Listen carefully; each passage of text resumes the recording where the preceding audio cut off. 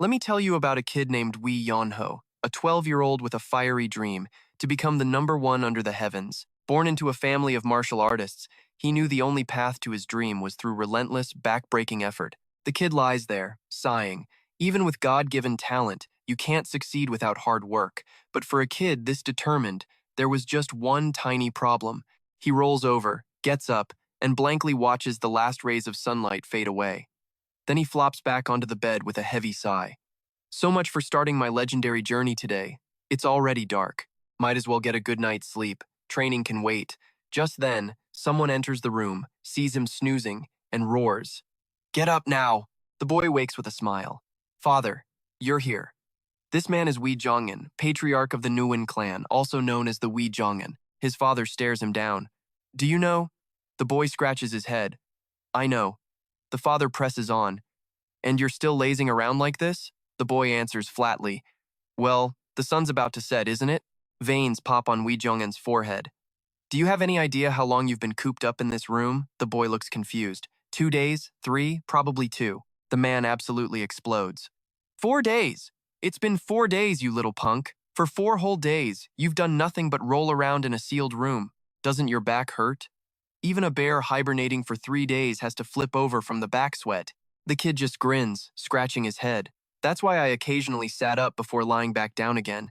You worry too much, father. These words just make him angrier, teeth grinding. And you've got to hear this next part. The kid quickly changes his tune. It's not what you think. I was going to train, really. But every single time I opened my eyes, the sun was already setting. And when the sun sets, you have to sleep, right? What else can you do? That's how you wake up early to train the next day, isn't it? His father's rage boils over. He storms forward, kicks the mat, and screams, You lazy brat! Today, I'm going to beat that laziness out of you. And while I'm at it, I'll fix that smart mouth too. And just like that, the boy is sent flying, landing flat on the ground. A while later, the father is back in his study, sighing. The head steward, Steward Chu, enters. My lord, are you worried about the second young master again? He sighs. If he wasn't like this, why would I be worried? Steward Chu tries to comfort him. The young master will grow up eventually. The father slumps further. It's all my fault. He remembers back when Wee Yonho was 2 years old. Wee Yonghan had set off on a journey through the martial world, leaving behind his wife and 2 sons. He thought the trip would last 2 years, max. But he got tangled in countless incidents, and it took him a full 8 years to finally return home. In that time, he earned his title, the Wee Jongin, a fame beyond his wildest dreams. But the price was steep. The wife he left behind had become scarier than a wild tiger, and the son he cherished more than anything had turned into a lazy bum he could barely stand to look at. Remembering it all, he lets out a helpless sigh. Steward Chu smiles lightly. Please don't worry too much, my lord. I'm sure there's a solution. The father stands staring at him. What solution? Steward Chu answers seriously. That's right, my lord. Have you forgotten? He is returning soon. At these words, Wee Jongin's spirits lift. You're right. Now pay attention, because this is where the real story starts. Steward Chu continues. After 3 diligent years at the Martial Academy, it's time for him to come home. Wee Jongin grins. Yes, that little brat Wee Yonho is finally done for. The only person in the world Wee Yonho fears is his older brother, Wee Sanho. Suddenly, Wee Yonho shivers, feeling a deathly chill. He turns his head and sees Wee Sanho standing there, his cold gaze piercing right through him. How many hours have you slept? Wee Yonho breaks into a cold sweat. Brother, when did you get here? Wee Sanho's face is stone. I asked you first. Wee Yonho scratches his head, trying to laugh it off. Oh, that. But his brother isn't joking around. Not one bit. Terrified, Wee Yonho blurts out, It's not what you think. I trained this morning. I trained so hard I got exhausted and just closed my eyes for a second. I'm telling the truth, he pleads. Internally, he's screaming, When the hell did he get back? Wee Sanho is skeptical. You're saying you've already trained? Seeing Wee Yonho nod, he points to a nearby candle. Then use a single sword strike to cut that flame in 2. Let me see how much you've improved in the 3 years I've been gone. Wee Yonho doesn't dare refuse. He can only get off the bed and walk towards the candle, sword in hand. Wee Sanho pushes him. What are you standing around for? Move! Wee Yonho hesitates, raising his sword. But we're inside. It's dangerous. Wee Sanho's patience wears thin. I'll handle that. Stop making excuses and execute the technique.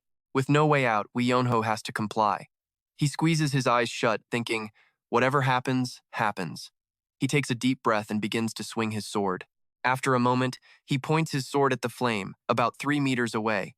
Wee Yonho puts all his strength into his feet and lunges forward. Behind him, Wee Sanho watches without blinking.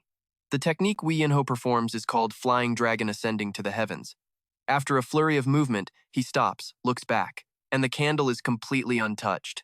Wee Yonho is horrified. This is it, I'm toast. Wee Sanho speaks. 3 years have passed. 3 years is enough time to master a sword art, enough to break through a realm, and yet, you're even worse than you were before. You've disappointed me, little brother. And with that, he leaves the room without another word. A short while later, the family of 5 gathers for a meal. Wee Yonho sits there, looking miserable, thinking to himself, I'm definitely going to get indigestion. Wee Jongin turns to his older son. How was life at the Martial Academy? Did you face any difficulties? Wee Sanyo answers calmly. Everything was fine. If training didn't have difficulties, it wouldn't be training. I believe those are challenges I must overcome on my own, father. Wee Jongin nods, pleased. You've worked hard while I was away. Wee Sanho replies, Father, you are the one who has worked hard on your long journey. All right, his father says. Is there anything else you wish to share? Wee Sanho puts down his chopsticks and says seriously, I do have one thing to say. His mother, Han Thuong Nga, asks, What is it? Wee Sanho looks straight ahead. It's about Wee Yonho. His mother frowns, worried. Is something wrong with Hauer? Wee Yonho freezes, panicking. Big brother, don't. What could possibly be wrong with me? Wee Sanho looks at him and announces clearly, I will be taking him to the Martial Academy. Hearing this, Wee Yonho is stunned, his mouth hanging wide open, completely speechless. The scene shifts. Years later, even legendary figures like the Great Master Votan and the Ice Blade Lord would grit their teeth just hearing the name Wee Yonho. And that, my friends, is the beginning of a legend because back then, no one ever imagined that this lazy kid would become a master who would shake the entire world. The second Wee Yonho hopped on his horse, he was already complaining. Big brother, can't we just rest for a bit before we go? But Wee Sanho just forced him to start their journey to the Martial Academy. Their family saw them off, with their father happily telling them to return as true men. Their mother, Wee's mother, worriedly reminded them to be careful on the road. Wee Yonho waved a sad goodbye to everyone. The 2 brothers spurred their horses onward, and the journey went smoothly, at least from Wee Sanho's point of view. Lying back on his horse, Wee Yonho whined, Are we there yet? Wee Sanho replied, Just another 10 days. Wee Yonho shot up in disbelief. 10 more days? Wee Sanho reminded him that if he'd just ridden the Dang Huang horse properly. But Wee Yonho shot back, I told you I've never ridden a horse before. Wee Sanho calmly replied, I'm not blaming you. Wee Yonho fumed, Yes you are, you're blaming me right now. Wee Sanho, still calm, just said, You asked, so I answered. Wee Yonho went right back to complaining, Can't we just rest for a little while? Do you have any idea how steep this hill is, brother? I'm dead tired, my back is about to break, and my butt feels like it's going to explode. He pointed toward a nearby tree. Look, those guys must be exhausted too. They're all just lying on the ground. Wee Sanho followed his gaze and suddenly froze, immediately dismounting. Wee Yonho asked, What's wrong? Where are you going? Wee Sanho didn't answer and just walked toward the men. Wee Yonho followed him, asking, Brother, what are you doing? Wee Sanho sighed. Too late, they're all dead. Hearing this, Wee Yonho broke into a cold sweat and screamed, What did you say? Wee Sanho picked something up and motioned for Wee Yonho to look. He lifted a corpse's shirt, pointing to a chest wound, and explained, This is a technique called the Dam Huajang. Wee Yonho asked suspiciously, Dam Huajang? As in, pretty flower palm? Wee Sanho shook his head.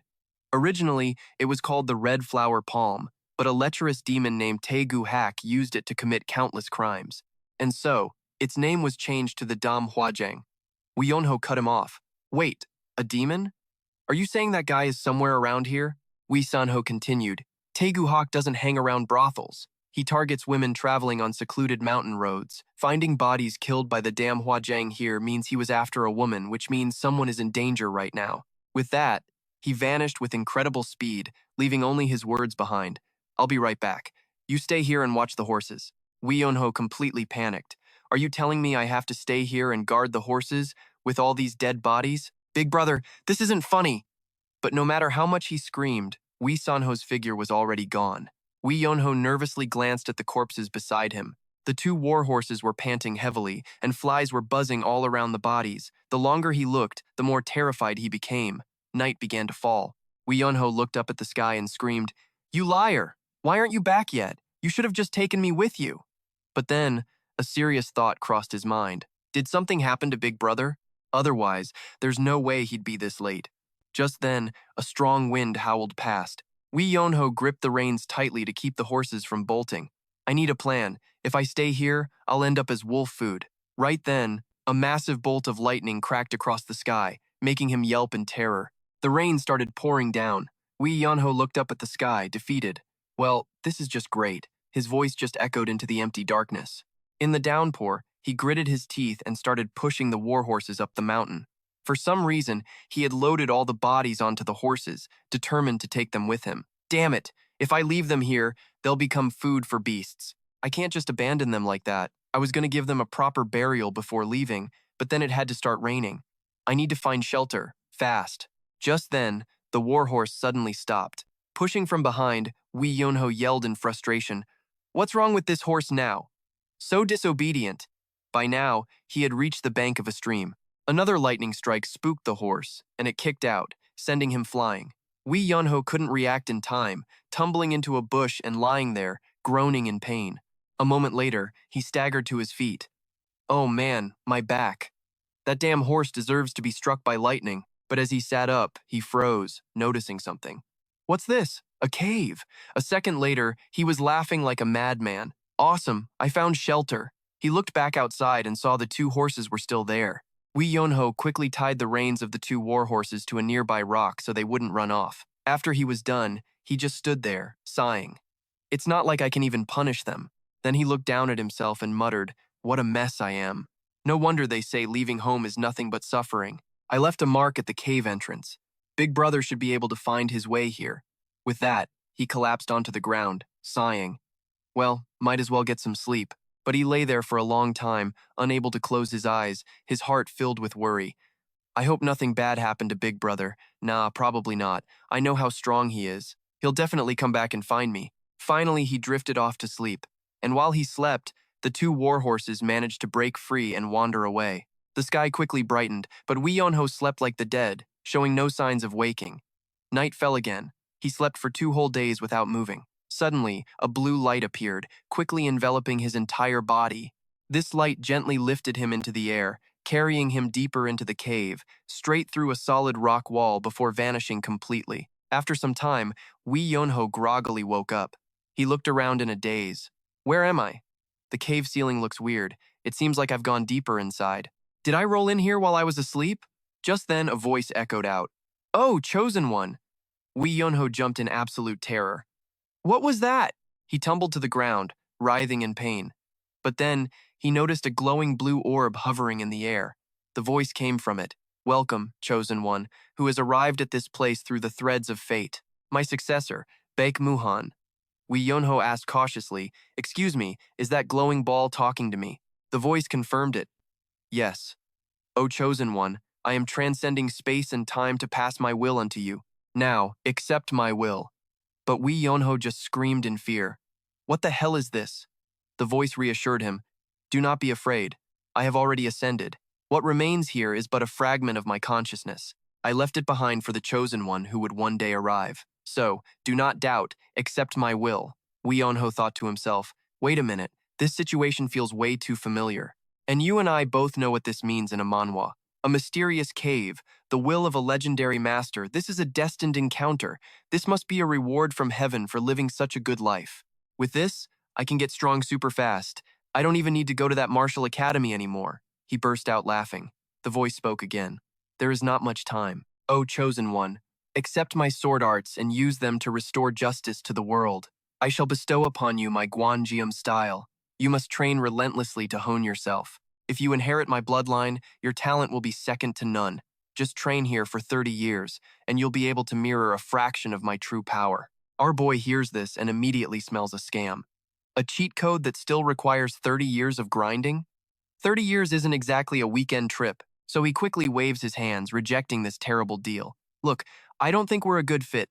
Go find some other sucker to take your family's secret arts." And with that, he turns to leave. Forget martial arts, it's time for a nap. But a desperate voice calls from behind. Wait, just a moment. He pauses, turning his head in confusion. And in that instant, a soul entity glowing with blue light appears, roaring. I said, wait a minute. This was Baek Muhan, an old master with an overwhelming aura and flowing white hair. Most people meet a grandmaster and beg to be their student. This guy, he immediately threatens to report him for fraud, no fear whatsoever. The old man is fuming, yelling, what fraud? But our boy doesn't back down, pointing right in his face. All mysterious, but when that fails, you just show up? Pathetic. The old man calms himself, explaining, I'm not trying to be mysterious. I am truly a disembodied will. Our guy crosses his arms, skeptical. A disembodied will, huh? He suddenly closes the distance and throws a punch right through the old man's head. Seeing the kid's insane reaction, the old master asks, what in the world are you doing? Shaking and out of breath, he yells back, it's startling, you're really a ghost. As he keeps screaming, the old master has to shout back, I'm not a ghost. What ghost? This is the art of will transference, a technique only the supreme martial artists can even attempt. Our kid keeps a straight face, coolly replying, yeah, we've decided to call that a ghost. Enraged at being compared to some common spook, the old man yells himself hoarse while our boy just stares back with the deadpan look of an internet troll. Beside a crackling fire in the dark, the old man begins his tale. And so, that is how Wee Yonho met his master. The young man then asks, will transference. That thing actually exists? The old master nods while chewing on a piece of meat. Only a martial artist who reached the absolute peak could do it. The kid's curiosity is piqued. So which martial artist had that kind of power? The old man looks him dead in the eye, asking in a low voice, you know of the Baek Muhan, don't you? The moment he hears the name, our main character lights up. The greatest of all time, a complete legend of the martial world, right? The old man smiles, pleased, and this is where you and I find out just how legendary this ghost really is. He says, yes, Guan Jiom Baek Muhan, later known as the Baek Muhan, was the master of the Guanghui Mujan. The kid's jaw drops. For real? But he lived 300 years ago, the old master explains calmly. That's right. A great man forgotten by the new generation. But still, it is a fact that he met Wee Yonho. Our boy speculates. That's an incredible story. So then Guanghui Mujon must have begged to be his disciple, right? At this, the old man gives a sly grin. Wee Yonho? No, it was the other way around. People seek out masters to learn. This dude had masters begging him to become their disciple. The plot twists are just unreal. Turns out, after waiting 300 years without a single successor finding him, the Baek Muhan was determined to take a disciple by any means necessary. But back then, Wee Yonho was just annoyed, muttering as he walked away. Calm down, old man.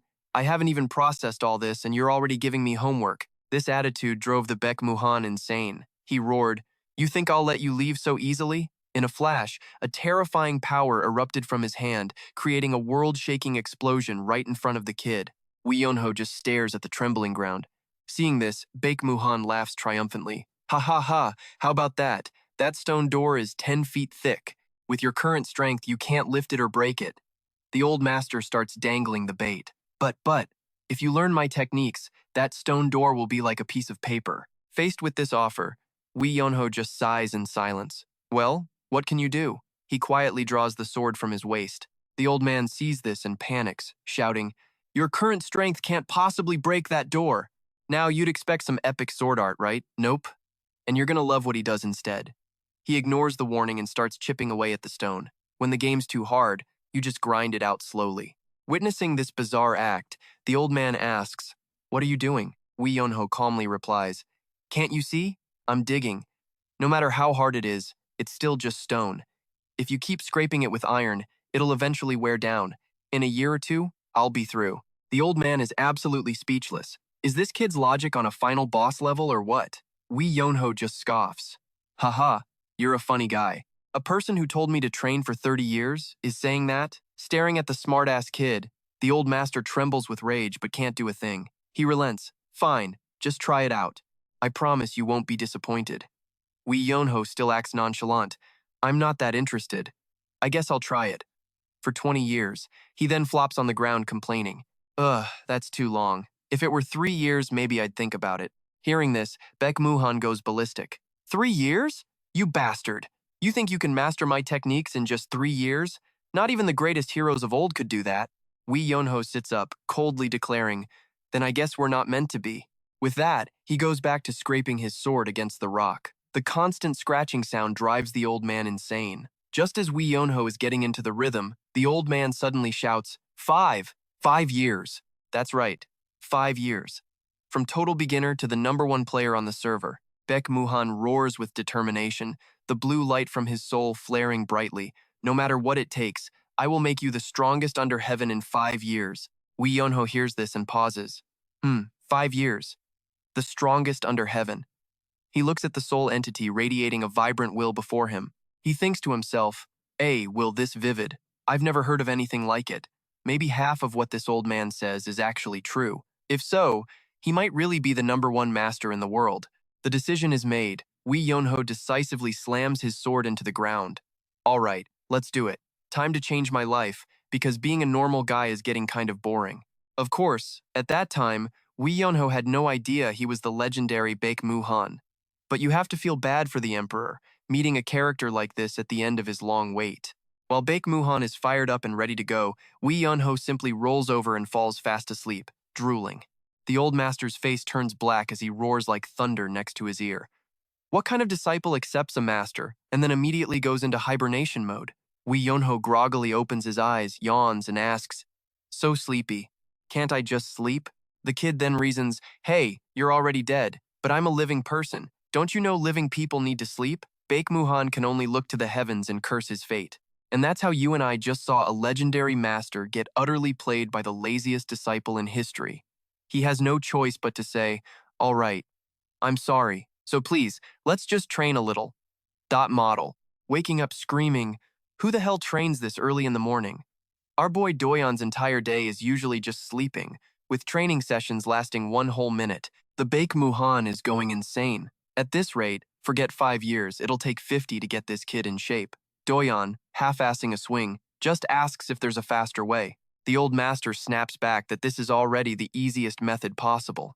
Most people would be on their knees thanking the Baek Muhan, but this kid just zones out like it's a weather report. Every time he opens his mouth, it's just complaints. The Baek Muhan yells in pure desperation, you really should have found a proper teacher. This is exactly why you need one. But seeing his disciple's lazy posture, the old man just wilts. He admits it's his own fault and apologizes. If he still had a body, Baek Muhan probably would have died from a stress-induced aneurysm by now. He screams in his mind, what was I even thinking? He wanted to pass on his legacy, and now he's stuck in this personal hell. He watches his godforsaken student roll around laughing, regretting his recruitment choices on a whole new level. Seeing the old ghost sighing, Doyeon sits up with a smirk and asks, hey, master, how did you do that back then? Baek Muhan is confused. When? The kid clarifies, when you drop that giant stone door. With that kind of power, why not just possess his body and force him to train? The old man calmly explains he just pulled a string on a preset mechanism. Doyeon is still confused. How can you pull a string without a body? The ghost replies that a physical form has nothing to do with it. It's just using your energy to pull the rope. It's a type of. Mid-sentence, Baek Muhan freezes. A brilliant, terrible idea sparks in his mind. Pay close attention, because that grin means he's just figured out a new way to torture his disciple. Seeing this horrifying sight, Doyeon turns pale, stammering, what is it, old man? Just a second ago, he was lecturing, and now he's suddenly switched to final boss mode. But Baek Muhan isn't listening. He's just muttering to himself, I was trapped by the idea of not having a body. Or maybe maintaining my consciousness for 300 years left some gaps. Either way, thank you. Thanks to you. Doyeon scowls. Hey, why are you muttering to yourself? Before he can finish, a loud whoosh makes him freeze. A massive rock flies past his face, embedding itself deep in the cave wall right next to him. Doyeon nervously looks up to see Baek Muhan holding another chunk of rock glowing with an ominous green light. The ghost grins sinisterly. Thanks to you, I've had an epiphany. No body, but I can still throw stones like bricks. The kid is pale, stuttering.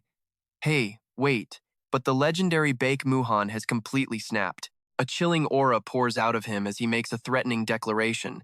If I can move rocks. Baek Muhan gives a truly wicked smile. Orbs of purple energy flare up around him, ready to explode. He declares with glee, then I can do this too. Realizing he's in deep trouble, Doyon lets out a desperate scream. Somebody help me. I only agreed to learn martial arts. I didn't sign up for the lifetime torture package. But it's too late. Deadly beams of light start raining down, forcing the kid to just cover his head and run for his life. His terrified screams echo through the dark forest amid a torrential downpour.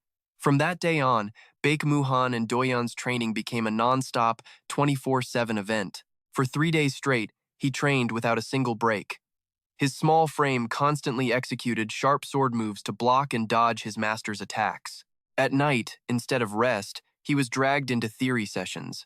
Baek Muhan yelled non-stop, personally correcting every single move until Doyon was drenched in sweat from pure exhaustion. Even in his sleep, he couldn't escape this torment. He was forced to practice the peerless dream body technique, a secret art passed down from his master that allows for training even in dreams. In a daze, all Doyon knew was pain and exhaustion. For him now, life was the sword, and the sword had truly become his life.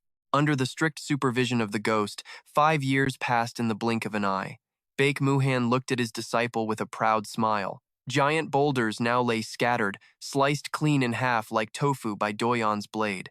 And then, the day finally came. A strong, steady hand pushed aside a 1,000-pound stone. The cave entrance opened, revealing the silhouette of a man stepping confidently out of his 5-year prison. The stone door slammed shut behind him with a deafening boom.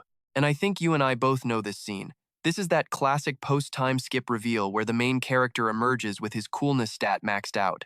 One day before leaving the mountain, Doyon was still fast asleep, drooling all over the place. Hearing his name called, he mumbled, just a little more sleep, please. But the voice persisted. Doyon. The kid scratched his head and sat up, complaining, I said just a little more. Don't you trust me? But when he saw the serious expression on Baek Muhan, who was meditating inside a blue aura, Doyon suddenly stopped. Huh? The old man beckoned him over. The boy quietly approached and sat opposite him, asking nervously, What's wrong, master? Baek Muhan was pensive, his gaze distant. All my life, I pursued martial arts. My only wish was to see its absolute peak, so I gave up everything but the sword. Chasing it endlessly, I became an eccentric old man, shunned by society. Seeing his master get weirdly sentimental, Doyon thought to himself, he's acting really strange today. Usually, he just trains me until my arms fall off. Now he's getting all deep. The old man continued his reminiscing. Thinking back, it's understandable my family never sought me out. I abandoned my own children and my family to put martial arts first. In his mind, he saw an image of his loved ones watching him leave. He once believed reaching the peak of swordsmanship would solve everything, but that wasn't the truth. Raising a hand as if to grasp at nothing, he bitterly realized martial arts were just something created by people. If you abandon the path of being human just to reach the peak of the sword, then that life has no meaning at all. Baek Muhan's eyes became kinder than ever as he looked at his disciple. You helped me realize that. Honestly, raising this kid was hell, but it was worth it. Doyon was moved, unable to speak, as the master smiled and continued. This was my first time teaching someone else. I got angry. I got frustrated. But watching you grow little by little, I felt happiness and understood what joy was. And thanks to you, I came to understand something called affection. Doyon scratched his head, completely bewildered. Master, what's going on? Why are you talking like we'll never see each other again? Baek Muhan closed his eyes, his face serene. That's right. The time has come. The boy stared blankly for a moment, then suddenly shouted, What did you say? Whoa, hold on. You and I both know what that line means. That's a huge departure flag. Why say the time has come? You think I'll believe that? Doyon yelled, unconvinced. You said I had to train for 30 years. It's only been 5 years. There are still 25 years left. Baek Muhan just calmly nodded. That's right. But Doyon was still insisting. But the old master holds out his hand, a glowing inner core pulsing in his palm. Now, you're going to want to watch this part. The master explains the core will sustain Yon-ho, so he won't need to eat or drink. Seeing his student's stunned silence, Baek Muhan's spiritual body flares brightly, then begins to fade. My strength is gone. It's time to say goodbye. Yon-ho finally snaps out of his daze, shouting, Why? Why didn't you tell me sooner? If you'd told me, I would have gone out, taken care of myself, and come right back to continue my training.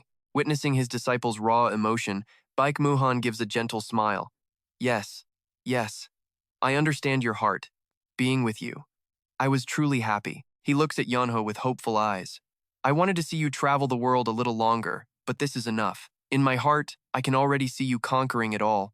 In his mind's eye, he sees a vision of Yeon-ho in magnificent imperial robes, riding a divine dragon, his power so immense it could cover the sky. He's already seen his student's badass future. Baek Muhan peacefully offers his last words of advice. Look at the world, embrace the world. Do that, and everything else will follow. But before you look at the world, look at the people first. Yeon-ho's eyes widen as he watches his master slowly disappear. Baek Muhan continues his solemn warning. I used to only look up and never down at my own feet. Don't make the same mistake I did. His voice grows softer. Even if I can't see you again, even if no one in the world knows I existed, in your every move, in every swing of your sword, the old man gives a faint, peaceful smile, as if a great burden has been lifted. I will still be there. So even if you aren't extraordinary, even if you aren't great, it's okay. Seeing his master's spirit fading away, Yeon-ho cries out in a panic, Master, no, you can't. He reaches out, trying to grasp the last remnants of his teacher. There's still so much I haven't learned. No, forget learning, just please. Stay a little longer. But the figure only grows fainter, dissolving into blue motes of light that drift into the air. All Yeon-ho can do is stand frozen in the cold cave, whispering in despair. Master. Tears stream down his face, twisted with regret. But just then, in this moment of profound sadness, the entire mood shatters. And here's where it gets good. Yeon-ho looks down at his own clothes and sees they're covered in writing, like a damn apartment complex bulletin board. So that's why you just left quietly, you old fox. He's horrified to see text scrawled absolutely everywhere. When did he write all this? You damn old man, if you were going to leave, you could have at least done it with some dignity. Standing at the cave entrance, he screams in frustration, What the hell is all this? Turns out, before vanishing, Baek Muhan secretly left messages all over Yeon-ho's clothes. The short version? The martial arts Yeon-ho spent 5 years cramming are actually incomplete. Knowing his disciple would just laze around once he was gone, Baek Muhan secretly installed a special mechanism right inside his body. It uses the very core Yeon-ho just swallowed.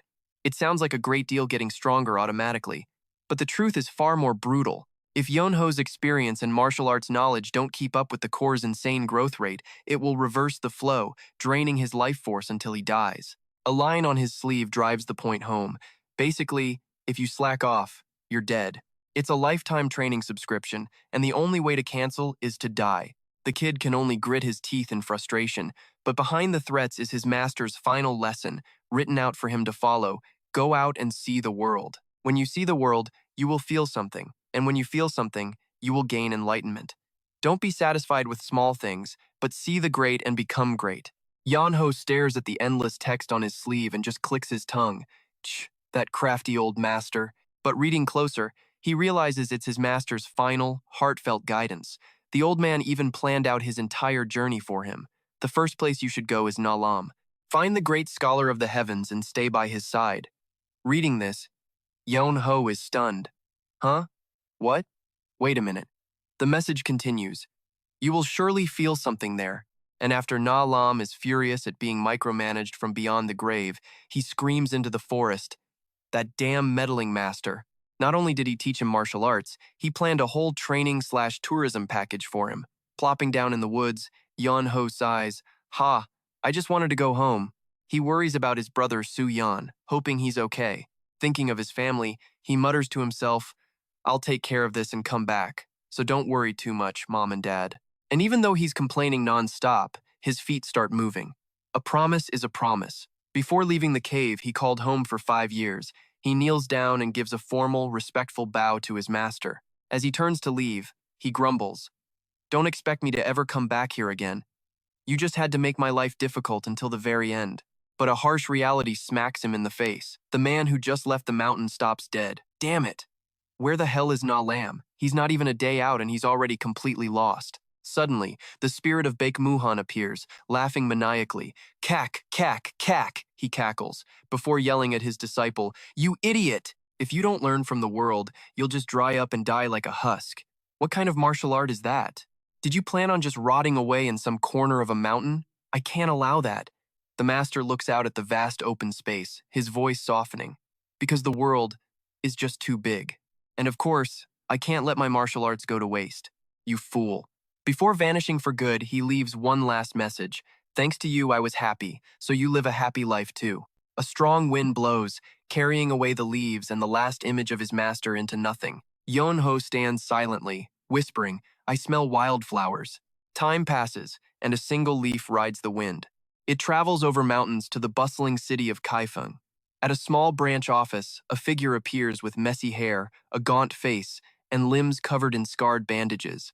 And you guessed it, that's our boy Yonho, looking exactly like the walking corpse his master said he'd become. He shuffles forward and asks a question. I probably look like the final boss of a graveyard map right about now, don't I? Seeing this terrifying stranger, the man sitting on a log jumps in alarm. What is this walking corpse? He stammers out a reply. Yes, I am Jang Il, the branch chief of the Beggars Sect. Yonho doesn't waste time. He stares at the man with dead eyes and asks directly, I'm here to ask a question. You got money? Do I have to pay? Yonho immediately snaps back. Of course you do. Everything in this world has a price. Even asking for directions requires a VIP fee, apparently. Jang Il stares at Yonho, thinking to himself, just from his voice, he can't be more than 20. All right, stick with me here, because you're about to meet a guy who looks 50 and smells worse, but there's a wild reason for it. The man sizing him up, Truong Not, figured he looked more like a ghost than a human. As a fellow professional, he wanted to help, but business is business. But hearing the word professional, Rin Hao got confused. Professional what? The guild leader just shrugged. Beggars, of course. This triggered him. Where exactly do I look like a beggar to you? Truong Not didn't flinch. Everywhere. He waved him away. No money, no information. Go beg for some cash, then come back. I'm not a beggar, so why would I beg? Ah, but when you're not a beggar and you start begging, you become one. He added with a sigh of fake regret. With a face like that, just put a bowl down and you'd be rich. What a waste of talent. Stunned, Rin Hao suddenly grabbed Truong Not by the hands. Hey, old man, want to work with me? The branch leader was baffled. Work on what? And just like that, the most unbelievable business plan was born. In half a day, a mountain of gold coins filled the room. Truong Not was laughing like a maniac. Half a day's work for half a year's expenses? The god of wealth is here. Seeing this raw money-making power, Truong Not was in awe. What in the world is he? He must be a legendary class beggar. Meanwhile, Rin Hao, already eating some meat, got right to the point. So, what information did you want? He laid out a huge list, famous scholars, their addresses, their hobbies and skills. Truong Not just nodded. Easy enough, but Rin Hao wasn't done. And all the other famous people too. Truong Not shrieked, Again? You mean all of them? But a single glance at the money pile made him fold. All right, fine, I promised. Come back in 7 days and 7 nights. The moment he finished, Rin Hao just collapsed onto the floor. Truong Not could only mutter to himself. Hey, I never said you could just crash here all day. The guy acted like he owned the place. I have nowhere else to go and nothing to do, so I'm staying right here. 7 days and nights passed. Truong Not was still in shock that Rin Hao planned on moving in for good. You're really just staying here? Rin Hao, still lying on the floor, answered casually. If you don't like it, fine. Just consider this my free lodging. But Truong Not would soon learn to regret that arrangement. Not long after, a subordinate ran in, his face pale as a sheet. Branch leader, we're in big trouble. Truong Not was annoyed. What's all the noise about? What kind of big trouble can beggars even have? The subordinate stammered back. Our entire Beggars Sect is about to starve to death. That was enough to make Rin Hao sit up, completely baffled. What? The two of them immediately rushed outside to see what was going on. The streets were a mess, with townspeople chasing away every beggar in sight. Have you no shame? Get lost! Truong Not pointed towards the chaos. I told you to go check it out. Now, here's where it gets insane. He's only been here a few days. How did the entire beggar market crash? But when he saw the reason, all he could say was, What? The hell? He was about to lecture his men on professional begging etiquette, but a rich man pointed at a lone figure and yelled excitedly, You all should be more like him! In my entire life, I have never seen someone look so tragically poor. A crowd gathered around, whispering with sympathy. Oh my God, the poor thing. Here, eat something, kid. Coins started flying, raining down on the motionless figure. His face paled, sweat pouring down as he realized the absurd situation. His gaunt, haggard appearance, the result of 5 years training in a cave, turned out to be an accidental gold mine in the eyes of the public. After the initial shock wore off, Rin Hao's entire expression changed. A wicked, triumphant smile spread across his face as his eyes gleamed. Making money? Is this easy? Lying on the floor gasping for air, he looked like he was about to die from exhaustion. Seeing his golden goose in critical condition, Truong Not screamed, "Hey, bring water! Bring water, now!" While the underlings scrambled around, Rin Hao just lay there, enjoying this newfound special treatment. One of his men nervously offered a bowl of water, but Rin Hao just glanced at it and complained, "This bowl is too dirty." Instantly, Truong Not sent the subordinate flying with a massive punch. The leader of the Beggars Sect, now serving a beggar god, Rin Hao then looked at the new bowl and muttered, "There's junk in this water." Truong Not went berserk again, screaming at his disciples, "Climb the mountain and get clean, cold spring water. How many times do I have to tell you people? You gotta love it when the tables turn this hard." Rin Hao was now the one being pampered, offering faint praise.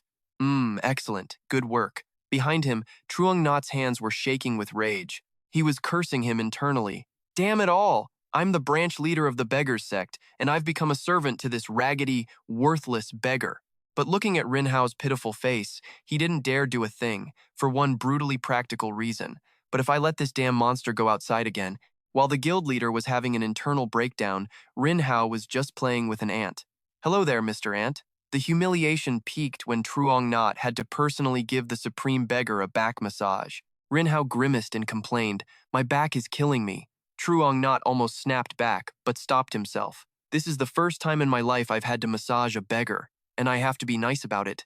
He seethed silently, wondering when that damn information would finally arrive. At this rate, the stress is going to kill. Just as his patience was about to snap, a desperate cry rang out. "Branch leader! Branch leader!" A subordinate rushed in, holding up a piece of paper. "The intelligence report is here." Truong Not was overjoyed, jumping up and down. "It's here. Everyone, our salvation has finally arrived." Rin Hao also sat up, breathing a sigh of relief. "Ha!" Just when he thought it was over, he read the paper and his face immediately darkened. He asked with pure disappointment, "Truong Not, seriously? You dare call this an intelligence report?" Rin Hao snarled. "What do you mean?" He threw the paper on the ground. "Come here and look at this." Truong Not picked it up as sweat began to pour down his face. The leader's face paled as Rin Hao made his assessment. "These bastards are trying to screw us over. This information is only half of the story." Rin Hao sat up, his eyes turning ice cold. "This won't work. This is like getting a spoiler for half an episode. We need to do something. This must be about money. We need more." Seeing Rin Hao stand up, ready to wreak havoc on the city again, Truong Not panicked and threw his hands up. "Wait, wait!" he screamed, desperate to stop another citywide disaster. Truong Not dragged Rin Hao back inside, flattering him constantly. "Hey, a VIP like you shouldn't have to go begging. Please, this way. And you and I both know this is only going to get crazier. All right, you and I are about to witness one of the most awkward business meetings ever." The two walk into a lavish room where Rin Hao just yells, "Give us the intel." From behind a curtain, a seductive female voice answers, finding it odd for the chief to be here. The owner of that voice is the head of the Hao Mun, Gui Lang Lang, an absolute beauty in a powerful black and red outfit with eyes that could cut steel. Chung Yat quickly bows, greeting the guildmaster.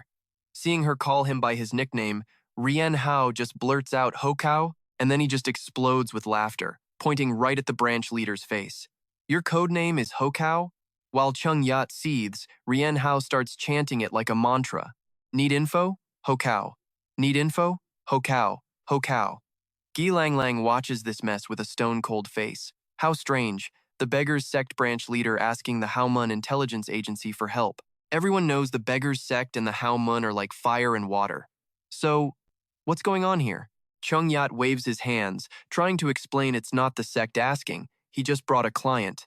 Meanwhile, Rin Hao is still muttering "Hokao," and the guildmaster is losing her patience. "Are you joking?" Chung Yat continues, saying the client is a beggar. That statement hits a nerve. Gui Long Long's aura chills. "Are you mocking the Hao Mun? Or are you provoking us? We don't sell intel to the Beggars Sect." Rin Hao casually fires back, "I'm not with the Beggars Sect," as Chung Yat desperately tries to shut him up. Gi Lang Lang coldly turns her back. "Keep this up, and it won't end well for you.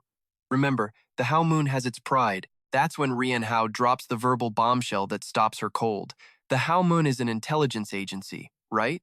But you don't even know if I'm from the Beggars Sect? On what grounds are you selling intel?" He smirks, twisting the knife. Your intel network is as weak as cafe Wi-Fi during peak hours. Gui Lang Lang cracks a mysterious smile, and trust me, you're gonna want to see what happens next. Gong Wu, she calls out. Instantly, a subordinate appears. She points at Rian Hao. Who is this man? The subordinate quickly reports. Identity unknown. But we can confirm he is not from the Beggars Sect. Hearing this, Gi Lang Lang's face darkens instantly. Rian Hao gets cocky. See? He holds out his hands in a friendly gesture. So, you can sell me the intel now, right? But all he gets back is a look of pure contempt and a sharp reply from the guildmaster. No, both Rian Hao and Chung Yat are stunned. What? She screams. You're annoying, so I'm not selling. Get out. Rian Hao just lets out a cold laugh. Huh, so this is how you do business? Someone offers money, and you refuse? He doesn't hesitate to threaten them. The Hao Mun's days are numbered. Tell your bosses to watch their limbs, or they'll be signing up for a permanent residence underground. Then he calls out to her with a deliberately provoking tone. Hey, Auntie, that was the kill switch. Gui Lang Lang snaps, veins popping on her neck as she repeats through gritted teeth. Auntie? Her rage explodes. You dare insult the Hao Mun? Rian Hao just casually turns his head. Huh? She immediately orders her man, Gong Wu, teach him a lesson. The masked assassin appears and replies, As you command. Instantly, beams of light rocket toward Rian Hao with terrifying speed.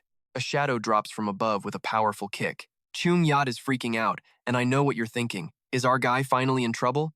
Oh, not even close. Rian Hao looks bored.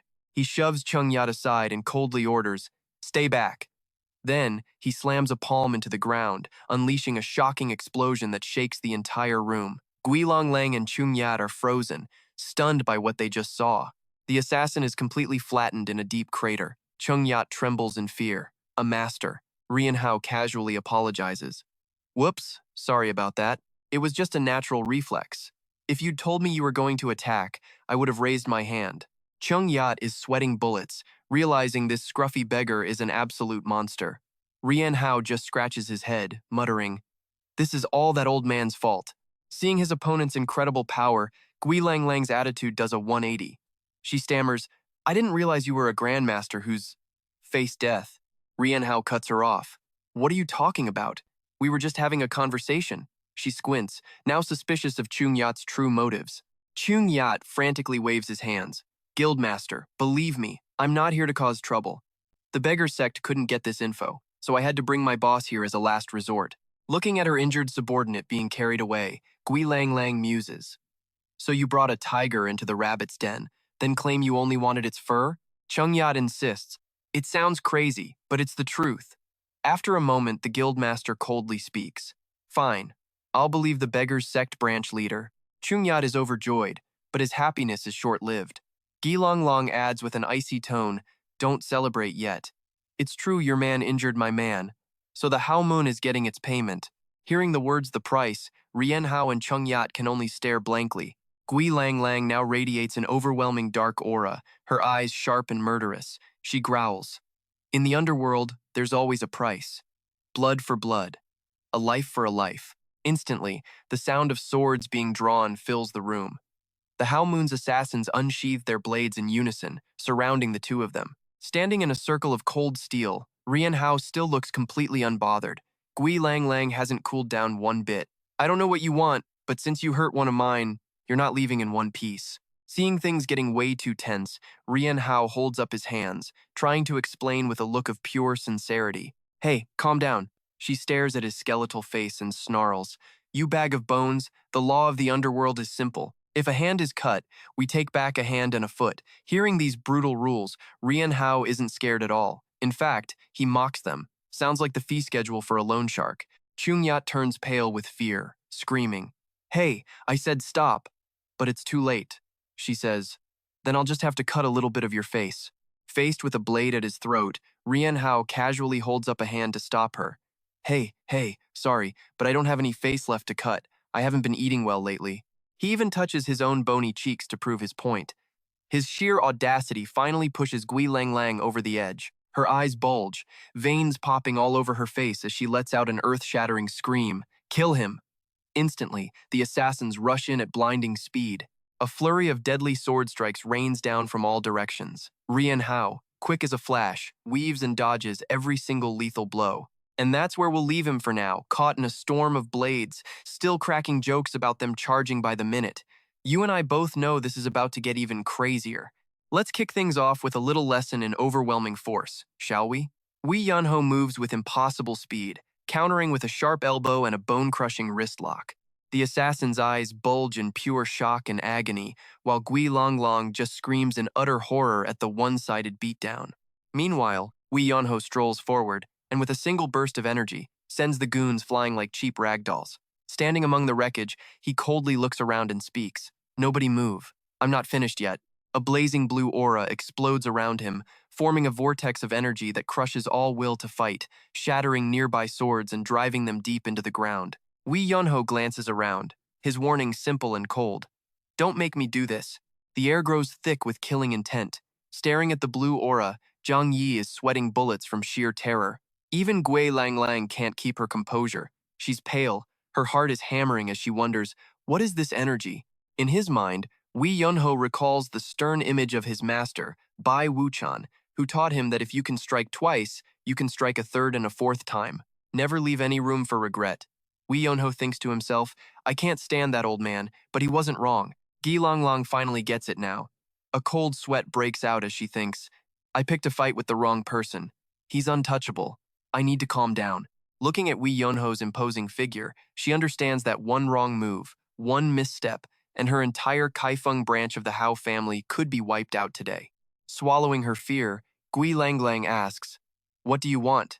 Wee Yunho's answer is blunt. Information. She presses on. What kind of information? Just then, Zhang Yi surprisingly holds out a document, telling him to fill in the missing parts. When Gui Longlong takes the paper, her mind is blown, her eyes wide with disbelief at what she's seeing. What is this? She turns and snaps at Zhang Yi. You couldn't handle him, so you brought this monster to my house instead? Though stunned, she has to submit to Wee Yunho's overwhelming power. It's not difficult, but I'll need some time to collect the information. Can you wait? Wee Yunho's answer is short. Fine. Gui Langlang agrees. Then please give me one day. But as they turn to leave, watch her face. This is where you and I see the real monster come out.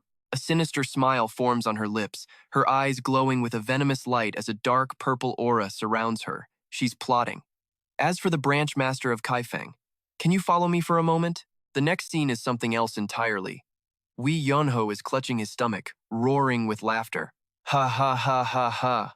Your face looks like a steamed bun. Did you get beaten up? Ha ha ha. Zhang Yi's face is literally swollen on one side, just like a bun. All he can do is grit his teeth and say, Shut up. Wee Yunho doesn't let up. You're not even a beggar and you got beaten by the Hao family? Frustrated, he explains, That woman is from the Hao family. She's the daughter of a Hao elder. He then begins to describe just how terrifying Gui Longlong is. They say she ate medicinal herbs instead of rice as a child and chewed on iron filings like candy. She's a monster. Remembering Gui Longlong's powerful purple aura, he yells helplessly, How was I supposed to fight back against her? In the end, though, Gui Longlong delivered. I have the information you need. Wee Yunho happily snatches it. Oh, thanks. However, the Hao family beauty immediately reminds him, But we have a condition. Wee Yunho freezes. What? He leans over to ask Zhang Yi about the fee, but gets his answer from Gui Longlong. 5 silver taels. Being new to the world, Wee Yunho casually pulls out a few copper coins. It's not much, but here you go.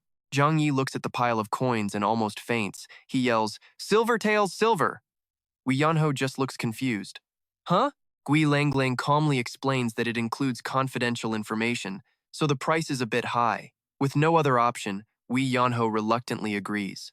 I guess that's that. With that, he quietly gets up and starts to leave. Zhang Yi panics. Where are you going? Wee Yunho turns back, his face drained.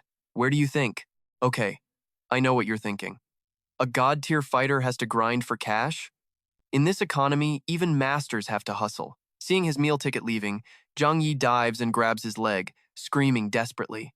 No, wait, you idiot. Do you even know why I brought you here? Wee Yunho asks, annoyed. What? What do you want me to do? Zhang Yi begs him to just wait. Furious, but trapped, Wee Yunho grits his teeth. Ugh. Damn it. To pay the 5 silver taels, he had to use all his savings, even his secret stash, and promised to pay more later just to scrape it together. watching those shiny silver bars slip away from him. His heart aches. It's a pain anyone who's paid rent at the end of the month will understand.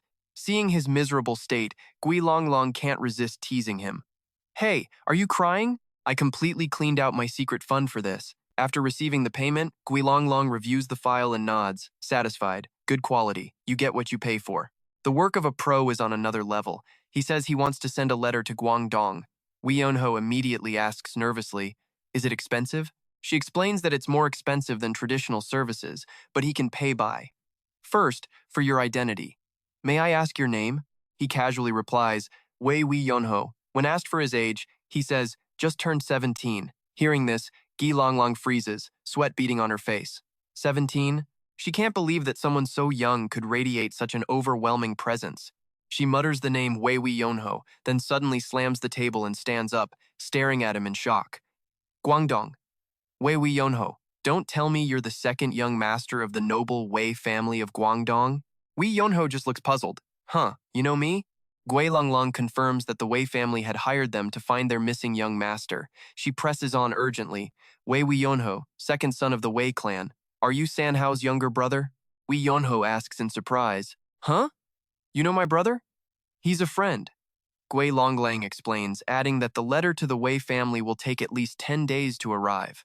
Zhang Yi looks at Wei Yonho's nonchalant attitude and thinks, this kid, why does he still talk like that?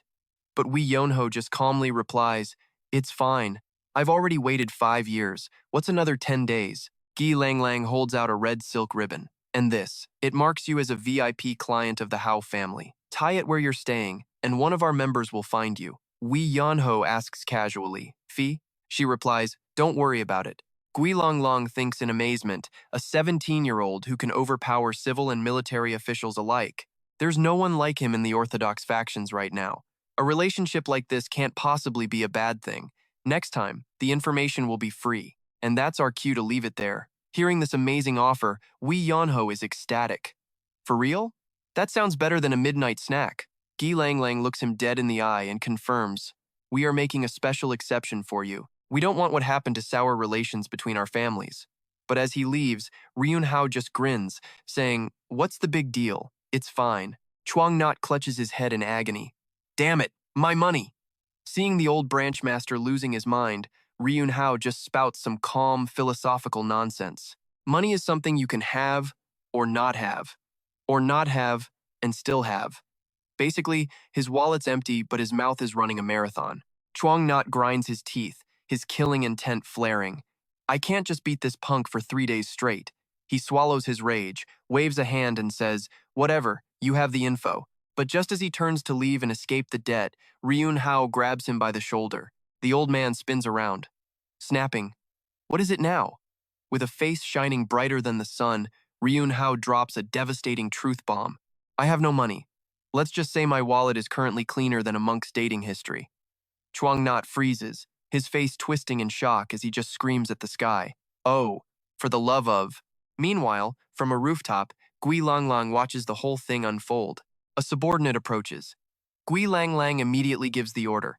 Send a message back to headquarters. Right now. The news? The second young master of the Hao family, missing for years, has finally surfaced. And speaking of, Ryun Hao walks on alone, a pack on his back and a look of pure determination. He's coming back as a master. At the serene Hanlin Grand Academy, the silence is broken as a man by a window gently sets down his teacup. This is one of the 3 great grandmasters, Van Hu Hoen. His daughter, Van En Chi, walks in. Father. She announces that a guest has arrived and wishes to see him. Van Hu Hoen raises an eyebrow. I don't recall any appointments today. And Chi adds, he says he wants to play Go. Hearing that, the grandmaster lets out a chuckle.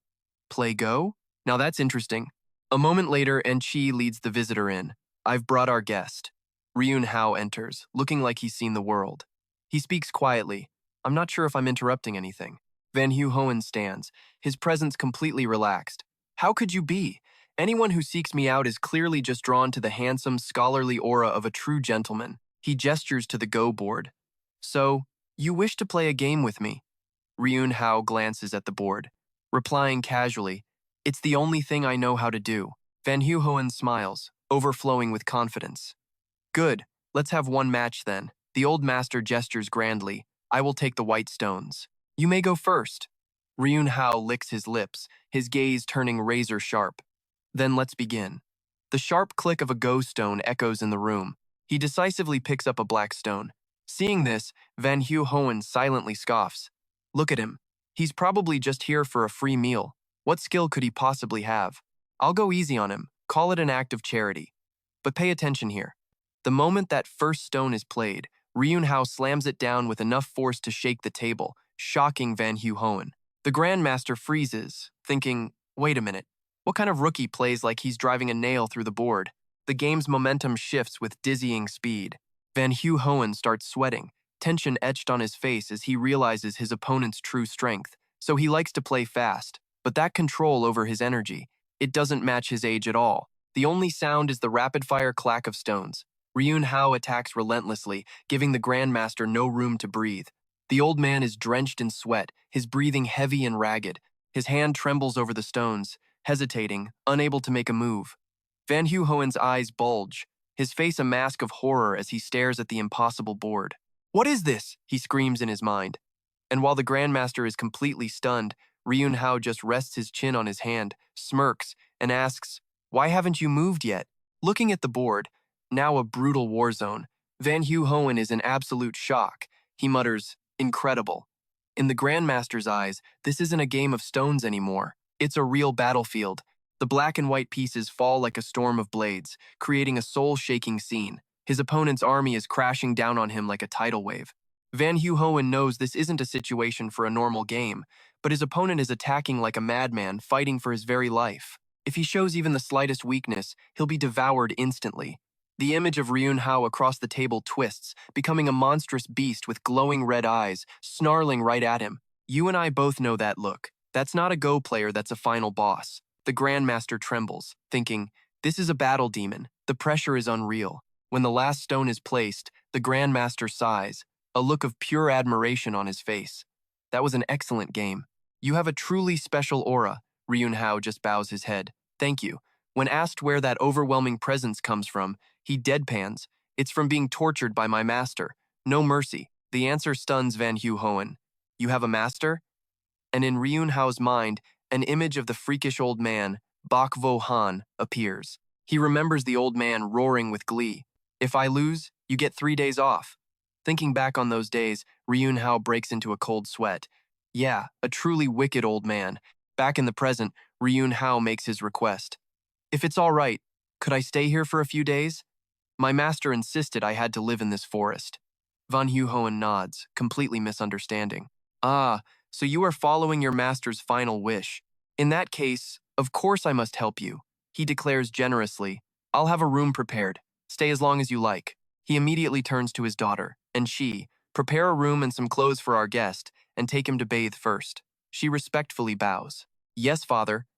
Things are moving a little too fast for Ryun Hao, who gets flustered.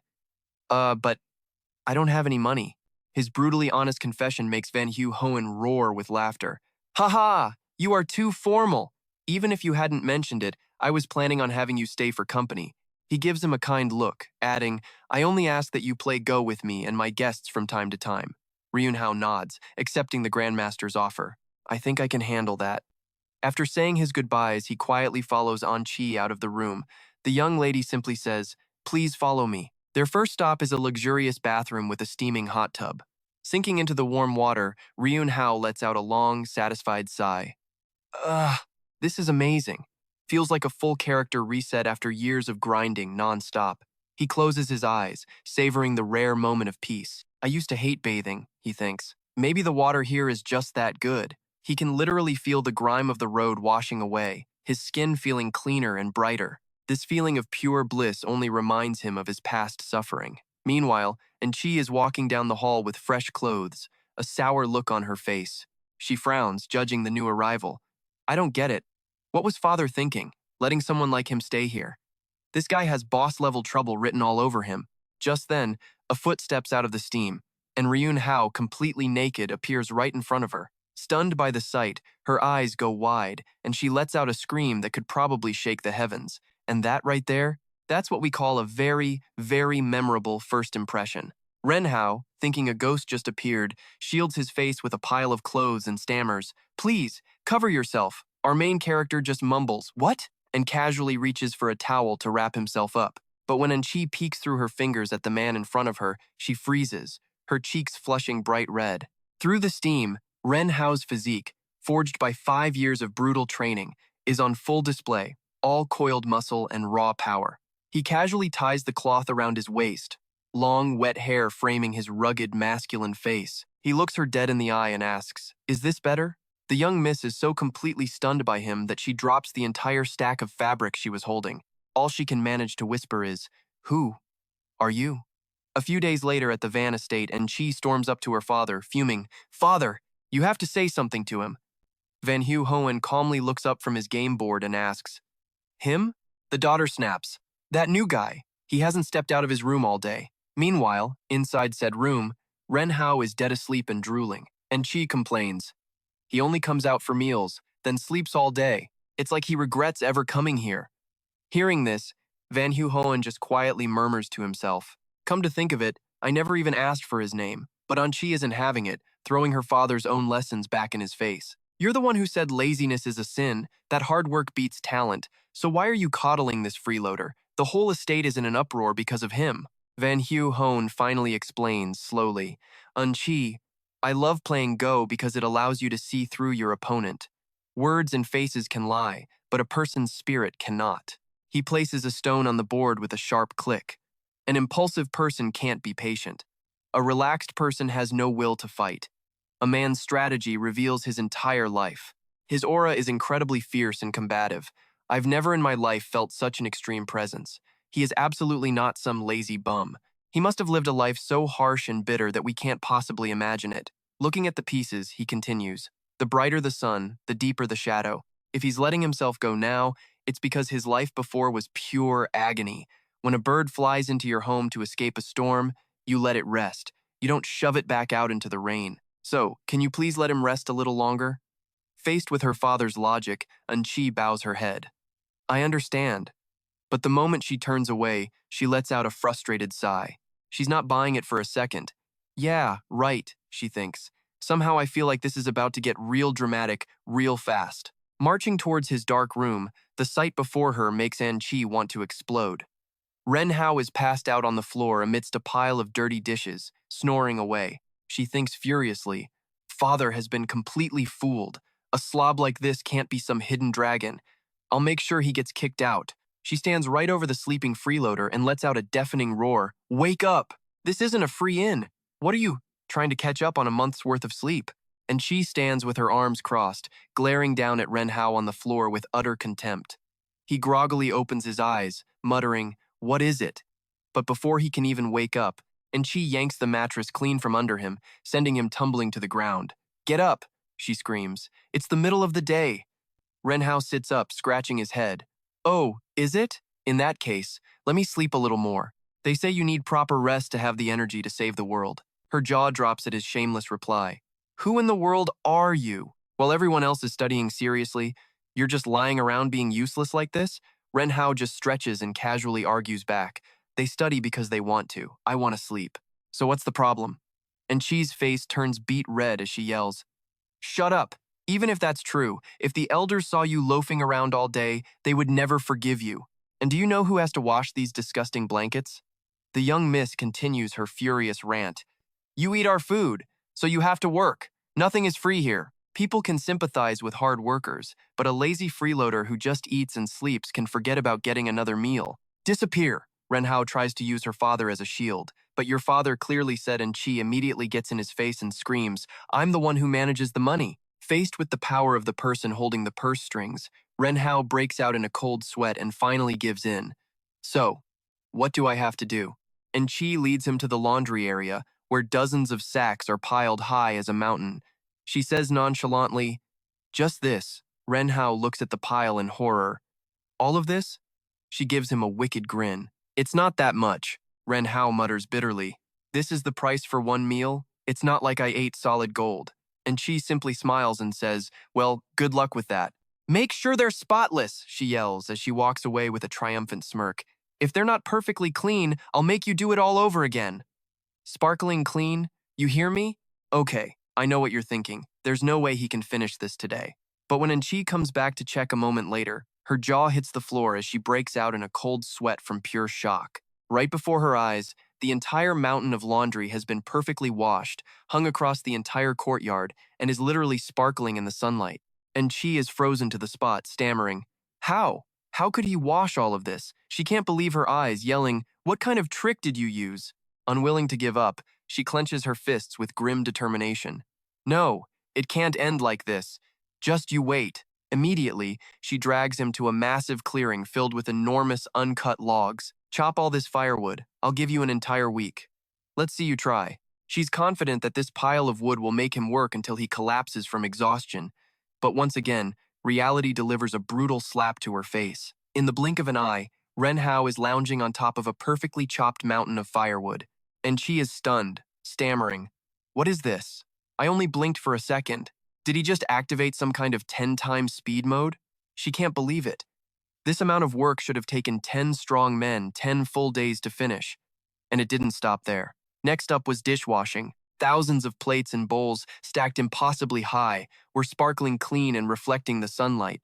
Ren Hao was already lying on the floor, finished, while Enchi could only stare, speechless. Next was sweeping the courtyard. The entire massive estate was cleaned without a single speck of dust remaining. And there was Ren Hao again, passed out next to the broom. Enchi was sweating profusely, screaming in her mind, how could he do all this? Is this guy a labor terminator? And so, Ren Hao's life in the Van household began. In the dead of night, two figures speak in hushed tones.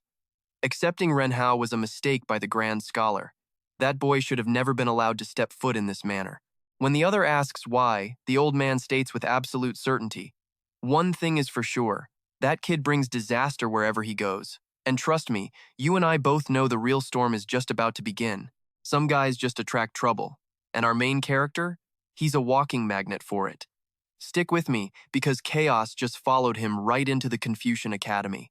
According to the old man, ever since Wee Yun-ho showed up, this once peaceful place has been turned upside down, and it all started with a single game of Go. The click-clack of stones echoed, signaling the start of a tense mind game. Wee Yun-ho sighed, sweat dripping down his tired face, wondering how he got dragged into this mess. He thought he was just here to play like everyone else. Turns out, the situation here was way more chaotic than he expected. The crowd was buzzing, whispering that everyone seemed to have received an invitation. Even the three Grand Scholars sent letters. They couldn't figure out what kind of master player could cause such an uproar, so they rushed over to see for themselves. The provocative invitation had been spread far and wide, basically calling out anyone and everyone directly. It was a bold, almost cheap move. A stone that doesn't move will rot. The board is ready, waiting for a player. If the time is right, come play a game. At the Hanlin Grand Academy, the tension was thick enough to cut with a knife. But while everyone else was freaking out, Wee Yun-ho just sat there. He calmly placed a stone on the board, a single move that left everyone absolutely stunned. In the middle of the massive hall, dozens of scholars and players watched the match unfold. A shocked voice cried out, "Wow, a total wipeout." Wee Yun-ho just kept a straight face, a slight smirk playing on his lips as cheers erupted through the room. The crowd roared with excitement. Next up, the Go Sage has appeared. After the game, Wee Yun-ho just stretched his back, groaning in exhaustion. "Oh, my aching back." Suddenly a girl's voice cut through the noise. "I already said I'm not interested." Wee Yun-ho glanced over, curious about the commotion. And here's where the real drama kicks off. Let me introduce you to the villain of the hour. Inside the hall, a fat slob named Lok Muk Fong, dripping in gold jewelry, was using his authority to pressure a young woman. He growled, his voice full of menace. "Are you really not going to marry me? Think about it. So many people would kill for this opportunity." Facing him, Van Anchi stared right into his arrogant eyes and shot back. "That's right. I have no intention of doing so." Lok Muk Fong's eyes narrowed, a cold aura radiating from him. "You're going to regret that," he sneered. But Anchi stood her ground. "I said no," she repeated firmly. That's when the creep started showing his true colors, stepping closer and dropping a threat. "You better reconsider. Once I set my sights on something, I always get it. Understand? Right now, I'm asking nicely. But if you keep refusing, next time won't be so pleasant. You really think it's worth it to let the entire Hanlin Academy fall just for you?" That last line hit a nerve, and she yelled back, "Go ahead and try. The Hanlin Academy won't fall that easily." Lok Mukfong just smirked. Maybe not, but I can make it happen. And you know it, don't you? And Chi's eyes blazed with fury. She gritted her teeth. That's exactly why I hate you. You think your money lets you do whatever you want? Don't be so delusional. I will absolutely not marry you. Lok Mukfong coldly replied, well, some things in life aren't up for debate. Seeing the conversation was over, Chi turned to leave. Then I'm leaving. But the second she turned her back, a thick, greasy hand covered in gold rings grabbed her arm. And Chi struggled in panic, crying out in fear, let me go! Can't we just talk? Lok Mukfong yanked her closer, his face twisting into a disgusting sneer. You better not piss me off. He started spewing vile, pathetic threats. So what if I just took you right now? You think you could still act so tough then? The fat pig leaned in closer to the poor girl. But just as he was about to cross the line, a low, calm voice spoke up from behind them. Talking trash in someone else's house? You should watch that mouth, or it might get you hurt. And to everyone's surprise, there stood Wee Yunho, his eyes sharp as daggers. Seeing her savior, Van Anchi immediately struggled free from the pig's grasp. She ran towards Wee Yunho, yelling as a distraction, Wee Yunho, did you finish chopping the wood I asked for? Faced with the young lady's panicked expression, Wee Yunho kept his bored look. I've just been playing Go. What are you talking about? The tension in the air was thick. He calmly reached a hand toward Anchi's hair and said, let me borrow this for a sec. She just stared, confused. Huh? And just like that, you know what this means in a manhwa. Wee Yunho used her silk ribbon to tie up his long hair, his gaze suddenly becoming incredibly sharp and serious. Seeing himself get completely ignored, Lok Mukfong gritted his teeth in fury. He snarled, isn't it rude to butt into other people's business? Where are your manners? Wee Yunho casually walked past the fatso, scratching his head and replying nonchalantly, sorry, I don't really have any. But I don't think you're in any position to lecture me about etiquette. That comeback hit him right in the ego. The creep froze, staring at Wee Yunho's face. So it's you, he muttered, the one they call the Hanlin Sage. Wee Yunho smirked, his words dripping with sarcasm. Thanks for noticing. And with an aura like that, you must be someone important, right? Lok Mukfong puffed up his chest to introduce himself. I am. But Wee Yunho immediately cut him off with extreme disrespect. Ah, it's fine. I'm not curious, so knowing is useless. As he spoke, he casually cleaned his ear right in front of the arrogant young master, making his face twist in humiliation. Wee Yunho kept rubbing salt in the wound. If you just played Go quietly, I wouldn't have even noticed you. But you had to make a scene like some mid-level boss. It's hard not to pay attention. He smirked, challenging. Because I'm so outstanding, it's not easy to escape other people's notice. Just like right now, Lok Mukfong was literally trembling with rage. He could only hiss through his teeth, you bastard. Just then, a group of scholars walked up, greeting them warmly. Well, who's this? Oh, is it the young master from the Lok family, here to play Go? Another one bowed respectfully to Wee Yunho. Young master, I hope for another match tomorrow. Wee Yunho politely replied, ah, yes, of course. Seeing more people show up, Lok Mukfong had to swallow his pride. He turned to leave in a huff. That's all for today. But before disappearing, he made sure to leave behind one final gunpowder-laced threat. But remember this. If you don't come to me within 3 days, don't blame me for playing rough. Watching the arrogant prick leave, Wee Yunho couldn't help but wonder. He turned to ask Van Anchi, who was that?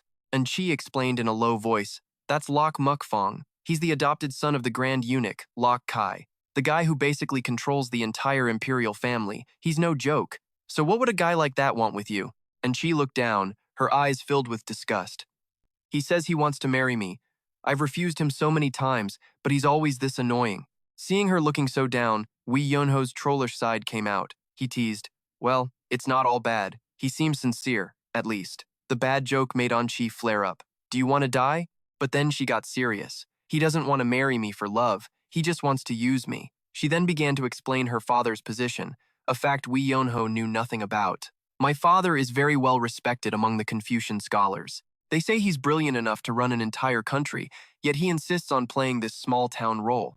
And you know it's not because he hates being an official. Nope, it's all because of this Go addiction. He just laughs it off, which makes Yoonji snap back. It is not. Yoonji drops a much darker truth bomb. The palace eunuchs are actively keeping her father down. Yon Hao is stunned. The eunuchs? Harassing a small academy? Small? Yoonji immediately shuts that down. The Hanlin Grand Academy is nothing like your average martial arts sect. According to her, the academy belongs to no single power, which made building it tough. But that same neutrality helped it forge deep connections with countless other factions. It's why the eunuchs get away with everything, even though everyone knows they're corrupt. The scholarly factions are too divided to unite and fight back. But if her father took an official post and united those factions, Yeon Hao quickly puts it together, the ones in the most danger would be the eunuchs, right? Yeah, you can smell the palace drama brewing from a mile away. So, head eunuch Lu has been blocking her father's career, but recently, he's found another way. A venomous move that bypasses the factions entirely, while still tying him to the most influential family. Yunji spits it out, the marriage between me and Lu Mufeng. In other words, turning her into a political pawn. Meanwhile, in some dimly lit room, Lu Mufeng is kneeling before his foster father, head bowed, trembling as he apologizes. Sweat drips from his face as he reports his failure, blaming the appearance of someone called the Hanlin Ghost Saint for making his plans difficult. The Hanlin Ghost Saint? Isn't he just some idiot who plays Go all day? In the dark, a man with long hair and a powerful build stares at the moon. This is Lu Qi, the Grand Eunuch. Lu Mufeng scrambles to explain. The guy himself isn't the issue, but the whole world is suddenly lining up to play, go with him, getting in the way of everything. Sweat pouring down his face, Mufeng nervously explains his delay, saying all the extra eyes on them made him freeze up. Hearing this, Lu Qi slowly turns around. His voice, low and dripping with power, says, "Then I understand why you hesitated." Mufeng bows his head. "I accept my fault." Lu Qi's eyes turn ice cold as he snarls. "But tell me, did you think this mission was merely to protect my own safety? Controlling the royal family is a mission given by him. Failure is not an option in this task." Standing there, Lu Qi's shadow swallows his kneeling son. He stresses, "I fear disappointing him more than death itself. Do you understand me?" Under the crushing pressure, Mufeng can only shout, "Yes, I understand completely." A sinister smile spreads across Lu Qi's face. Sometimes, you need to make a more forceful move. Mufeng dares to ask, "A forceful move?" A deadly glint flashes in Lu Qi's eyes. He gives a cold command, "Just use the wind to break the branch." Meanwhile, back at the academy, the mood is completely different. In the middle of a Go match, a loud voice shatters the silence. "Hello? Sir? Wake up! This isn't a hotel. You don't get to sleep on the job." It's our guy, Yeon Ha-oh, passed out cold right on the Go board. Elsewhere, in a stately palace by a quiet lake, a much heavier conversation is taking place. The head censor, the emperor's powerful younger brother, stares intently at the man opposite him and asks a grave question. "So you still refuse?" Prince Li lets out a long sigh, closing his eyes in frustration. "Listen, Wan Hyo-wan. Their movements have been strange lately. There are signs of disloyalty even within the army and among the scholars. Now, pay attention to this part." Wan Hyo-hwan finally looks up. Is Lu Qi making his move? You hear that name and immediately think final boss material. The moment his name is spoken, the air turns cold. Wan Hyo-hwan still has his doubts, but Prince Li cuts him off. "You want to ask why a eunuch with no descendants would plot a rebellion, don't you?" Wan Hyo-hwan nods. "Exactly." Prince Li's eyes darken as he poses a shocking theory. What if the true puppet master behind all of this is someone else entirely? In the shadows of the imperial court, the power struggle between the eunuchs is more brutal than anyone could ever imagine. And yet Lu Qi, a man with no background, managed to wipe out every single rival to climb to his untouchable position today. But here's the weird part. Anyone who stood against him died in a convenient accident. Even those who didn't oppose him often fell suddenly ill and passed away. Lu Qi's career doesn't look like personal effort. It's like an invisible hand was clearing a path for him. "It could be a coincidence," Wan Hyo-hwan says, "but that's a little too suspicious." Prince Li admits, "I thought so too, until recently. But watching his recent actions, I'm starting to reconsider. There might be someone else backing him." He looks Wan Hyo-hwan dead in the eye, making one last desperate plea. "That's why I need you to form a new council. Only you are qualified enough to fight them." Over the half-finished Go game, Van Hyo-hwan thinks for a moment, then quietly replies, "I will consider it." The air grows quiet, broken only by a soft cough from across the table. After a moment, the great master decides to put politics aside for now. "All right, let's table that. This talent you mentioned, what kind of person is he?" Hearing this, the official with him suddenly lights up, his eyes filled with admiration. "Oh, he is one of a kind." Such high praise makes Van Hyo-hwan curious.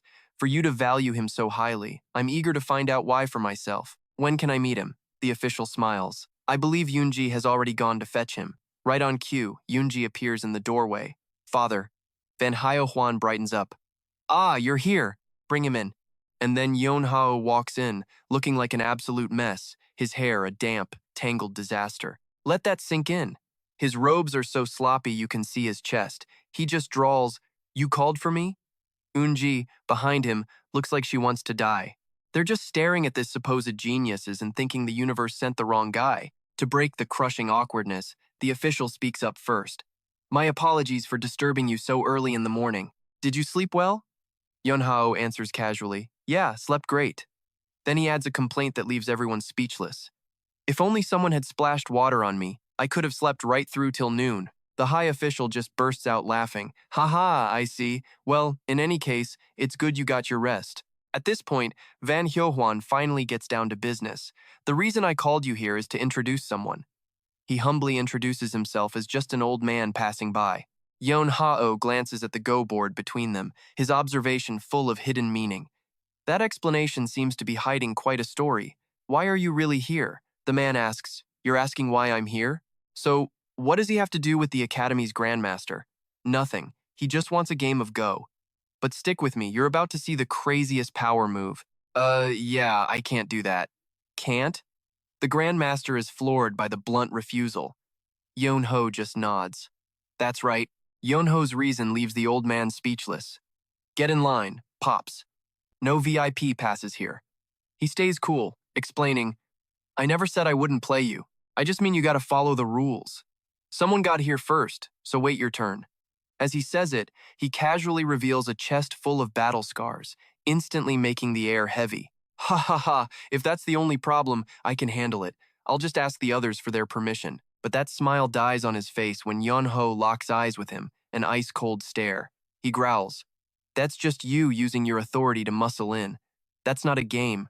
The old man flinches, shocked by the kid's logic. Now watch this. Yeonho presses his advantage. You look like a big shot. You talk, people obey, but they'll never respect you for it. He says it with absolute conviction.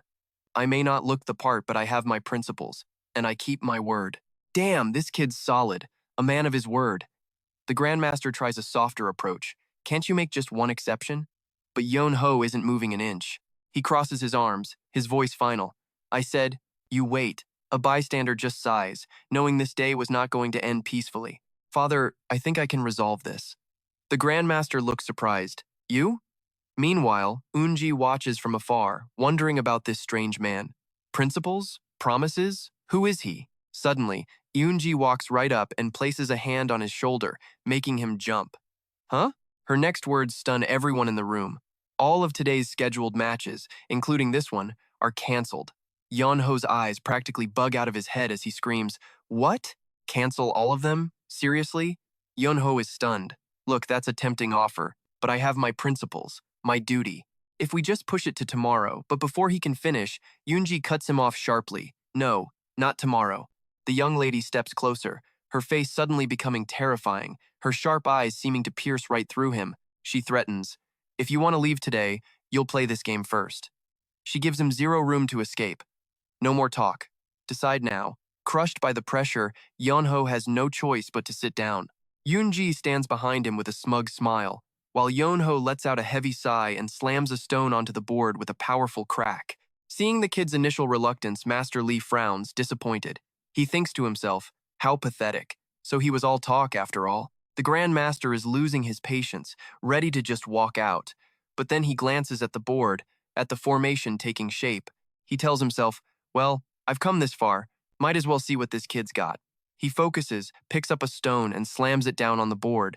Night falls, blanketing the academy, but the game rages on, more intense than ever. Black and white stones weave a deadly, intricate maze on the board. A guest watching nearby whispers, you don't seem to be enjoying this match. The master doesn't reply, his gaze fixed, drilling into the game board. Suddenly, a brilliant blue aura explodes from the Grand Master. In his vision, the board becomes a blazing battlefield, swirling with dark purple energy. He thinks in shock, this level of pressure in a game? This is killing intent you only find on a battlefield. He stares at Yeonho, his mind racing with a single question. What in the world has this kid lived through? He's shocked by Yunho's power, admitting this presence is real, but still concludes, he's not the talent I'm looking for. In his mind, the white stone just played had created an overwhelmingly dominant board state. I thought the match was decided, so I looked up from the board at him. That's when he froze, recalling the look on Yunho's face. At that moment, I saw his eyes. Let this sink in. They were so deep they looked like they held entire galaxies, reflecting a silence that was genuinely terrifying. It's the kind of gaze only a true master can achieve, someone who's reached that legendary state of perfect unity, a look so rare it's almost a myth. Back in the present, his companion is skeptical. Are you sure you weren't mistaken? The grandmaster is certain. Absolutely not. If you could fake eyes like that, everyone in this world would be a master. And yet, even after admitting the kid's insane talent, the old man just sighs, full of regret. Still, either way, I have no intention of recruiting him. The topic closes as the old man announces he's leaving. Besides, I have to be on my way early tomorrow morning. His friend simply asks, "You're leaving so soon?" The master replies, "I told you, didn't I? Things are getting unstable out there." Standing in the quiet courtyard, his worried words cut through the silence. His friend just nods. I understand. Under the moonlight, the old man looks up at the sky, sighing. Such a waste. It was a perfect night. But that peace is instantly shattered by the heavy thud of a boot hitting the ground. From the shadows of the trees, a masked assassin reports to his leader, a fat slob dripping in gold chains.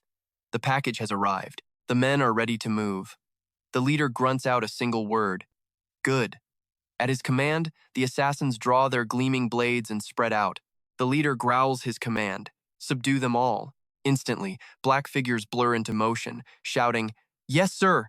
They move like ghosts, radiating pure killing intent. In a quiet corner, a lone guard is half asleep on his feet, letting out a huge yawn. Suddenly, he freezes, his eyes bulging as he stares into the shadows. Huh? Before he can process it, the assassins descend like a pack of wolves, spreading terror as screams rip through the night. Standing in the middle of the chaos, the leader just grins. See? Should have just listened to me, he mocks. Now you all pay the price. He raises a hand covered in gaudy rings. Capture them all. Spare no one. A cruel light gleams in his eyes as he snarls. Tonight, not even a single rat is getting out of here alive. While the academy turns into a bloodbath inside his room, Yunho is dead asleep, drooling, snoring, completely oblivious to the carnage. Under the cover of darkness, the assassins kill without mercy. Standing amid the wreckage is their leader, Lok Mukpong, looking smug, his gold chains glittering in the moonlight. He lets out a cruel laugh. You should have done what I said. He gestures at the ruined courtyard. And trust me, you're going to want to see how our main character wakes up to this. As his rabid henchmen carry out his orders, Lok Mukfong's eyes glow with a venomous light as he glares at Vanan Tree, veins bulging on his face. He grinds his teeth, hissing out a chilling vow. Today, I will shatter that arrogance of hers, and we'll see if she still dares to look down on me. So let's cut to the academy's main courtyard, where dozens of people are tied up with red ropes, kneeling under the watch of fully armed guards. Van Du Huan stares at the chaos, utterly bewildered, screaming, "What is going on here?" One second he's enjoying a chill game of Go, the next he's in chains. Right behind him, Vanan Tree's face is pale with a mix of fury and deep worry. Lok Mukfong casually strolls up, offering a flimsy excuse for the sudden purge. We received a tip about suspicious activity at the Hanlin Grand Manor. They say powerful figures from across the country have been frequenting this place, he continues. Hearing this, the old official immediately retorts, "What's so suspicious about that?" But Lok Mukfong's face suddenly turns sinister as he leans in close, dropping his voice. "But ask yourself," he purrs, "why would so many influential people gather in one place?" Then, he delivers the finishing blow that freezes everyone in their tracks. A gathering of this size can only mean one thing: treason. The entire courtyard falls deathly silent at the brutal accusation. The official sweats bullets, his face twisted in shock as he stammers out, "That's completely absurd. Treason? What are you even talking about?" But Lok Mukfong stands tall like a mountain, looking down on the prisoners with contempt as he lets out a cold smirk. "You really expect me to believe this many people gathered just to play Go?" The official, desperate, tries to explain. "It's the truth. You must have heard the rumors about the Han Lumgo master. The villain just scoffs, dismissing him with cruel finality. Rumors? Oh, I've heard them. But rumors can be fabricated at any time, can't they? And pay attention here, because this is where his real plan starts to show." He scans the crowd of kneeling prisoners, his eyes turning ice cold as he growls, "Where is he?" He stares into the empty space, repeating the threat. "Where is he?" Lok Mukfong's voice drips with venom. That so-called Hanlin Master, or whatever his name is. Where is he? His eyes sweep over the silent manor as he mutters to himself, looks like he smelled trouble and bailed. Lucky bastard."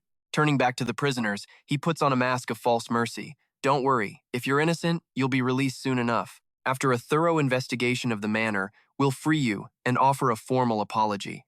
Just then, a soldier runs up, breathless, shouting, "We found it!" Holding up a book titled The Pledge. Lok Mukfong triumphantly declares to the crowd, "This is the pledge signed by the traitors." The scholars go limp, crying out in utter despair. "A pledge? This is the first I've ever heard of it." Lok Mukfong coldly shoves the book in their faces. "You deny it with the evidence right here?" The old official finally understands the bitter truth. This was their plan from the very beginning. "We've been framed! We've been framed!" Cries of injustice echo across the courtyard. "We're innocent! This is a setup! I knew nothing about this!" In the middle of the chaos, a calm, deep, and powerful voice rings out from right behind Lok Mukfong. "Well, this is an interesting little show you're putting on. I've been watching, and frankly, you're overacting." Lok Mukfong whips around, and his face contorts in pure shock, sweat pouring down as he recognizes who he's tied up. You are. It was none other than the Grand Censor himself, Prince Li Vung, the Emperor's own brother. He roars with authority, terrifying the soldiers. "You will address me as the Grand Censor. Is that clear? One wrong word and your life is forfeit." The prisoners, seeing a ray of hope, start murmuring excitedly. "Your Highness, the Grand Censor! We're saved! We're saved!" Now that he has a witness, Lok Mukfong's entire demeanor changes, and you can see right here how quickly a bully turns into a bootlicker. He clasps his hands, bowing apologetically. "If I had known you were here, I would never have acted so crudely." Prince Li Vung remains perfectly calm, coldly ordering him, "I'm not one to get caught up in formalities. Untie them." Now, but the villain coolly replies, "Before that, I have a question. Why did you all conspire to commit treason? Tell me the truth." The scholar starts sweating buckets under that intense pressure. Lok Mukfong presses on, "Did you really think I didn't know you would be here? A rebellion needs a leader, and a simple scholar could never pull that off." He then turns to Prince Li Vung and boldly declares, "Therefore, you, a member of the royal family, must be the true mastermind behind this plot." Hearing the blatant accusation, Li Vung explodes in fury. "You maniac!" But the fat official just holds up the pledge book he found earlier. Lok Mukfong claims this is the evidence, clearly stating that the prince and other powerful figures gathered here to plot a rebellion. He sneers, asking what the prince's followers will think when they see this irrefutable proof. Li Vung is speechless with rage, cursing him, "You monster! Even the heavens won't accept you." Lok Mukfong just grins, enjoying the prince's helpless screams. "Keep screaming. It's quite entertaining." He walks over to the bound girl, hissing at Untree, "I warned you. I'm going to handle this my way." He casually announces that he'll eliminate her first, claiming everyone else is dying because of her. He grabs her chin, his disgusting face leaning in close. "So, what now?" In response to the humiliation, Untree spits directly in the fat pig's face. She screams with defiance, "I would rather die than look at your disgusting face." He grabs her chin again, this time with a sinister smile. "Don't worry, I won't kill you." Lok Mukfong leans in even closer. His threat is utterly vile. "I'm going to make you wish you were dead. Imagine the worst possible scenario. I will give you pain 10 times worse than that." Even facing this, Tree refuses to break. She grits her teeth, ready to end her own life. You think I'd let that happen? I'd rather die than be defiled by a monster like you." But the pig just smirks. "Is that so?" He then uses her father's life as leverage. "Go ahead, try it, and your father dies with you. Around here, I make the rules." Untree freezes, seeing a sword held to her father's throat. Lok Mukfong continues to spread his terror, "And if your father dies, the others are next. Don't think it's just the people here. The crime of treason wipes out entire families. If you want to die, go ahead. We'll see how many others pay the price for your mistake." He cackles at the defiant look on her face. "Ha ha ha!" Suddenly, he grabs Untree's hair, yanking her head back violently, making her cry out in pain. He growls like an animal. "Go on. Try to die. Let's see how tough you really are, or if it's all just an act." Van Du Hoen screams in desperation, "Untree, Lokmuk Fong presses his grimy face against hers, whispering, "Now then, shall we begin?" Untree shuts her eyes tight, tears of humiliation streaming down as she silently begs for a miracle. "Please, someone, save me." In her darkest moment, a strange sound makes her freeze. On the high rooftops, a figure is gliding through the night as fast as the wind. Someone calls out in shock, "Ver Ring Har!" And trust me, you're not ready for who just showed up. Ver Ring Har appears looking haggard and covered in sweat. He lets out a huge yawn and mumbles, clearly exhausted. Standing on the roof, he suddenly bursts into laughter. "Ha ha ha ha ha! Whoa, wait, this scene is way too over the top. You know what? Let's just get out of here." Seeing this bizarre spectacle, the tied-up Wenanji can only stare wide-eyed, screaming in disbelief. "What are you doing? Wee Yunho doesn't even try to hide it. Can't you see? I'm running away." His deadpan answer makes Anji want to explode. She snaps. "How can you just yell that you're running away so loudly?" But Wee Yunho fires right back. "So what? Why can't I say I'm running away when I am, in fact, running away? You're from an educated family, so you don't like my choice of words, is that it? Should I say I'm executing a strategic withdrawal?" Anji changes her tune, begging him, "You should help us." But he immediately shuts her down. "Help you? I'm busy trying to save myself." Seeing her persistence, she says, "But you know martial arts. You can help." Wee Yunho just waves his hand dismissively. "Cut it out. If you trust in your own meager skills and show off, you won't live very long. Like right now, just pretend you don't see anything and you'll live a lot longer." He even casually waves to the assassins. "I don't see a thing, okay? Just think of me as a bird flying by. You guys can carry on." His next-level selfishness leaves the scholars below speechless with contempt. I've never seen anyone so shameless. Lu Mufang's patience finally explodes. Veins bulge on his face as he roars like thunder. "Stop. You're already involved in this. The entire world will hunt you down. There's nowhere for you to hide." Wee Yunho, still casually sitting on the roof, replies, "How would you know if I haven't tried? Right?" Lu Mufeng scoffs mockingly. "You fool. The world is big, but is there really a place for you to hide? Finding someone like you is no trouble at all." Wee Yunho stands up, waving goodbye. Yeah, I'll be going then. Have a great evening. Oh, and remember to look for me, otherwise I'll get pretty lonely." Infuriated by the disrespect, Lu Mufeng grits his teeth and commands, "Get him, immediately." A masked assassin lunges forward. Wee Yunho clicks his tongue. "Tesk, I just came to watch the show and now I'm getting attacked. What bad luck today." Seeing the danger, Anji shouts again in panic. "Run!" Wee Yunho smirks cryptically. "A minute ago you told me to help. Now you're telling me to run." An assassin closes in from behind. Now what should I do? He wonders. Now, pay very close attention to this moment. The assassin's sword slashes forward but only hits an afterimage. In that split second of confusion, Wee Yunho is already behind him, delivering a massive punch. Standing under the bright, full moon, Wee Yunho looks down coldly. Seriously, Anji is completely stunned by that terrifying display of power, but he just mutters a simple observation. "What a strange woman. A moment ago she wanted to die. Now she's worried I can't escape." Seeing his subordinate taken down in an instant, Lu Mufeng's face twists in shock. He barely manages to choke out, "What?" Looking at Wee Yunho's figure still standing tall on the roof, the fat man narrows his eyes, reassessing. This guy's not bad. Hearing a compliment from his enemy, Wee Yunho nonchalantly scratches his head and grins back cheekily. Hey, thanks for the praise. I'm usually even cooler than this." This casual attitude drives Lu Mufeng insane. He snaps, "I didn't say that to praise you." From his high perch, Wee Yunho maintains his chill vibe, hands on his hips. "Well, I was just being polite. Why are you so tense, old man?" Feeling utterly humiliated, Lu Mufeng turns to the masked assassin beside him and orders, "Haichi." The man immediately bows his head. "Yes, sir. How much longer do I have to endure this shame?" Seeing his master's rage, Haichi clasps his hands apologetically.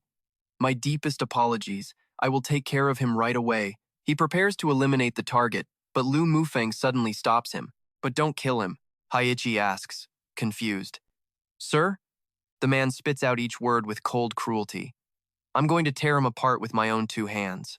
The masked assassin bows his head. "Understood." Immediately, he begins to silently trail Wee Yunho, who is strolling calmly through the empty courtyard. The sound of footsteps echoes in the night. Suddenly, Wee Yunho freezes. He raises a hand, signaling. Hold on. The assassin also stops, his eyes narrowing with irritation as he asks, Okay, I know what you're thinking, and yeah, this is where it gets truly insane. Wee Yeon-ho turns to face him, deadpan, and makes an unbelievable request. Wait a sec, I forgot my sword in my room.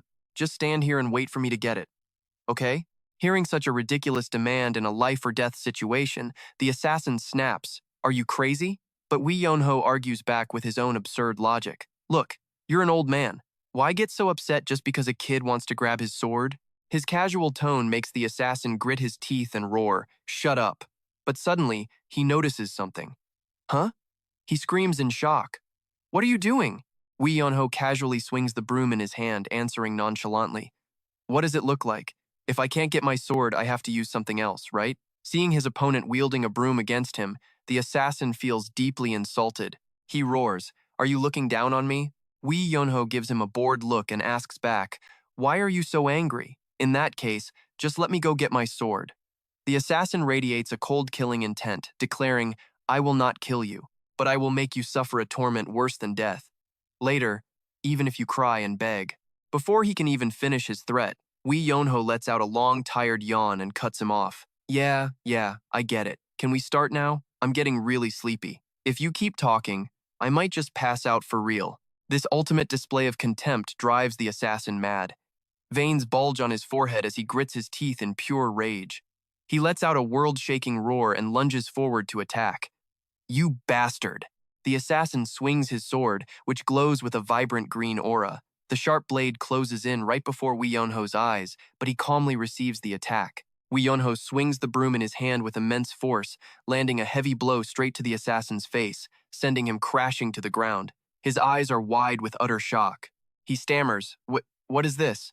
Witnessing this unbelievable scene, Lu Mufang is completely frozen, his face contorted in disbelief. Cold sweat pours down his face in terror. Wee Yeon-ho stands over his defeated opponent. He tightens his grip on the broom, casually letting out a taunt. Oh, to clean up trash. A broom really is the best. I might as well sweep all of you out of the courtyard today. Wee Yeon-ho's expression becomes incredibly cold and arrogant. The assassin can only hold his head and kneel, completely unable to accept reality. Ugh, what? Wee Yeon-ho looks down from above, beginning to lecture him with a superior air. You should be thankful you met me, because this is all that happened. If you had met my master, you'd be meeting your ancestors by now. You can't just charge in so recklessly. First, you must probe your opponent. The assassin reaches a hand toward Wee Yeon-ho, stammering in despair. He's breaking down. Seeing his opponent's terror, Wee Yeon-ho maintains his deadpan expression and replies cheekily, I was just being nice and explaining it to you. He pulls out a short blade glowing with a sinister green light, his voice dripping with threat. Venom dagger, 7 steps 100 soul annihilation. Today, you will experience it for yourself. Wee Yeon-ho just casually rests the broom on his shoulder, smirking slightly. Oh, poison? That's pretty cowardly, isn't it? The assassin doesn't care in the slightest. His eyes turn manic. Mock me all you want. Looking at the poison blade so close, Wee Yeon-ho calmly remarks, But that probably won't have any effect on me. The assassin is stunned and asks back, Are you saying you're immune to poison? Wee Yeon-ho bursts out laughing. And that's where we're going to leave it because you're going to want to hear this. He says, No, it's not like I ate some 1,000-year-old ginseng root. How could I possibly be immune? It's not that the poison has no effect. It's just… Before the enemy could even process what was happening, Wee Yeon-ho vanished in a flash of blue light, reappearing right in the assassin's face with a smug grin. A whoosh cuts the air as Wee Yeon-ho sends the assassin flying. Look, you and I know some people just don't listen to reason. So he unleashes a flurry of lightning-fast strikes with his broom. In a split second, the enemy is beaten to a pulp. The crowd watching this unfold, frozen in place, their eyes wide with pure, unadulterated shock. And there in the courtyard stands Wee Yeon-ho, holding a simple broom over his opponent with the air of a true enlightened master. Wee Yeon-ho just stands there casually, broom in hand, leaving all the guards and Lok Muk-fong completely stunned, unable to believe what they just saw. He leans on the broom, calmly explaining his actions. My master always taught me, if your opponent looks like they're about to do something big, just beat them senseless. Simple. Witnessing this, Lok Muk-fong breaks out in a cold sweat, absolutely reeling. He's screaming in his head. No way! How could Kak not be defeated so easily? He was the leader of the Black Shadow Assassins, an organization my father spent decades building. Wee Yonho looks the big guy dead in the eyes and offers him a way out. Back off now, and this is easier for everyone. I'd hate to be accused of bullying the weak. But instead of running, Lok Muk Fong starts to clap. Wee Yonho seems a little surprised. Huh? Lok Muk Fong flashes a sinister grin, his eyes filled with ambition. Magnificent. To have such martial skill at your age. Truly praiseworthy. Hearing the compliment, all the tension just seems to melt away from Wee Yonho. He grins smugly. Well, yeah. Anyone with eyes can see that. Seeing her ally's cluelessness, the captive and Chi just yells, "What are you so happy about?" And okay, this is where the entire vibe shifts. Lok Muk Fong's face turns grim. He glances at the body, then back at Wee Yonho. It's a shame Kak Not couldn't take you down, but on the other hand, meeting a warrior like you makes it all worth it. And then comes the bait. So, how about you come work for me? Lok Muk Fong continues his passionate recruitment pitch. Join my side. I guarantee more money than you can spend and all the power you could want. Faced with the offer, Wee Yonho seems to actually consider it, as Chi watches with hope in her eyes. Wee Yonho speaks up, his face dead serious. How could a man of principle ever be swayed by such empty promises? But a second later, a sly grin spreads across his face as he rubs his fingers together. But I'm easily swayed. Let's talk numbers. Seeing his ally flip sides so fast, the old scholar turns purple with rage, screaming, "What in the world are you doing? Are power and money really that important?" Wee Yonho turns back, completely unfazed. Of course they are. You want me to eat instant noodles for the rest of my life? I have to consider my options. But how much power can he really give? How much wealth? Realizing the kid's starting a bidding war, the old man yells frantically, "I'll give it to you. I'll match it. I have the backing of the imperial family." Lok Muk Fong just scoffs, looking at the old man with utter contempt. You think he can do anything for you? In this day and age, power is the only truth. Morality is just for show. Sure, he's the emperor's brother, but he's been cast aside. The most he can offer is a dead-end job. He turns back to Wee Yonho, full of confidence. My father, on the other hand, he can give you wealth and status that would make anyone green with envy. Wee Yonho slings the broom over his shoulder, pretending to think it over. Okay, I know what you're thinking, and yeah, this is hilarious. That does sound a bit more appealing. His indecisiveness makes the old man choke. Just then, another scholar shouts out, "Helping a traitor versus exposing one. How can you even compare the two? Did your master not teach you any principles?" At the mention of his master, Wee Yonho freezes for a second. The scholar presses his advantage. "That's right. What did your master teach you? What did he tell you to do in a situation like this?" He stares into Wee Yonho's eyes. "Your master's words must be like gold to you. Surely his wisdom can help us now." Wee Yonho falls silent, his face becoming incredibly serious as he thinks. "My master taught me, in a time like this." Oh, that's right, I remember now. Everyone holds their breath, expecting some profound truth. Instead, he just announces, "Go with whichever way the wind blows." The brutally pragmatic answer leaves everyone completely stunned. Wee Yonho continues loud and clear.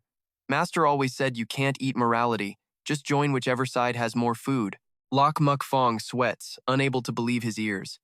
What? What kind of master is that? But his shock quickly morphs into a smug grin. Yes, just as your master said, what's the use of principles? My father knows how to use talented people. So, what do you say, want to work for my father? Wee Yonho tilts his head with a bit of doubt. Work? Do I actually have to do anything? The fish is on the hook. Lok Muk Fong eagerly promises, easy work, high pay, full benefits for life. Trust me. Behind him, Chi can only scream in frustration. Hearing the words for life, Wee Yonho's eyes light up. Whoa, a lifetime guarantee? Well, I'd be a fool not to. Lok Muk Fong adds another tempting offer. And if you don't want to, you don't have to do a thing. The promised rewards will still be yours. Wee Yonho is ecstatic, his attitude changing in an instant. Wow, so generous. Truly a great man. The two of them burst out laughing like they're old friends. Ha ha ha, you're not the first person to say that. Meanwhile, the scholars and Anchi can only stare in disgust, muttering, shameless. Wee Yonho doesn't care. He looks the big guy in the eye and asks, so, what do I have to do? Lok Muk Fong's face turns cruel. He leans in and whispers a bloody command. First, send that noisy bunch over there on their way. Wee Yonho just blinks. What was that? Lok Muk Fong coldly points to the tied-up prisoners, and here's the real test. You and I are about to see what he's made of. They're traitors. Executing them is only natural. The imperial decree is clear. Arguing is useless. Is that so? Wee Yun-ho furrows his brow, gesturing to the furious crowd behind them. Who said you were plotting a rebellion? One scholar screams back. We did nothing. He framed us. You really believe him? A chorus of desperate curses erupts.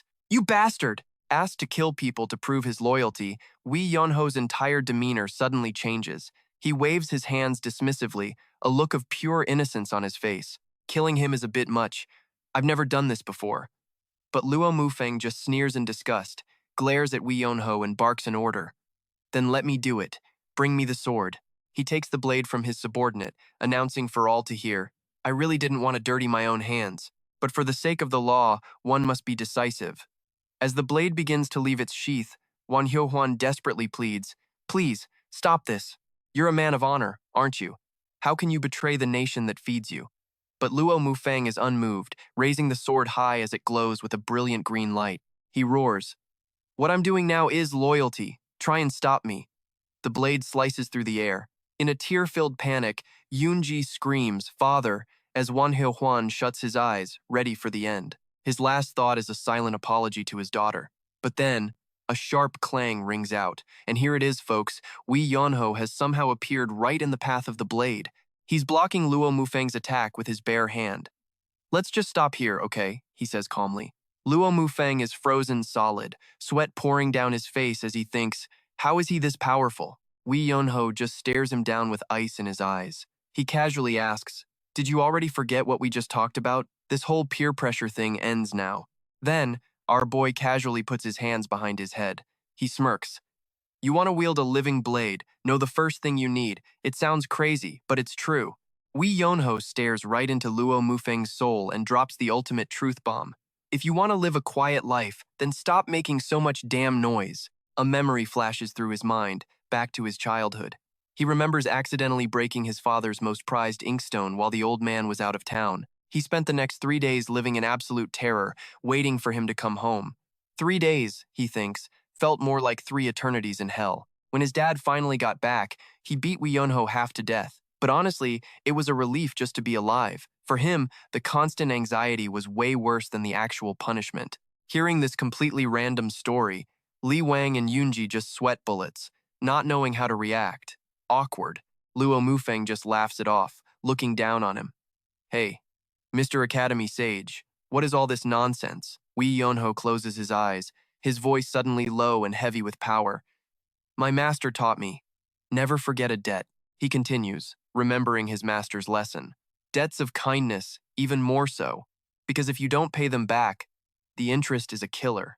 Images of everyone at the academy who had shown him kindness over the years flash through his mind. Wee Yun-ho looks up at the night sky. Being in debt is exhausting, he says. So today, I'm clearing the ledger. All of it. At his ironclad declaration, Wan Hyo-hwan is speechless. Yoonji and the others just stare in awe. But Luo Mufeng just smirks. So that's it. You want to play the hero by taking me down. He suddenly erupts in loud, obnoxious laughter. Bwah ha ha ha. Seriously, you actually think you're the main character of this story. I'd be running for my life right now. His laughter echoes. But then the laughter cuts off. His face turns dark. Murderous. Now pay attention. This is where the real fun begins. You think I was pleading with you because I'm scared. His eyes suddenly glow with a sinister purple light. Wee Yun-ho, ever nonchalant, just shrugs. Not really. Didn't look that way to me. Luo Mufeng raises a hand covered in rings. Let me make one thing crystal clear, he growls. If I want to. Instantly, a golden aura explodes around him, forming thousands of grotesque, spectral arms. He roars with pure savagery. Killing you would be nothing at all. Standing in the middle of this swirling vortex of power, his smile twists into a deranged grin. Consider it an honor to die by my hand, he screams. Seeing this, Wan Hyo-hwan can't believe his eyes. Wait. He knows martial arts too. Luo Mufeng channels all his energy into one devastating blow. A giant hand made of 1,000 souls slams down right where Wee Yun-ho is standing, causing a massive explosion. But Wee Yun-ho is already gone, moving like a phantom. He dodged it in a split second. Luo Mufeng, completely unhinged now, laughs victoriously. Guess you should have trained harder in this life. With skills like that, you're just asking for an early grave. Wee Yunho lands softly. He lowers his head, long hair shadowing the icy killer's gaze forming in his eyes. Seeing the insane power of that last attack, the crowd can only tremble in absolute shock.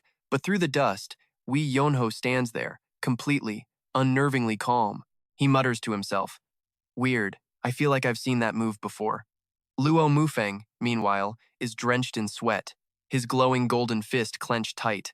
Humph, just as I thought. He glares at Wee Yunho, his voice dripping with arrogance. "You're not half bad. I had to use my ultimate move, and you didn't even see it coming." But before the words are even out of his mouth, Wee Yunho becomes a blur. He moves at an impossible speed, leaving after images as he weaves through the golden energy. A soft tap. Wee Yunho has effortlessly blocked the next attack with one hand. We all saw that coming, right? But for this clown, pure shock. What, you've got to be kidding me. Wee Yunho stares down the trembling buffoon in front of him, his eyes like shards of ice. Is that it? Luo Mufeng stammers, completely broken. No. How is this? Wee Yunho just casually replies. You saw what happened. Why ask anyway? Before the guy can even process it, Wee Yunho spins and delivers a thunderous kick. All Luo Mufeng can manage is a pathetic, "Wait, why?" before a blast of blue energy sends him flying. The big guy rockets into the sky, crashing through roof after roof in a series of explosions. Back in the courtyard, Wee Yunho stands there, his legs still glowing, and deadpans, meant to just flick him away, but my foot slipped. Oops. A dead silence blankets the entire courtyard. The guards and Yunji can only stare, their jaws on the floor. They're completely frozen, stunned by the insane power coming from the kid they all thought was a lazy slacker. And from the dust cloud, Luo Mufeng staggers up, his face a swollen, bloody mess. Seeing his opponent is still moving, Wee Yunho casually dusts off his hands. "Oh, you're still standing? Guess we can go another round then." That's it. His will to fight completely shatters. The big oaf, sweating and drooling in pure terror, makes the most pathetic offer imaginable. You and I are about to witness some top-tier groveling. Hey, what if we just delete all this and pretend it never happened? The entire courtyard goes dead silent, stunned by the absolute shamelessness of the man who was just about to execute somebody in cold blood. All his arrogance gone, Luo Mufeng drops to his knees before Li Wang, begging for his life. "Please, sir, let me go." But the official just gives him a sideways glance and asks coldly, "Since when do we let traitors walk free?" Realizing begging won't work, Luo Mufeng's demeanor shifts instantly. He grits his teeth, ready to spit out one final desperate threat. "If I don't return, my master will assume I failed. He will then make his final move," he warns under the cold moonlight, hinting at a catastrophic end. No matter the outcome, the royal family will suffer irreparable harm. Li Wang stares down the crafty rogue before him, smirking in utter disdain. Truly a slippery one. But you know our boy won't just let him walk. In the quiet of the night, Yunho calls out, "Hey, I've got some advice for you too. It's a service that probably nobody else but me provides." He casually points out a fatal weakness in the man's technique. That's a killer move, but when you use it with your bone fortification art, its power drops. If you really want to fight me, you should drop the disguise first. The assassin freezes, his face twisting in shock that his secret appearance-changing technique has been exposed. He grinds his teeth, leaving a hateful threat, "Next time we meet." Yunho just stretches and yawns, replying nonchalantly, "Let's not. I'd have to open a discount beatdown service." He watches the man leave, thinking to himself, "Oh, we'll meet again. Especially while you're wearing that face." As the enemy fades into the dawn, Yunho gives a cryptic smile. "Anyway, I guess that's a wrap," he says, turning to the Imperial Censor and everyone else with a completely exhausted expression. "Hope you guys get it." Seeing this lazy act right after a tense battle, a furious Yunchi yells, "Sleeping again?" Yunho just holds up a finger, making an excuse. A good nap deserves a good pillow. "Are you trying to bail?" Yunchi just clicks her tongue, totally helpless against his shamelessness. Yunho bolts, shouting back, "Don't wake me! I'm sleeping straight through till tomorrow." Don't wake him. Yunchi watches the lazy bums retreating back, muttering in total disbelief. Can someone like this really exist? The next morning, Yunho is half asleep, grumbling irritably, what is it?" Yunchi coldly informs him, "My father summons you." At that, Yunho immediately starts arguing. "I have the right to a full day of rest." Her patience snaps and she points right in his face. "Enough with the laziness." You slept for 7 days and 7 nights. Wasn't that enough? Yeonho stubbornly pushes back. It's a hassle. Can't I just see him later? And that's it, her last ounce of patience is officially gone. Yoonchi lets out an earth-shattering roar. She lunges, grabs his leg, using all her strength. With no other choice, Yeonho finally shuffles along, hair a mess, scratching his head sleepily. Standing before the drawing room, Yoonchi stiffly reports, "Father, I've brought him." A low voice replies from inside, "Enter." The moment he steps in, Yeonho freezes. Wan Hyo-wan is sitting right there with old Lee Wang. Seeing the two big shots just waiting for him, Yeonho has one thought. And yeah, you and I both know this look. He's about to get a serious lecture. Wan Hyo-hwan smiles gently at his daughter.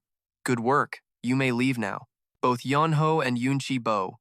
Yeonho tries to sneak out with her, but a thunderous shout freezes him. "You stay." Lee Wang has lost all his usual calm. His face is beet red, veins popping on his neck from pure, unfiltered rage. He bellows, "I'm talking about you." Yeonho blankly asks, "Me?" The only response is the nobleman's face, completely twisted with fury. Yeonho stumbles into the room, holding a head that's still ringing from lack of sleep. My brain is running slower than free Wi-Fi. While he's still in a daze, Lee Wang and Wan Hyo-hwan are waiting with deadly serious faces. Suddenly, the Lord pulls out an incredibly formal object. It's a sword in a jet-black scabbard, adorned with gleaming gold-plated dragon and phoenix designs. He sighs, his eyes full of determination. "I know what I must do." Right after that, he firmly presents the sword to Yeonho, who curiously takes the precious item to look it over. Lee Wang asks slowly, "Do you know what this is?" Yeonho flatly replies, "Nope." The deadpan answer makes the Lord snap, "Then why did you accept it without asking?" Right now, Yeonho's head is filled with nothing but images of shiny gold bars. He mutters with a dreamy look on his face. "This looks valuable. I could probably get a whole cart of gold for it at the market. And now, you and I get to hear his late master's sage advice. If it looks sellable, grab it. No questions asked." Yeonho hugs the sword tight, forcing Lee Wang to bury his face in his hands. He tries to explain, "That sword is," but Yeonho cuts him off. "No takebacks. A gentleman would never do such a thing." Even as the Lord tries to protest. "That sword," as the kid continues his moral grandstanding. "You're a great lord. Why are you acting like a child, giving a gift and then wanting it back? No way." In fact, Yeonho then does something unbelievably disgusting. He spits on the sword. "There. I spat on it to mark it. It's mine now." His patience completely gone, Lee Wang slams the table and leaps to his feet, roaring in a fit of rage. "Just listen to me, you damn pest! You clan-destroying brat!" He yells with absolute authority. "That sword is the sacred relic of the Imperial Censor. Wherever you draw it, you will be treated as my equal." Hearing about the item's supreme power, Yeonho looks deeply disappointed. He stares at the sword with a dead-inside expression. Lee Wang is baffled. "What? Is there a problem?" Yeonho asks back. "That's it?" The Lord is stunned. "Huh?" The boy begins to complain about its practical value. "Can I trade this for food? Or maybe a winning lottery ticket?" "You're a big shot official." Yeonho starts talking down to him. "I rendered a great service. Just smoothing things over with this trinket is a bit inconvenient." When asked what he means, he launches into a life lesson. Reciprocity makes the world go round. These days, people value practical benefits more. He lets out a heavy sigh. This is so awkward. It's not polite to say it directly, before finally getting to the point. "Forget the sacred relic. Just give me cold, hard cash." Lee Wang grinds his teeth, his hand gripping the trembling table. "You want money?" Seeing the mood turn sour, Yeonho immediately backpedals with a straight face. "No, saying it so bluntly is rude. I do have manners, you know." Yeonho picks up an inkstone from a box, his eyes lighting up like he's just seen treasure. "But am I getting this too? This looks expensive. I could make a fortune auctioning this." Lee Wang awkwardly explains, "Ahem, that is a precious inkstone." Realizing the kid only cares about money, he clears his throat and repeats sternly, "It is a sacred item of the censorate. In any government office, you will be treated as my equal. This means I am granting you a rank equivalent to the Grand Imperial Censor." At the mention of a job title, Yeonho looks disgusted. "I hate working, especially jobs that don't pay in gold." Lee Wang stresses, "I said I'm giving you an official rank." Yeonho just argues back, "Isn't that the same thing?" He growls, "It's different." Yeonho asks back, "How is it different?" And now we get to see a grown man break. The Lord just screams, "Because I said so. Fine, fine. I have to respect my elders, so I'll listen. Another official nearby calmly explains, the censorate has always sent supervisors across the land. That position has been empty and is now being given to you. Yonho squints his eyes and asks, so you mean this is my payment? Li Wang completely snaps, screaming, no, it's a reward. If I have to, I'll sell my entire house to reward you, you little punk. All right, let's watch our boy Wee Yonho start by mumbling that the prince was for sale. When the old royal looks confused, Wee Yonho just brushes it off, saying, oh, it's nothing. But in his head, all he can see are stacks of glittering gold. Prince Li sees the greedy look and explodes. You were actually going to sell me? Who are you? What clan do you belong to? Who is your master? Wee Yonho turns away coldly. Can't say. The prince presses on. Is it because you don't trust me? Wee Yonho just gives a silent, knowing nod. Prince Li is floored. You know my status, yet you still won't trust me? Wee Yonho meets his gaze, his voice suddenly chillingly calm. How can I trust someone who hides their true power and puts on an act in front of me? Suddenly, the air in the room turns ice cold. Wee Yonho then throws out a provocative question. To take down Lu Mufeng, how many seconds would you need? 5? Or maybe 3? Wee Yonho's voice becomes as sharp as a blade. The one thing I hate most is being treated like a pawn and led by the nose. And here's the moment the mask drops, don't blink. A crimson aura explodes as his entire body radiates brilliant green energy, his eyes glowing with immense power. Being manipulated on their game board, that is what I despise. His cold declaration makes Prince Li break out in a cold sweat. The royal asks in utter shock, You knew I was intentionally hiding my strength this whole time? Wee Yonho doesn't even flinch, calmly laying out his analysis. You old-timers traveled thousands of miles just to play Go? Sounds pretty ridiculous. You obviously had a scheme from the start. He figured out they already had a plan, and his sudden appearance just became the perfect cover story. Whatever the reason, Lu Mufeng showed up. The incident happened, and I was forced to choose a side. Prince Li is still baffled. But wasn't it obvious that you would choose to side with us? What, was I supposed to side with the guy selling buns at the gate? To be honest, Lu Mufeng's story was more believable. Even if that verdict was fake, a royal like you secretly gathering powerful people here is a fact. And it's pretty hard to believe you did all this just to make some new friends. The most likely answer is that this is a conspiracy. Prince Li asks, You knew all that, yet you still helped us? And his reason, as you and I are about to find out, is peak main character logic. Because that young lady called out to me, otherwise I would have been long gone. I run faster than a firework. He fully admits that if he hadn't been spotted, he absolutely would have made a run for it. But he saw that the girl seemed totally unaware of all the adult scheming, so he just couldn't ignore her. Wee Yonho then recalls what his master taught him. Your path is very important. The state of the world matters too. But if you can't see the true nature of things, and trust me, that one lesson is about to change the entire game. All right, let's watch how a simple game of Go turns into a masterclass on manipulation. Inside a quiet room, 3 men are sitting at a board. Turns out, Li Wang eyes him and asks if this was all planned. Wee Yonho just gives a casual reply. Being stuck with a bunch of schemers is boring enough. If I don't stir the pot for fun, I might just fall asleep. The mood instantly freezes as Wee Yonho drops a bombshell.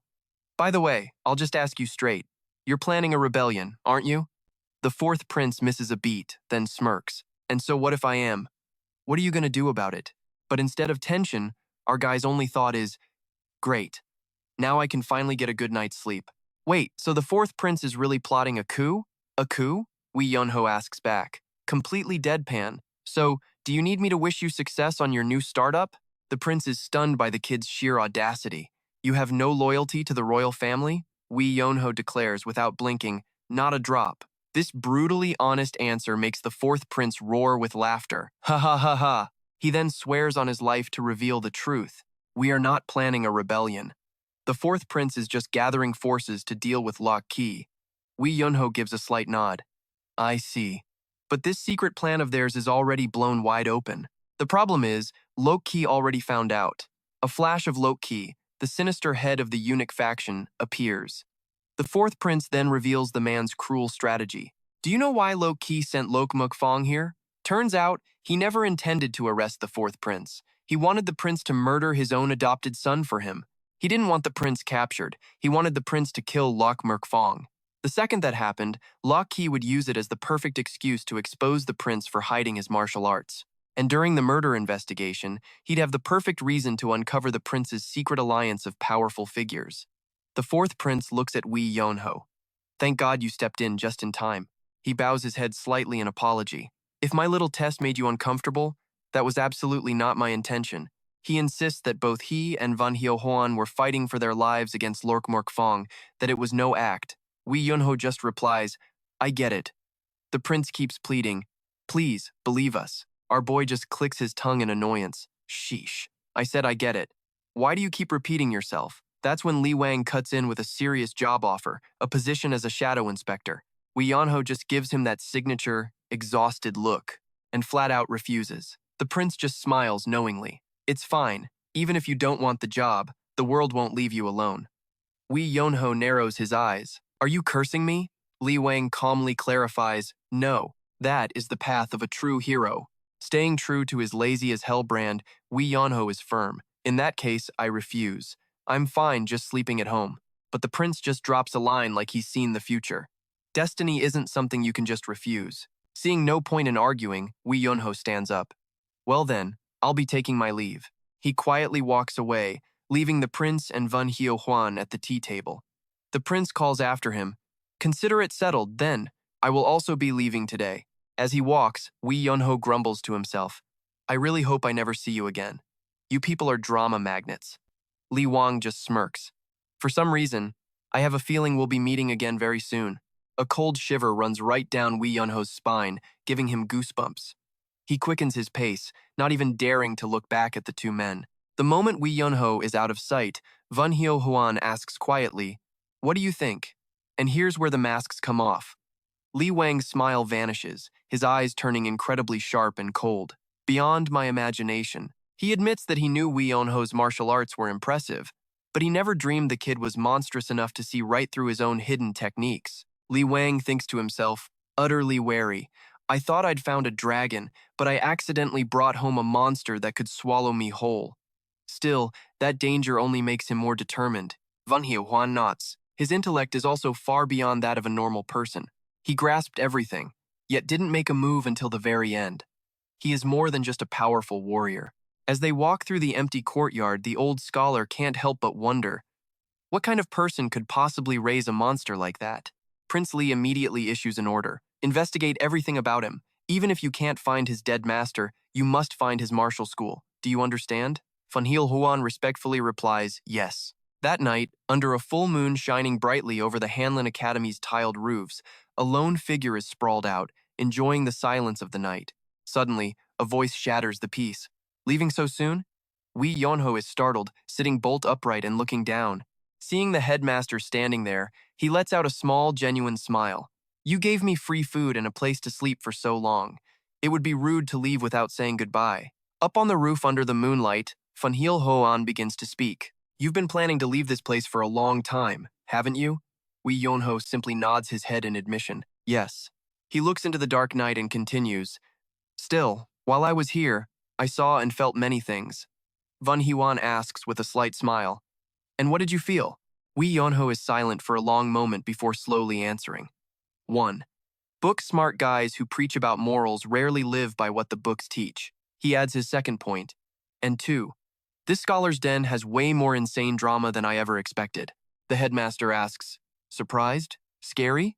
Because I never imagined that person would be at the academy. Of all the people I've met since entering the martial world, that man is the #1 grandmaster. Prince Li's martial skill is truly extraordinary.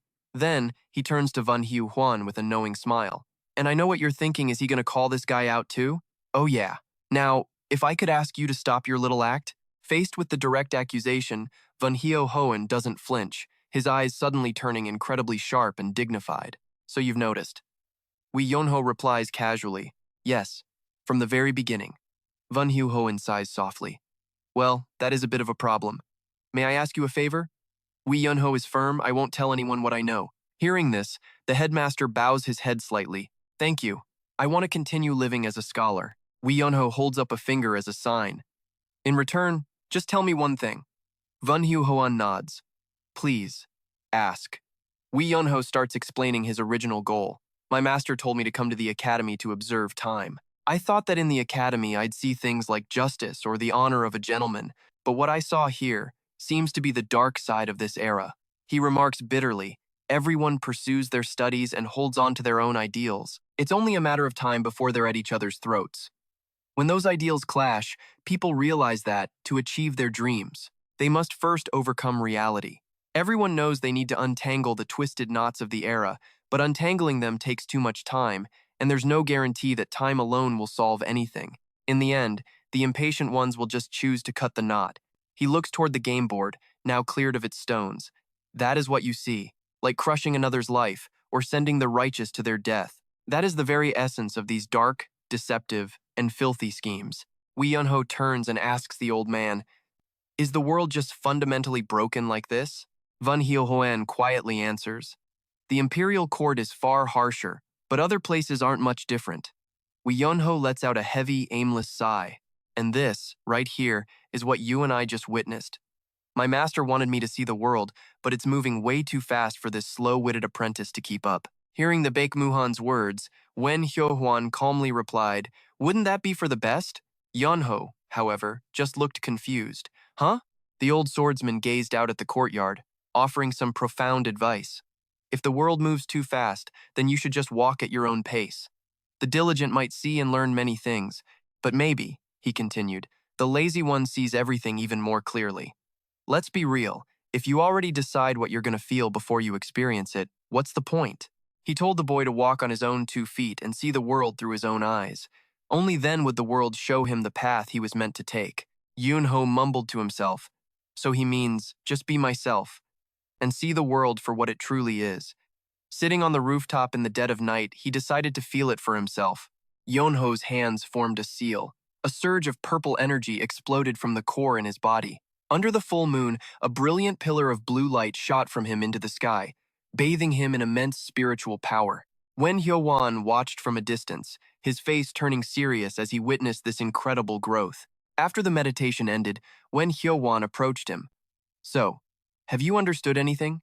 Yun-ho just stretched, admitting, "Honestly, I'm still as clueless as ever." Hearing this, the old master burst out laughing. "Ha ha ha.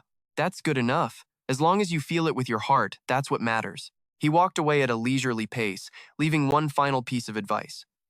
"I hope, one day, you will find your answer." Yun-ho watched his senior's back before flopping down on the roof tiles, staring at the night sky. He felt a strange change in his chest. "Wait, I think I actually felt something just now. Or maybe I'm just hungry. Or that pill my master gave me is finally kicking in." As he dreamily stared at the moon, an image of his stern master, Baek Muhan, appeared and asked him a question. "Did you just have an epiphany?" But in reality, when Hyo-hwan was just staring at Yun-ho sprawled on the ground, looking absolutely fed up. "Didn't you say you were leaving soon?" he asked. Yun-ho sat up, making excuses. "Ah, well, it's a bit late today. I'll go tomorrow. My plan is to always do things tomorrow." When Hyo-hwan could only sigh in defeat. "You've been saying that for half a month." Yun-ho shamelessly argued, "Hey, a little delay is fine." The old man just clicked his tongue. "You've got a point." But just as the stalemate set in, Yun-chi walked in with the Valiant Sun Escort Guild. She announced coldly, "Thank you for answering the call of the Valiant Sun Escort Guild. Now pay attention, because this is where our story takes a turn for the absolutely absurd." One of the escorts looked around, confused. "So, what is the cargo we're supposed to be escorting?" Without a single hesitation, Yun-chi pointed right at a dumbfounded Yun-ho. "That. High-grade premium lazy cargo. He doesn't even need much food." Yun-ho jumped, pointing at himself. "Me?" The escorts stared at him doubtfully, one of them muttering, "He looks like a person." "Oh, that's just the exterior design," Yun-chi explained, like she was describing furniture. "He's just cargo." She then added, "We do transport people, but in those cases, we'd prepare a separate carriage." The lead escort explained anxiously. "And besides, this shipment is mostly for goods. It's difficult to bring a person along," he said. But Yun-chi waved it off. "Don't worry. If the cart can carry chickens and ducks, it can carry him. What's the difference?" She then offered her master plan. "Just put him on top of the goods. 3 meals a day and you're set. He won't complain or cause any trouble." Hearing this, Yun-ho could only hang his head in shame at the girl's ruthlessness. To seal the deal, Yun-chi played her final card. "I'll pay the full fee for transporting a person. In fact, I'll pay 4 times the price. Just get this guy out of my sight. Faced with such a huge sum, the escort leader immediately shook her hand. Deal, please, this way, sir. It was only then that Yeon-ho snapped out of his shock, screaming, "What are you talking about?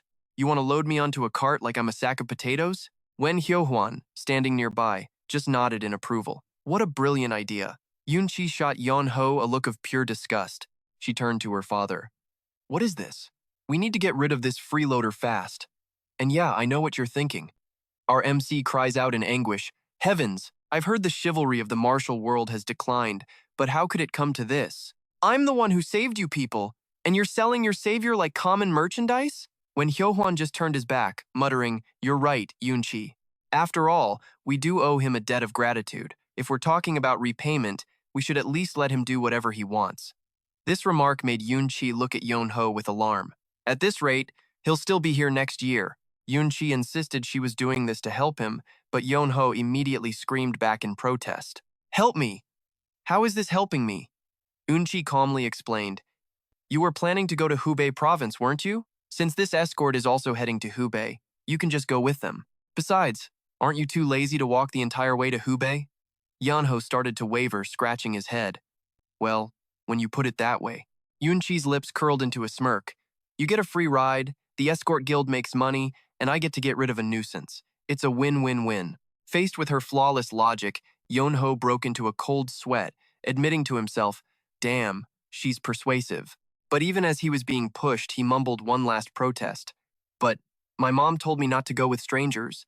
At this point, Wen Hyo-hwan himself had to step in. It's fine. They're all trustworthy people with clear identities. You can go with them without any worries. Still muttering, but Yeon-ho finally clicked his tongue and gave in. Fine, let's just go. I can't believe I have to leave in such a rush. I was sleeping and suddenly got shipped out. Perched on a pile of wooden crates, he heard Wen Hyo-hwan's parting words. Have a safe trip. Please take care of yourself. Seeing Yoon-chi's beaming smile, Yeon-ho said sarcastically, You look pretty happy about this. She didn't even deny it. Is it that obvious? Yeon-ho could only groan in defeat. The escort cart began to roll forward with a steady clatter. True to his nature, Yeon-ho immediately flopped down on the pile of goods. As the cart passed through the city gates, the father and daughter watched from a distance. Yeon-ho lay on his back, lazily watching the autumn leaves float by. Suddenly, a voice called out from behind, Hey! Yeon-ho sat up and saw Yoon-chi waving and calling after him. Stay healthy! Seeing this, his face twisted in confusion. He muttered, She kicks me out and then wishes me well? What's with this girl? But Yoon-chi wasn't done yet, shouting one last piece of advice. And remember to fix that lazy personality of yours. Yeon-ho just waved back half-heartedly. Yeah, I know. This laziness is my trademark. It's hard to change. The cart slowly disappeared behind the vibrant autumn leaves, Yeon-ho still lying down, waving a lazy goodbye. When Hyo-hwan softly told his daughter, All right, let's go inside. Yoon-chi bowed respectfully. Yes, father. The two of them quietly walked back into the estate, but just before the gates closed, let's be honest, you and I both know she was going to look back. Yoon-chi glanced one last time down the road with a thoughtful expression. Yoon-chi watched him go, smiling softly as she said goodbye to this strange, lazy man. Meanwhile, back with the escort team, the escort leader, Guk Bi-hyang, was staring intently at the new package with a look of pure disbelief. He growled, Hello? Is this the cargo you were talking about? In front of him, Yeon-ho was dead asleep on top of the goods, without a care in the world. Guk Bi-hyang finally snapped. Are you people messing with me right now? Don't they get it? Adding one more person to an escort mission just multiplies the work. A young guard explains, We wanted to say no, but the request came from the Grand Academy itself, so our hands were tied. Guk Bi-hyang glances at the lifeless body sleeping on the cart and asks, How long has he been like this? The guard replies, Ever since we left the academy, he's been in that exact state. Guk Bi-hyang just thinks, Isn't he uncomfortable? This whole situation is weird. The guard adds bluntly, Just treat him like livestock. Give him 3 meals a day and he's happy as a dog. He won't cause any trouble. All Guk Bi-hyang can say is, I really don't get it. He walks over, bangs on the side of the cart, and yells out, Hey! Wee Yeon-ho slowly opens his eyes, looking down from his perch. What's up? Guk Bi-hyang puffs his chest out. I am the escort leader, Guk Bai Hyang, in charge of this mission. Wee Yonho just blinks back. So? The escort leader explains the inconvenience of having an extra person, but Wee Yonho immediately reassures him. Don't worry, old man. I don't count as a person. Just think of me as another piece of cargo. Guk Bai Hyang is still worried, but Wee Yonho shows his true nature of next-level laziness. It's fine. I can handle the rough ride. Lying in one spot while someone delivers you to your destination? What could be better? Faced with this level of shamelessness, Guk Bai Hyang just scoffs. What a strangely optimistic guy. Fine, let's move out. Wee Yunho gives a half-hearted wave. Yeah, thanks for the ride. It's been 5 days since they left the academy, and life on the road is starting to test what little patience Wee Yonho has. He lets out a ground-shaking yawn and grumbles. This is getting old fast. He stretches and sits up. He's sleepy, but if he falls asleep, that crafty old master of his will just haunt his dreams. In his dream, the figure of Baek Muhan appears, scolding him mid-fight.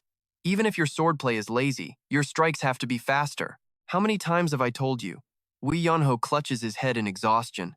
Damn it, how much longer do I have to endure this stupid dream training? Finally, he gives up with a sigh. Whatever. And with that, he goes right back to lying down on the moving cart. Suddenly, escort leader Guk Bai Hyang shouts, "Halt!" He stares into the forest, his voice booming. Which hero hides in the trees? I am Guk Bai Hyang of the Gualong Escort Agency. Wee Yonho cracks an eye open, thinking, mountain bandits? Or maybe fans here for an autograph?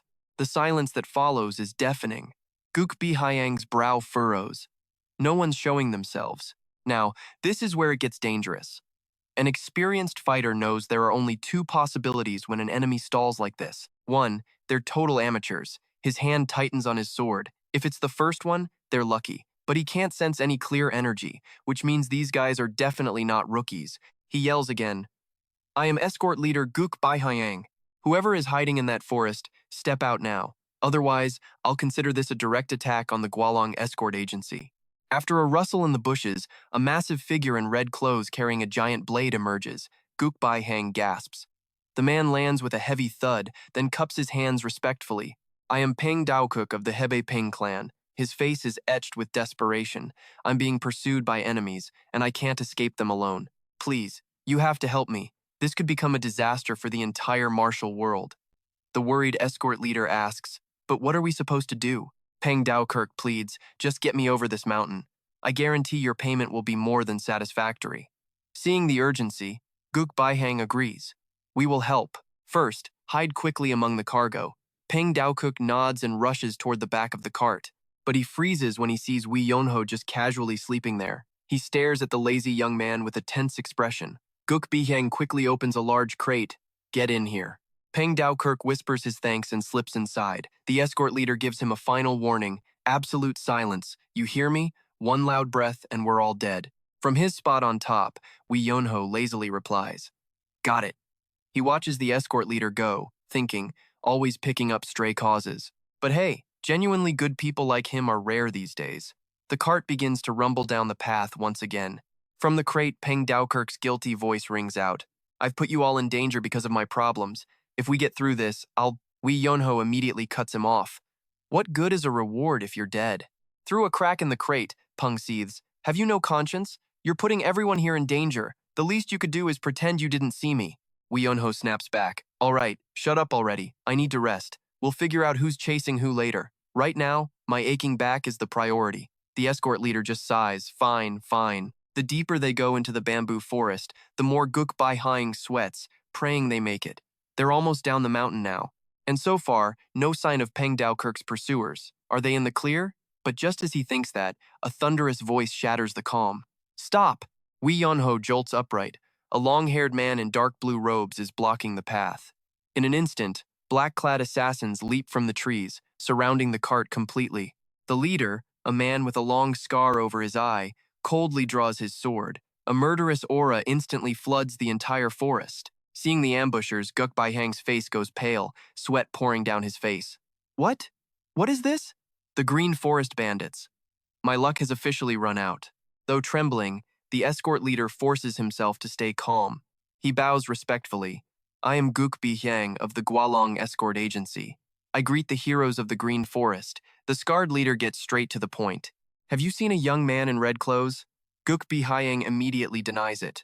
Red clothes? No, we haven't seen anyone like that. The bandit's eyes turn sharp with suspicion. You better tell me the truth. Play games with me, and you'll regret it. Guk Bihayang quickly explains, I don't know what you're talking about, but I have no reason to lie. The Gualong Escort Agency has always had good relations with the Green Forest. Why would we hide some stranger and make an enemy out of you? The leader's gaze shifts to the cart, where Wee Yonho is still lying down.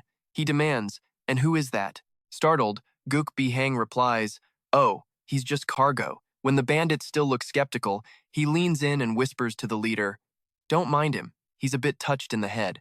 I'm escorting him to a mental asylum. The leader repeats his words with a scrutinizing look. So you're saying there's no one? He nods slowly. You're right, there's no reason for you to lie, but the problem is, that guy on your cart. He roars, I asked you clearly if you'd seen a man in red, right? And at that very moment, Wee Yonho calmly sits up, pulls open his shirt and says, huh? Since when was I wearing red? Stick with me here. The guard captain sees his red inner shirt and absolutely freezes. What? It's real. Pure rage. The leader roars, you want to play games with me? I'll send all of you to hell to play together. He draws his blade instantly, pressing it to Bi Huang's throat, the old man's face twisting in terror. So you knew you were hiding Peng Daoji? The leader declares coldly, then let's do this. I'll kill one. If no one talks, I kill another. One by one, you'll all drop. Let's see how long your silence lasts. I bet before the third one, someone will crack and admit they saw him. Bai Huang is stunned. What did you say? The leader scans the crowd coldly. Fine. So, who dies first? He points his sword at a young, trembling guard. You. The kid's too scared to even speak. What? The leader closes in, his voice a low growl. Answer. Did you see a young man in red? The guard just stammers. The blade presses closer. The leader warns, your answer decides if you live or die. Desperate. The kid sobs. I saw nothing. The leader coldly raises his sword. Then you're useless. Just die. The masked assassin strikes like lightning. The guard barely has time to scream in terror. Meanwhile, Wei Renhao is casually sitting on some crates, arms crossed. He looks down and asks coldly, what did you just say? I was half asleep and barely heard you. To the absolute shock of the assassins, Renhao suddenly kicks the crate beneath him and casually points. He's right here. Stop looking. Your target's hiding in this barrel. He just reveals the secret. The Peng family kid you're after. Hey, you've been found.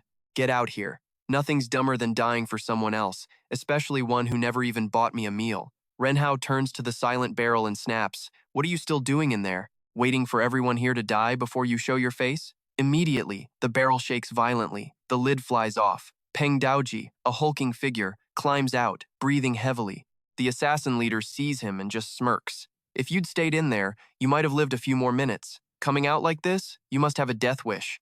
Peng Daoji grits his teeth. If I didn't come out, you would have slaughtered all these innocent people.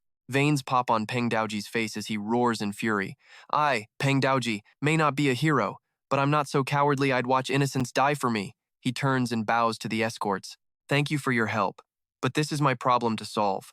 Please, continue on your journey.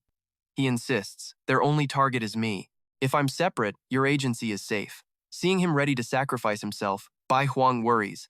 But sir, Peng Daoji just calmly replies, I'm fine, can't escape them anyway. Bai Huang hesitates, then gives the order. Very well. We wish you good fortune in your fight. Let's go. The carriage starts rolling away, leaving Peng Daoji alone against the assassins. But just as the carriage gets a short distance away, Bi Huang suddenly stops. Wait, this is wrong. The bandit leader glares. What do you mean? Wei Renhao, still looking bored, asks, you're heading back toward the forest, correct? The bandit scoffs. So what?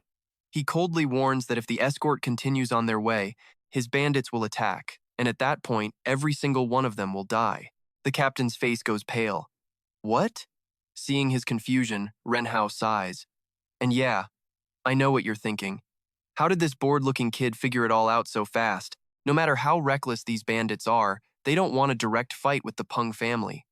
If we return and spread the rumor that a Peng died by their hands, what happens? He states with certainty that the Peng family would then tear this entire mountain apart for revenge. At that point, it's just easier to kill us all to keep things quiet. Hearing this, the bandits stare, horrified. The leader breaks into a cold sweat, admitting, I didn't think that far ahead, but it makes sense. Renhao just gets smug and taunts them. Oh? You really never thought of that? It's like adding fuel to the fire. The leader just roars. You little punk! In the middle of the tension, Peng Daoji steps forward. Hey, calm down. This started because of me, so I'll handle it. Let me stop them. Right here. Ren Hao watches his back and scoffs internally. What a joke. He's the one who caused this mess, and now he wants to play peacemaker. He's like someone who pushes you off a cliff, then throws down a rope to look like a savior. He ran away before. How long can he last now? He's like a water ghost, just dragging everyone down with him to die. Ren Hao reconsiders. No, that's wrong. A water ghost doesn't drag this many people down. So what is he then? He realizes that if they keep running, the agency's reputation will be ruined, and before word could even reach the Peng family, this agency would probably be crushed. Seeing Ren Hao deep in thought, the worried captain asks, what should we do then? Ren Hao's gaze turns sharp. We have to fight. Running now is just pathetic. The captain is stunned. Against them? Ren Hao explains that if they run, only the agency's men will fight. But if they fight now, they'll have help. Hearing this, the captain nods in agreement. Indeed, makes sense. He turns to the bandits. So you really won't let us leave? The leader just sneers. Do you even need to ask? Peng Daoji roars. Even if I die, don't blame me. He swings his blade, blocking the leader's vicious strikes. In this life-or-death struggle, bitter thoughts flood his mind. They say the world is vast. If he'd known how dangerous it was, he never would have gotten involved. One wrong mission, and you're just gone. Ever since he was praised as a promising genius, a delusion quietly crept into his mind like a potent poison. Surrounded, Peng Daoji cries out in regret. Everything is because of me. Everyone here. It's my fault. The bandit leader raises his blade. It's over, kid. Peng Daoji closes his eyes, giving up. I'm sorry. Suddenly, a blood-curdling scream echoes from the bandit leader as he's sent flying, his sword clattering to the ground. A stunned Peng Daoji looks up. On the carriage roof sits Wei Renhao. He glances down at the chaos below and mutters, what a total mess. Witnessing this bizarre sight, both Bai Huang and Peng Daoji are completely dumbfounded, stammering in confusion. What was that? Peng Daoji stares ahead in disbelief. What just happened? On the ground, the assassin is out cold. You and I just saw the real threat finally make his move. Beside him, a porcelain bowl glows with an eerie blue aura, spinning on the ground. You heard that right, the thing that just took him down was a damn soup bowl. Meanwhile, on the roof of the escort cart, Rian Hao is just chilling. He looks bored out of his mind, holding 2 more bowls, probably lost in another daydream. Still contemplating the meaning of life? Down below, the clash of steel and screams echoes non-stop. Rian Hao smirks at Peng Daoji, who's completely surrounded. Luring all these enemies here just to space out and die? What a total moron. He even shouts down a helpful tip. Hey, old man, you're gonna get killed like that. The whole team's gonna wipe. Watching Rian Hao wave those bowls around, Peng Daoji fights on, completely bewildered. Is that guy cheering for him or cooking porridge on a battlefield? The assassins feel it too. Something is off. Stay sharp, their leader hisses. This is no time for questions. A grim purple aura erupts from Peng Daoji's eyes. There's only one thing left to do. Behind him, a massive tiger-shaped spirit materializes. He swings his saber with a thunderous roar. I'm taking at least one of you down with me. But then, a blast of white energy sends assassins flying. Now watch this. Those glowing blue bowls? They start exploding like mortar shells, wiping out enemies in a flash. Seeing Rian Hao still just sitting there, Gubi Xiang snaps, Hey, are you gonna watch this show all day? Come down and give us a hand. Rian Hao just yawns back. Huh? But I'm cargo. The casual reply leaves Gubi Xiang speechless. What? Are you crazy? Turns out, he's not scared of assassins, he's scared of the fiery Wenan Chi. Her orders were simple, cause no trouble, and don't get off the damn cart. She warned that if his carelessness dragged the Hanlin Academy into this, she would personally chase him down to hell and torture him for eternity. While he's busy brooding, an assassin puts a sword to Peng Daoji's throat. He looks to Rian Hao, absolutely terrified. I'll take full responsibility. Just give me a hand, Rian Hao hesitates. Tough call. I have this thing about keeping my promises. Seeing him waver, Peng Daoji presses harder. Look, if we die, who's taking you to Entrang Lake? Rian Hao grumbles. It's not like sitting up here is comfortable for me either. Help us through this, and I'll treat you to 2 days of rest at a nice inn. Hearing rest, Rian Hao's whole demeanor changes. He perks up. 2 days? Peng Daoji adds, and eat anything you want, as much as you want. Peng Daoji screams while blocking another strike. So, are you gonna help us? Get down here, you damn slacker. Watching this bizarre mid-battle bargain, the assassin leader is sweating bullets. And yeah, I know what you're thinking, is this really happening? Rian Hao just sighs. Well, I did make a promise. The wooden crate beside him bursts open. Rian Hao focuses, his eyes ice cold as he manipulates the blue energy swirling around dozens of bowls, turning them into lethal projectiles. Witnessing this absolute horror show, the assassin leader's face twists in terror. He can only stammer out, "What? What is that?" Looking at his men lying among broken pottery, the leader trembles, finally realizing the true power of his opponent, an expert. Rian Hao casually steps forward. I haven't even had my nap, and now I gotta clean this mess up. He glares at the stunned Peng Daoji. You're the one who led them here. He glares at Peng with pure disappointment. If you had any conscience, you'd at least try to pull your own weight. Am I wrong? Rian Hao's lecture continues. You cause trouble, drag everyone in, then you're useless when the fight actually starts. He scolds the man's sloppy fighting. What kind of warrior has his head in the clouds? This is a battlefield, not your lunch break. You almost died and you're still not awake? Hey, look here, you use a heavy saber. It's strong, sure, but way too slow. Rian Hao breaks down his technique like a master. Facing a mob, and you open with a swing that slow? Who are you trying to scare? Peng Daoji just stammers. Ah, no. Then you need to wait for an opening, or at least guarantee you take down one of them. Rian Hao adds a brutal burn. And that last move, why swing at empty air? He then says, it should be like this. In a split second, he's closed the distance and stolen the giant saber from his hands. Peng Daoji freezes, staring at his empty hands, sweat pouring down his face. He screams in disbelief, my saber, you took it before I could even react. Rian Hao holds the blade as a multicolored aura explodes around it. That move you just tried. He swings the saber, unleashing a slash that rips through space itself. Try this on for size.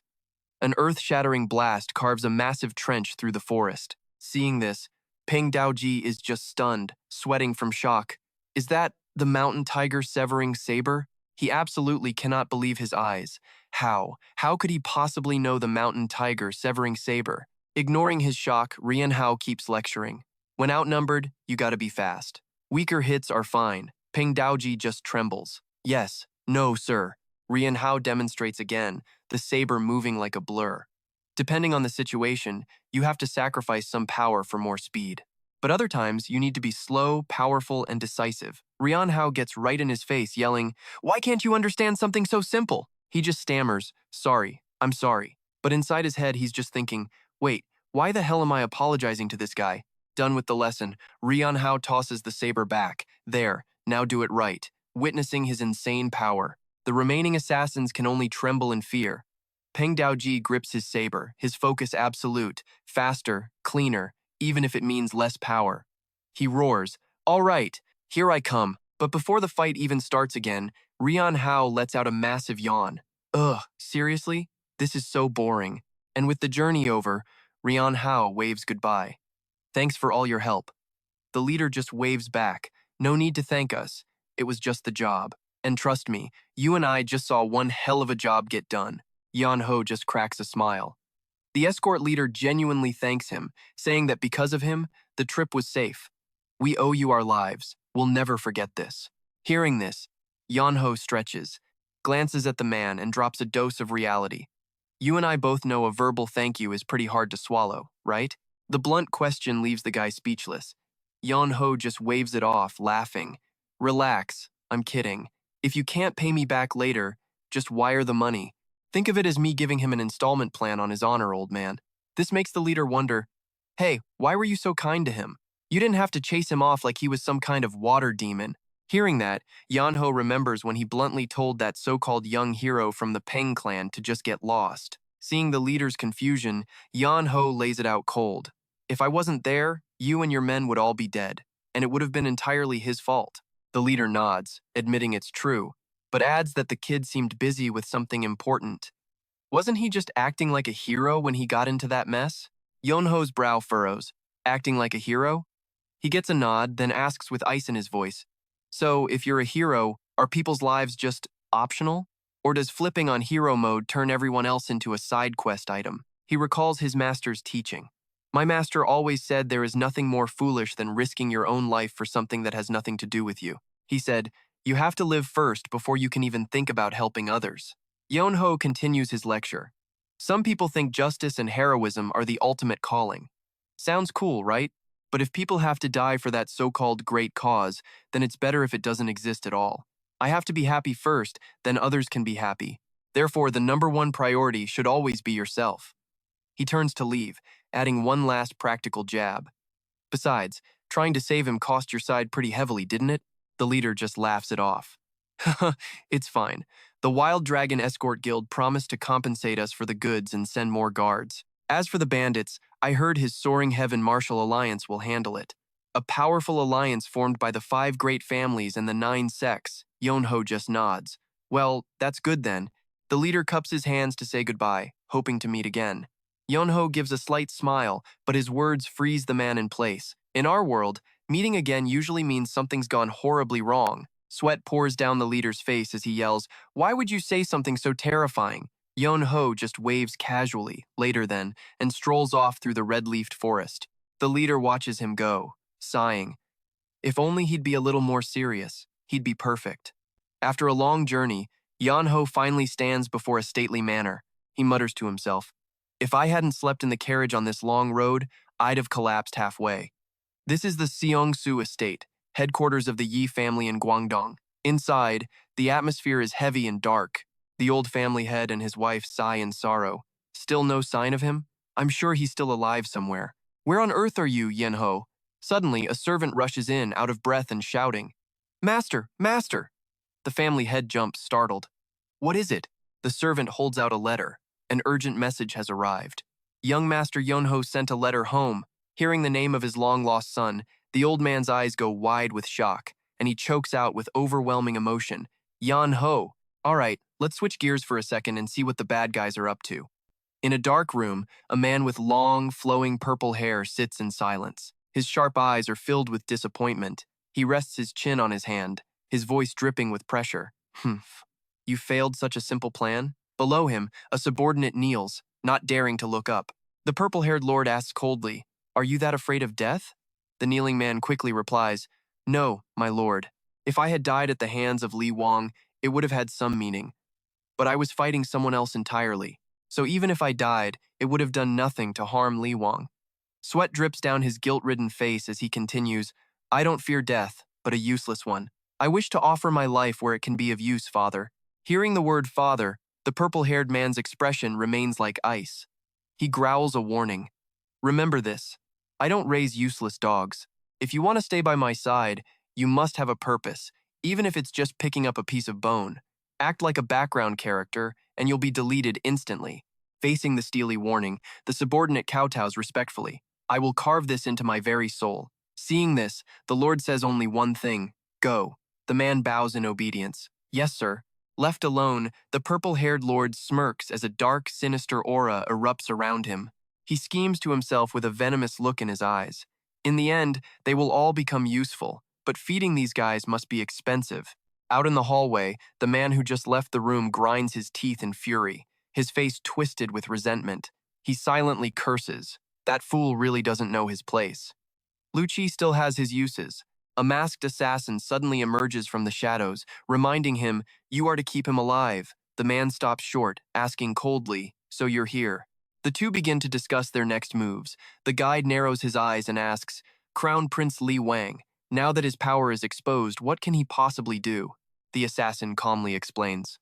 My lord says his very existence is enough to keep the royal family in check. However, this answer only seems to annoy his partner. He snaps, Isn't that something I could do?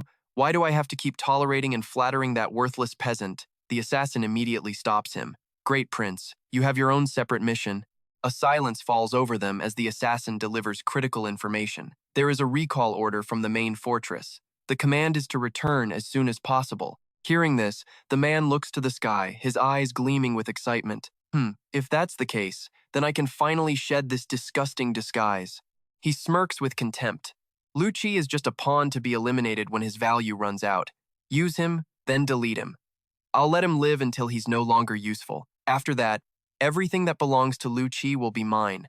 He walks off into the night, completely confident. The royal family is probably in no hurry. What are the clan elders up to? The subordinate trailing behind reports. I'm not entirely sure, but I heard he's been making moves against the Yi clan recently. The man's footsteps suddenly stop, his eyes narrowing in thought as he repeats the name. The Yi clan? In the distance, the grand estate of the Yi family glows under the lantern light, a silent witness to the dark schemes about to unfold. Standing in a pharmacy called Quiet Hand Apothecary, Yon Ho is stunned when the old manager delivers a blunt statement. Young man, this isn't the place you're looking for. All our hero can manage is a shocked. Huh? The old man holds up the paper in his hand, squinting. This is an introduction letter to the Sacred Hand Manor. This place is the Quiet Hand Manor. Yon Ho freezes, remembering the nobleman's confident words from before. He had declared with absolute certainty, "You want to go to the Yi family?" In Hubei, there is the Sacred Hand Manor, renowned throughout the world in the medical field. Oh, and this is where it gets good. The current master is an old acquaintance of mine. Take this letter, and they will surely treat you well. Yeah, about that. Reality just hit him like a ton of bricks. So this isn't the real Sacred Hand Hall? How did I walk this far just to get the wrong address? The old manager sighed, explaining that while this used to be the hall, the place our guy was looking for was just a ruin now. He tells him to cross the street, head down a narrow alley, and he'll find it. But he adds a little warning he'll probably just be disappointed. Walking through the dead of night, Wee Yun-ho glares at the recommendation letter with total disgust. What a joke. Suddenly, a desperate cry for help echoes from a massive estate nearby. My lord, he sees a crowd of poor villagers on their knees, begging a physician in expensive robes.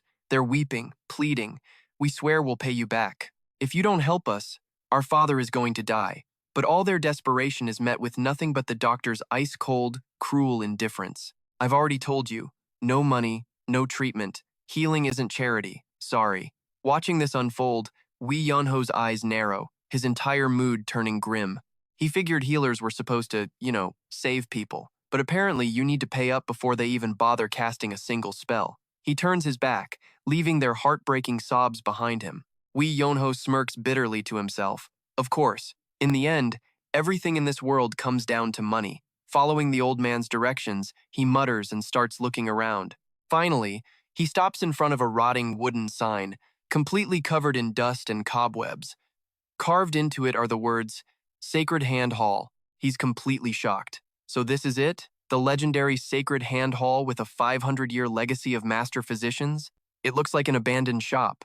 Stepping into the dead silent courtyard, Wee Yun-ho calls out, "Is anyone here?" A second later, a little kid pokes his head out the door and asks innocently, "What is it?"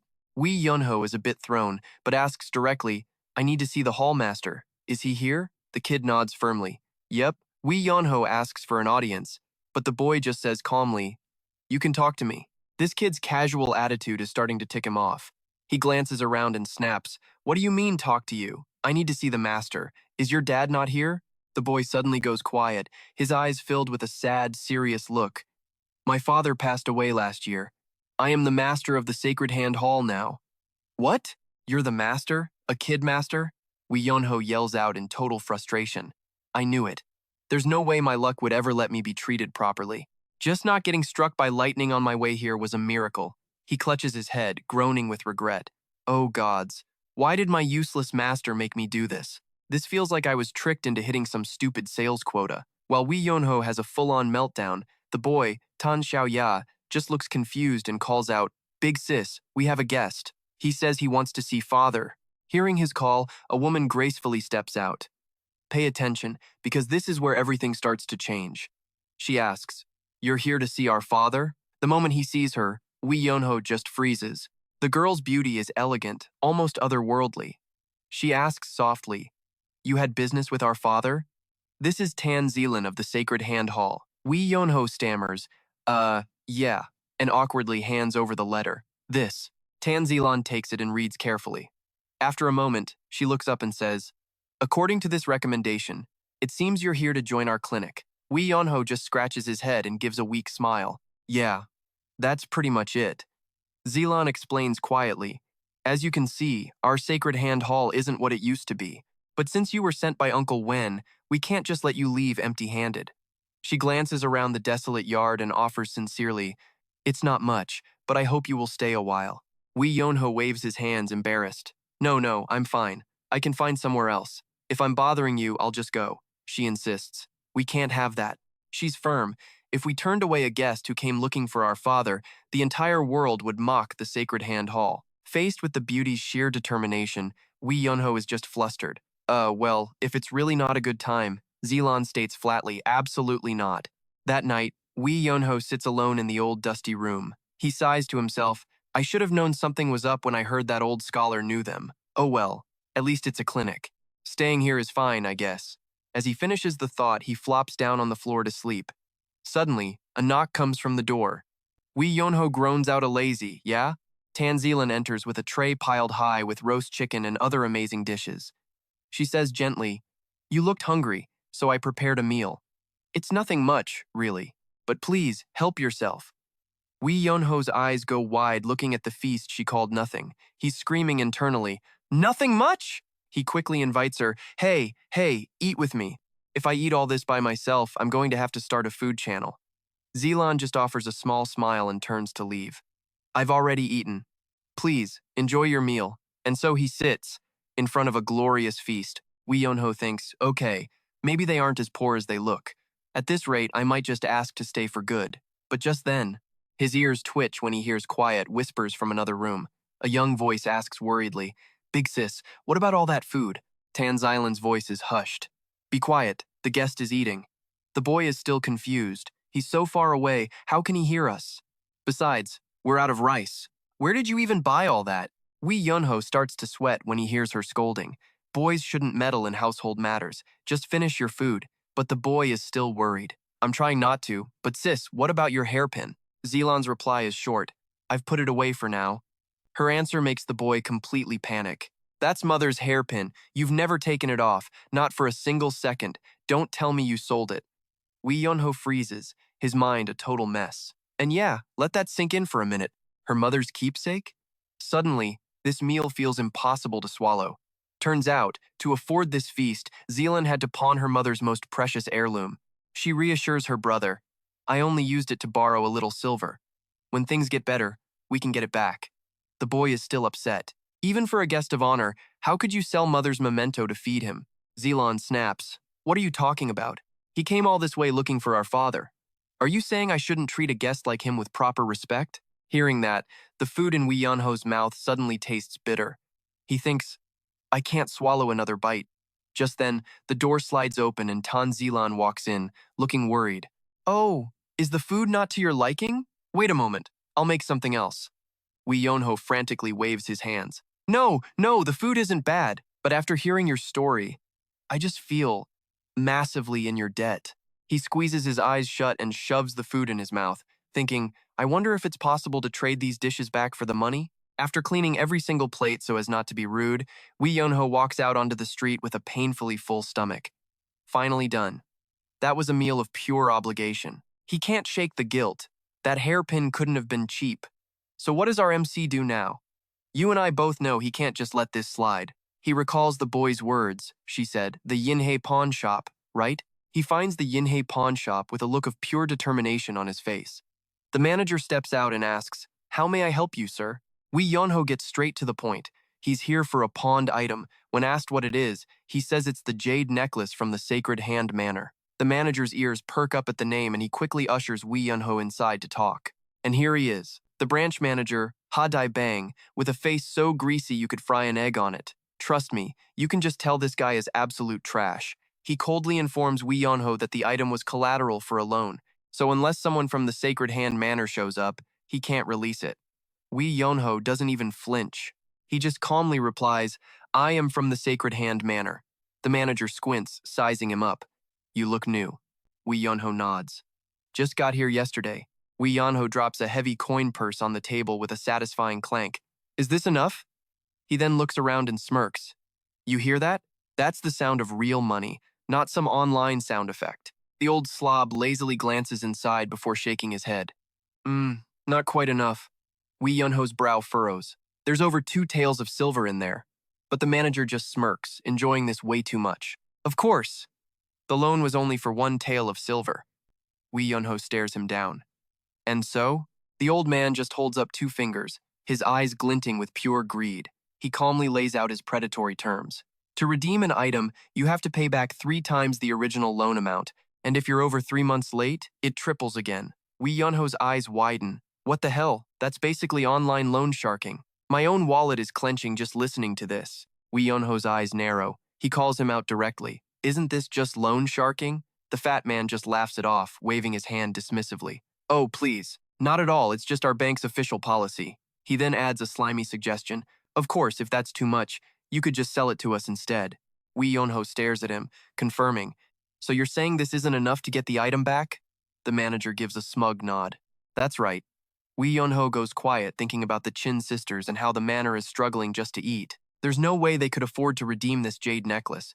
But he also understands the sacrifice Miss Chin made. But surely Miss Chin knew about these insane rates when she pawned it. Wee Yunho sighs, muttering to himself. People pawn their belongings to survive. This guy must have pawned his own conscience.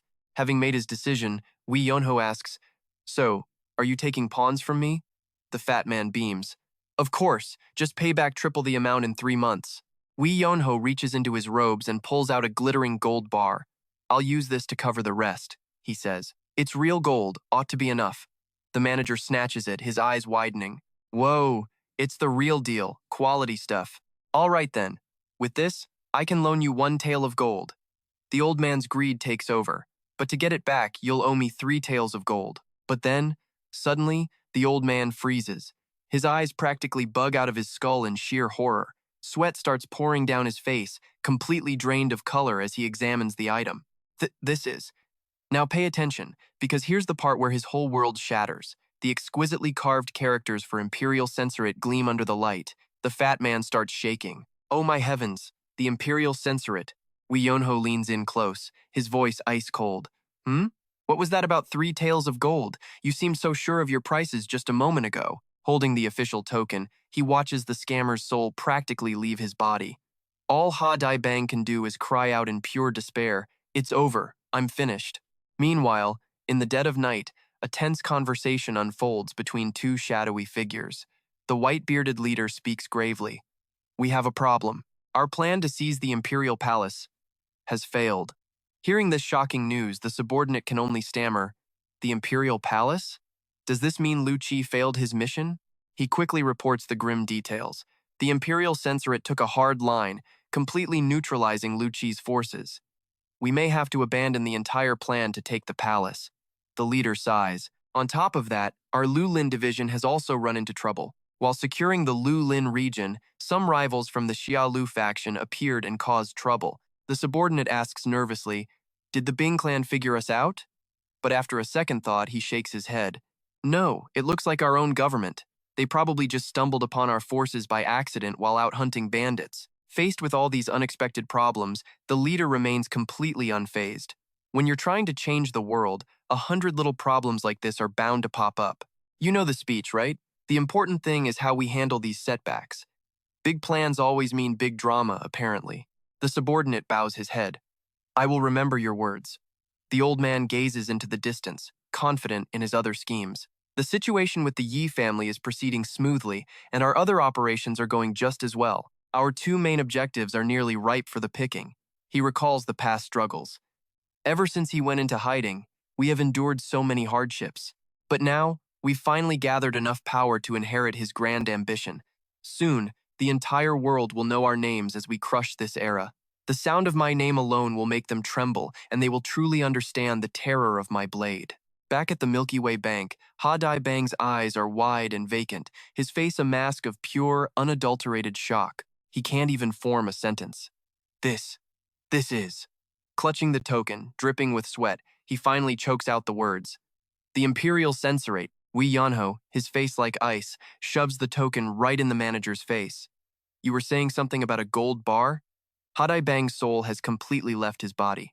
All he can say is, I'm a dead man. He immediately drops to the floor, slamming his head against the ground, begging for his life. Mercy, my lord, please have mercy. I was running a private loan and dared to speak so arrogantly to you. Wee Yunho remains completely unfazed, staring down at the pathetic wreck trembling at his feet. He coldly lists the charges. So, where should we start? How about the two-tail silver item that was mysteriously melted into a one-tail necklace? Ha Dai Bang doesn't dare to look up. Wee Yonho presses on. Or perhaps we should discuss how a 3-month loan somehow tripled its interest? The fat man is literally crying now, trying to explain through his terror. My lord, I know the interest is a little high, but so many people pawn things and never return for them. The manager, Ha Dai Bang, sweats bullets trying to justify his predatory rates. I have to do this to cover my losses. After all, with compound interest, our profit margin is only a meager 4.5%. Wee Yonho squints, repeating the number with pure sarcasm. 4.5%, you say? If you're compounding that monthly, what's the annual rate? The fat man starts shaking, forcing a smile that doesn't reach his eyes. Oh, it's not much at all, sir. At most, it's only 600%. Yeah, borrow one tael, and you'll have to sell your house to pay it back. Wee Yonho's face darkens instantly. He growls. 600% a year? Not 4.5%, but 600? That's 60 times the amount. I've never heard of interest rates like that in my life. Sensing things are going south fast, the manager quickly tries to backpedal. But sir, if you consider the actual value of the pawned item, that number isn't so unreasonable. Even as silver, that piece is worth 10 taels, so a 60% interest rate is fair. Wee Yonho glares, delivering the checkmate that freezes the man solid. Just a minute ago, you said it was worth 1 tael of silver. Now it's 10? The manager stammers in terror, that is. But before he can spew another lie, Wee Yonho roars. And you and I both know what's coming next. Lock the doors. All right, let's pick up right in the middle of the aftermath. Inside, all you can hear are Vancien's desperate pleas, but our boy Wan In-ho is in no mood for forgiveness. Meanwhile, in her study, Jin Ye-ran is busy writing when she suddenly stops. Who would be out and about this late at night? She steps onto the balcony and spots something strange on the floor. It's a scroll, tied with a red string and a beautifully carved green jade pendant. Yiran's hands tremble as she clutches it to her chest, her eyes filling with tears. Mother, she whispers, looking around the empty night. Up on the roof, Wan In-ho watches the whole scene unfold. He smirks, a sense of relief washing over him. Well, at least that's enough to pay for dinner. The scene shifts to the Heavenly Justice Bureau, where a burly man in red stands anxiously before a massive map. Sweat drips down his forehead as he nervously asks himself, my heart is beating faster in this hall than when I was being chased by loan sharks. Why am I here? What did I do wrong? As someone approaches, a low voice rings out. Sit. Make yourself at home. The man in red shivers, stammering out a terrified, yes, sir. Yeah, make yourself at home. If I get too comfortable, I'll probably find my head making itself at home in a basket. He sits down meekly, not daring to look up. This is Jo Hyun, the strategist of the Justice Bureau, a man holding the powerful title of Divine Envoy, now calmly opening a fan. Facing him is Bang Do-gyuk, the burly young man, who now looks incredibly respectful and a little scared. He quietly asks, why would the Divine Envoy himself summon me here? Jo Hyun looks him dead in the eye, getting straight to the point. I've heard everything that happened in the Green Forest. You said you encountered the 10 swords of the Green Forest, correct? The second he hears that name, Bang Do-gyuk's face twists in pure terror. Sweat pours down his face as he shrieks, what? The 10 swords? Oh yeah, he knows he's screwed. Jo Hyun nods, his expression unchanging. The assassins chasing you were them. Consider it a blessing from the heavens that you're still alive. That confirmation sends a shiver down Bang Do-gyuk's spine. He thinks to himself, no wonder they were so terrifying. Jo Hyun continues, I'll investigate the Smugglers Guild case myself. Thanks to you, we might just crack something big. However, the strategist's gaze darkens as he brings up a critical factor. But the problem is the young man who saved you there. In Jo Hyun's mind, images of the Green Forest's elite assassins flash by. The 10 swords are the absolute best of the best, he thought. Even a rare talent like Bang Do-gyuk would have trouble with just one of them. And he took down several? He turns to Bang Do-gyuk. What was his name? After getting the answer, he said his name was Wan In-ho. Jo Hyun's brow furrows in thought. That name triggers a memory of an important report. Wan In-ho. I've seen that name in a report sent by the Beggars Sect. The strategist's eyes flash with surprise. The second son of the Guangdong Wan clan. Is he really back? After 5 years, he returns and causes this much of a storm? Yep, you can smell the John Hu drama brewing. Both the clan head, Wan In-gwang and his brother Wan In-ho are the same. Looking at the map of the martial world spread on the table, Jo Hyun concludes that the Guangdong Wan clan is about to make waves again. He presses further. Where did he say he was going? Bang Dogyuk immediately answers. He said he was going to the Sacred Hand Manor. Jo Hyun stares at the location of Hubei on the map, his mind filled with doubt. A man who vanished for 5 years reappears, but instead of going home, he heads for Hubei? Okay. Something big is about to go down.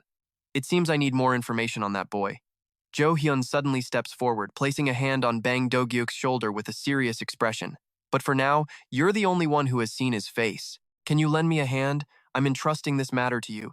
Faced with the Divine Envoy's command, Bang Do-gyuk immediately drops to his knees, declaring loudly, "This subordinate understands, and you and I both know that even though he's putting on a brave face, deep down, Bang Do-gyuk is shaking at the thought of their next meeting. His face is slick with sweat, his eyes revealing a storm of complex emotions.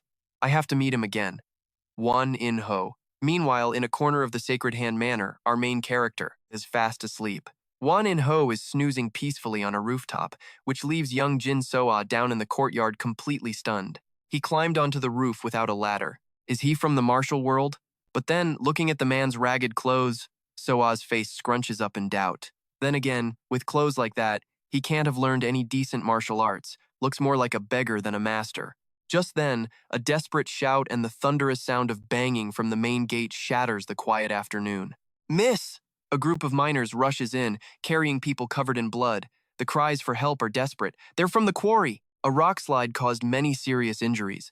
The scene is pure chaos dust everywhere, some carried on backs, others on stretchers, all groaning in agony from fatal wounds.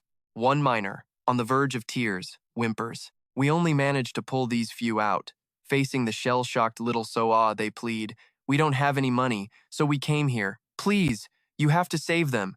So-ah trembles, sweat pouring down his face in a panic. "Wait, hold on. There's so many. I can't handle this. My heart is going to explode."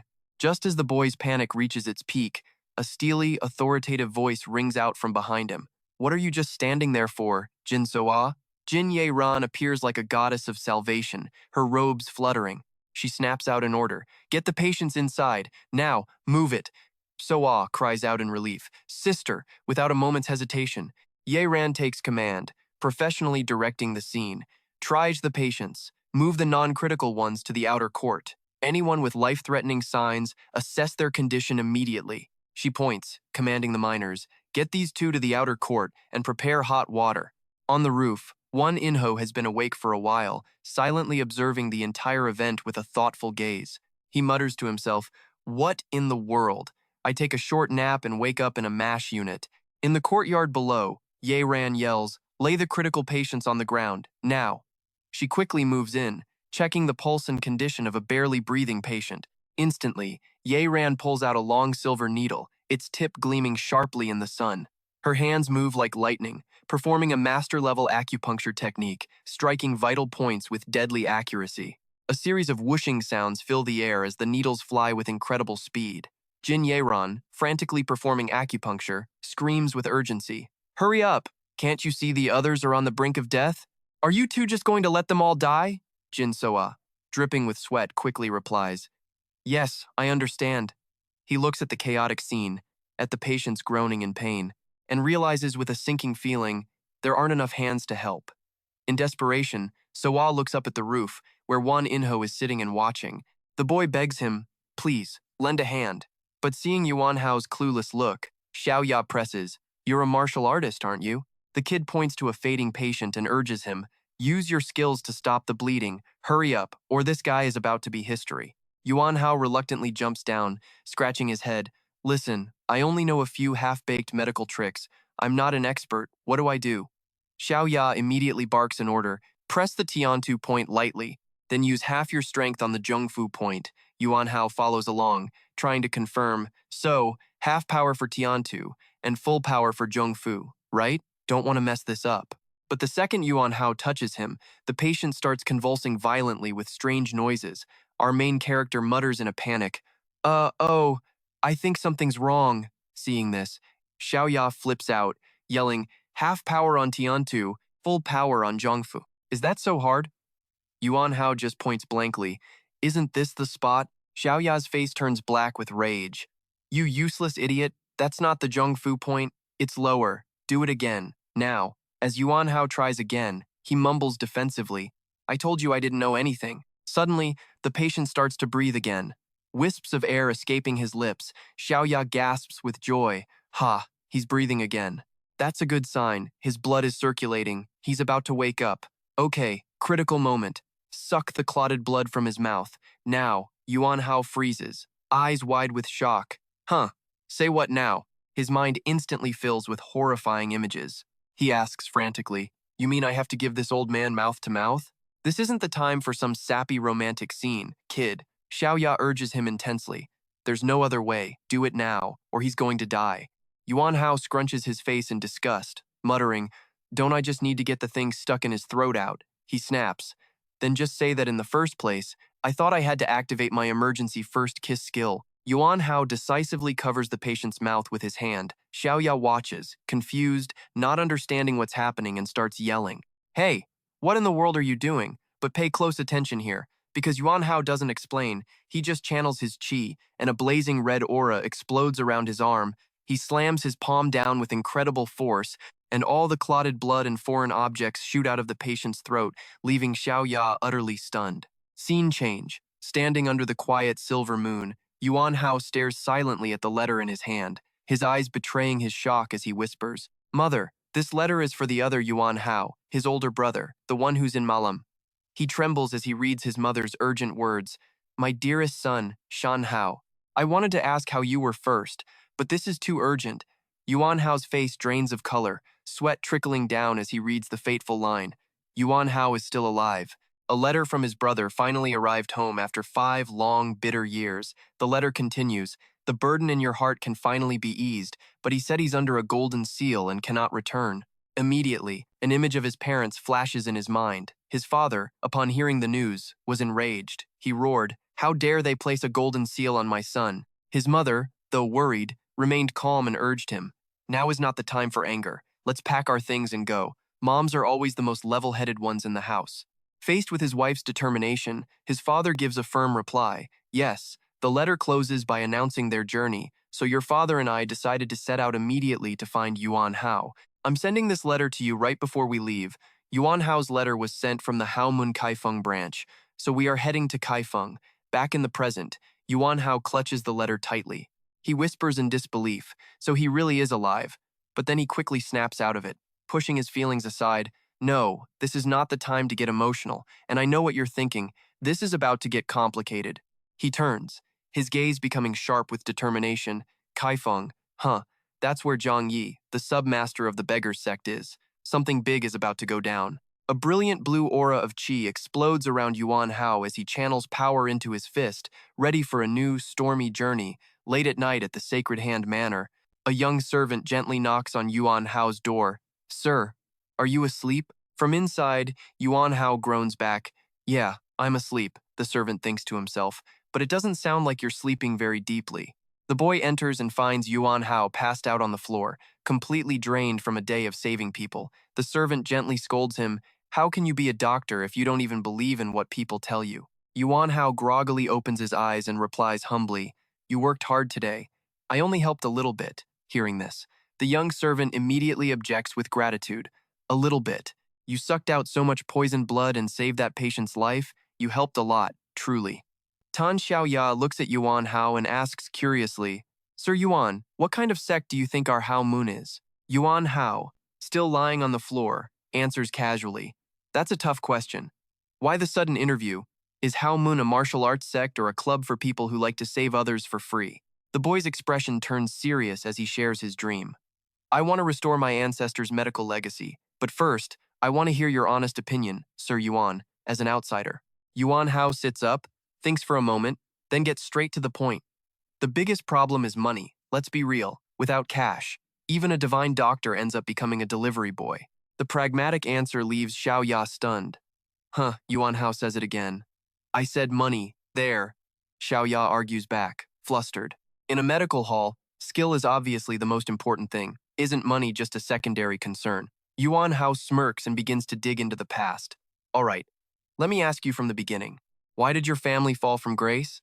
I heard that huge medical hall from before originally belonged to you, right? Xiaoya bows his head and begins to tell the story of his late father. My father was the most virtuous of men. He held no grudges against anyone in the world.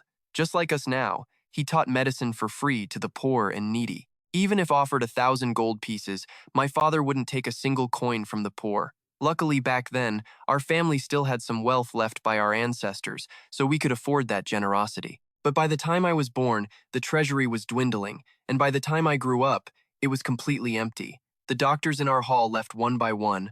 All our money just walked out the door. It was nothing like it is now. However, the debt was still manageable, thanks to my father's reputation and his high skill. But then, my father realized he couldn't go on like that, and he came up with a way to pay off all the debt in one go. Yuan Hao listens and takes a guess. And then what? He got scammed, or maybe assassinated. Xiao Ya blushes and snaps. What are you talking about? Have you been reading too many novels? The boy hesitantly admits to the fast but risky method. Well, there was a way. Though it could easily lead to bankruptcy, if you won, you could change your life in an instant. It was gambling. After hearing that, Yuan Hao just sighs in exasperation. So to pay off his debts, your father dove into gambling and lost everything. Huh, dreaming of a one-shot life-changing win, going all in and losing the house. Xiao Ya sadly confirms, yes, my father kept making bets. During those days, he didn't eat, he just drank. Eventually, Yuan Hao looks directly at Tan Xiao Ya, cutting to the core of the issue. So, if you want to restore the sacred hand manner, what's your plan? Seeing the boy's blank stare, he smirks. What kind of person do you think I am to be asked that? And you and I both know Xiao Ya has no idea who he's really talking to. He just sees a guy with a recommendation from a grand scholar, thinking he must be someone special. But Yan Haro just cracks a smile and says, yeah, you got the wrong guy. I'm just an ordinary person. So for stuff like this, you gotta ask a specialist, right? He starts analyzing with cold, hard facts for medicine. You ask a pharmacist. For a checkup, you find a doctor. And immediately, he points the boy towards Ha Day Bang, the fat manager of the manor's finances. Are you saying you want me to invest in the Sacred Hand Manor? You and I can practically see the gears turning in this guy's head. Exactly, you catch on fast, Yonhao replies. If you were running things, it wouldn't be this run down. We have the medical skills, but we have zero business sense. So what happens if we combine that with your management ability? Hearing this, Ha Day Bang's eyes practically light up. This definitely sounds like it could make him a ton of money. But even as the big guy gets excited, Yonharo turns to Xiao Ya and says, but I have no interest in working with him. He coldly shatters the boy's hopes with a splash of reality. You don't get to choose right now. You can only wait and see if he decides to help you out. You think you're in a position to be picky? Xiao Ya asks. What did I do wrong? Yonharo's reply is ruthless. Being poor is your crime. It's hard to have a conversation when your wallet is empty. The kid, his pride wounded, grits his teeth and snaps back. No matter what, my Chin family has a reputation built up over many generations, and we have to partner with some loan shark? The insult makes Ha Day Bang flip out, and he screams, what? Loan shark? Those idiots just burn through their family's name for fun. Money in my hands works overtime. It doesn't just sit around sleeping. Yenharo doesn't pull any punches either. That reputation you're so proud of, you think you dug it out of the dirt? Where do you think that fame came from? If your ancestors were as charitable as you are now, giving away everything for free, you think the Sacred Hand Manor would have even lasted 10 years? Just look at this hall dedicated to righteousness. Yonhar scoffs. I see your hall is filled with talk of righteousness, and here's where he drops a truth bomb you and I both saw coming. But in the end, didn't those ancestors you're so proud of build this entire empire by charging money for healing? Xiao Ya is completely stunned, stammering, can you really look at it that way? Yonharo says with absolute certainty, of course you can. You're proud of your family because they're famous doctors, right? Well, that means they had to make money. When you have profit, people praise you. They say, wow, that family is truly successful. He continues his lecture on the laws of the world. Even the most renowned medical families in the world are all filthy rich. When your life is hanging by a thread, do you think patients haggle over the price? Faced with Yonharo's iron logic, Xiao Ya can only stand there in silence. But in his heart, one question still burns. Isn't medicine supposed to be a benevolent art? Seeing the kid's dazed expression, Yenhar sighs softly, thinking to himself, sometimes, telling the truth really kills the mood. From that day on, Yonharo just lazed about, gloomy and restless. He tried to calm himself down. Ah, whatever, that's a problem for another day. But right as he was about to close his eyes and rest, Yun-har scrunched up his face in annoyance. What now? What is it this time? The moment he decides to sleep, drama comes knocking. Outside in the courtyard, a gang of thugs is stirring up trouble. One huge guy grabs a man by the collar and roars arrogantly, "Where is your master? Get out here. Where is Qin Yulan? And the rest of you, where did you disappear to?" The leader is a tall man with a long scar on his face, radiating a cold, menacing aura. He is the Black Branch Master of the Decisive Blade Hall. Witnessing this chaos, Qin Yulan immediately appears. She shouts angrily, "What is this disrespectful nonsense? You dare drag a patient out of his room?" The Black Branch Master just smirks. "So, you are Qin Yulan." Yulan, completely unafraid, looks him straight in the eyes and challenges him. "Do you have any conscience left at all?" He bursts out laughing. "Conscience? You're the one using that conscience to take money from the world. And yeah, I think we all knew this was coming." He lays his cards on the table. "Either take down the Sacred Hand Manor sign, or pay your debt." Yulan remains firm, shielding her patient. "If you have a problem, you can talk to me. I'm the one in charge here. The patients have done nothing wrong." The Black Branch Master scoffs. "Oh, talk to the one in charge, huh?" He yanks her close, whispering his foul breath into her ear. "I really didn't want to play the villain today." His eyes flash with a threat. "You want to resist? Fine, I'll just throw you into a brothel to clear the debt." He stares at Yulan's face with a predatory hunger in his eyes. "With a face like that, you'll pay it all off in less than 10 years. Let's call it a 0% interest payment plan." In that instant, a shout rings out. "Let her go!" Qin Xiaoya charges forward, but a child's punch is about as effective as a fly buzzing. Yulan screams in terror, "Xiaoya!" The Black Branch Master smirks at the trembling girl, his words cruel and taunting. "That horrified look on your face is actually quite cute. You'll probably pay off that debt even faster." The leader flashes a sinister smile, growling, "Instead of worrying about the kid, you should be worrying about keeping your own head." The courtyard explodes into chaos as his thugs rush in to subdue everyone. Shouts erupt from every corner. "Stop it, you bastards. You dare touch the lady physician. Get him for me." In the middle of the firestorm, one patient makes a desperate lunge. He roars in absolute despair, "Even if I die, I'm taking you to hell with me." Seeing these common people fight to the death, the Black Branch Master just frowns, annoyed. These damn pests are as persistent as bad Wi-Fi during peak hours. Right then, Qin Yulan resolutely stands up and screams, "Stop!" She looks directly at the crowd, risking their lives for her, and then coldly declares, "This is not your fight." She had to stop the useless bloodshed. Yulan decides to sacrifice herself. She pleads, "Don't hurt the patients," then turns to the leader, announcing with a clear voice, "I will go with you, of my own 2 feet." Desperate cries of "Lady Physician" echo through the courtyard in utter despair. The Black Branch Master laughs triumphantly, a disgusting sound. "Heh, good. That's much more obedient." Qin Xiaoya is in shock, tears streaming down his face as he wails, "What are you saying, sister?" Yulan hides her pain, leaving her little brother with one final instruction. "I can handle this debt. Don't worry about me. Just take care of the family." With that, the leader brutally begins to drag Yulan away from the manor. Behind them, the heart-wrenching cries of Xiaoya and the loyal people echo throughout the entire area. Just when it seems like everything is over, a lazy voice suddenly cuts through the grim atmosphere. "Whoa, hold on a minute." The Black Branch Master pauses, looking around in confusion. A single figure casually steps out from the shadows, calmly blocking their path. "You can't leave just yet." The leader's eyes narrow with pure malice. He growls, "And who the hell are you?" Under the moonlight, the man wrapped in a thin blanket slowly lifts his eyes to his enemy, his reply cold as stone. "I am Yeon-har." Seeing his opponent's sloppy appearance, the leader just clicks his tongue in contempt, thinking to himself, "Did this psycho escape from an asylum or something?" He pays him no mind, tightens his grip on the girl, and orders his men, "Let's go." But Yenhara once again steps in their way, his tone unyielding and firm. "I already told you. You are not taking her." The leader is finally losing his patience, veins popping on his forehead. He screams, "What kind of trick is this brat trying to pull now? And trust me, you and I are about to watch him find out the hard way. All right, buckle up, because you're about to hear the most ridiculous reason anyone has ever started a fight. Who's gonna cook my meals?" The guild leader can't believe his ears. Yeonho continues with a dead serious face, "If that lady leaves, who will cook for me?" The leader's rage starts to boil as he asks again, just to confirm the sheer audacity. You're saying, she cooks for you? Wee Yunho gives a sharp nod. Yes. The man is baffled.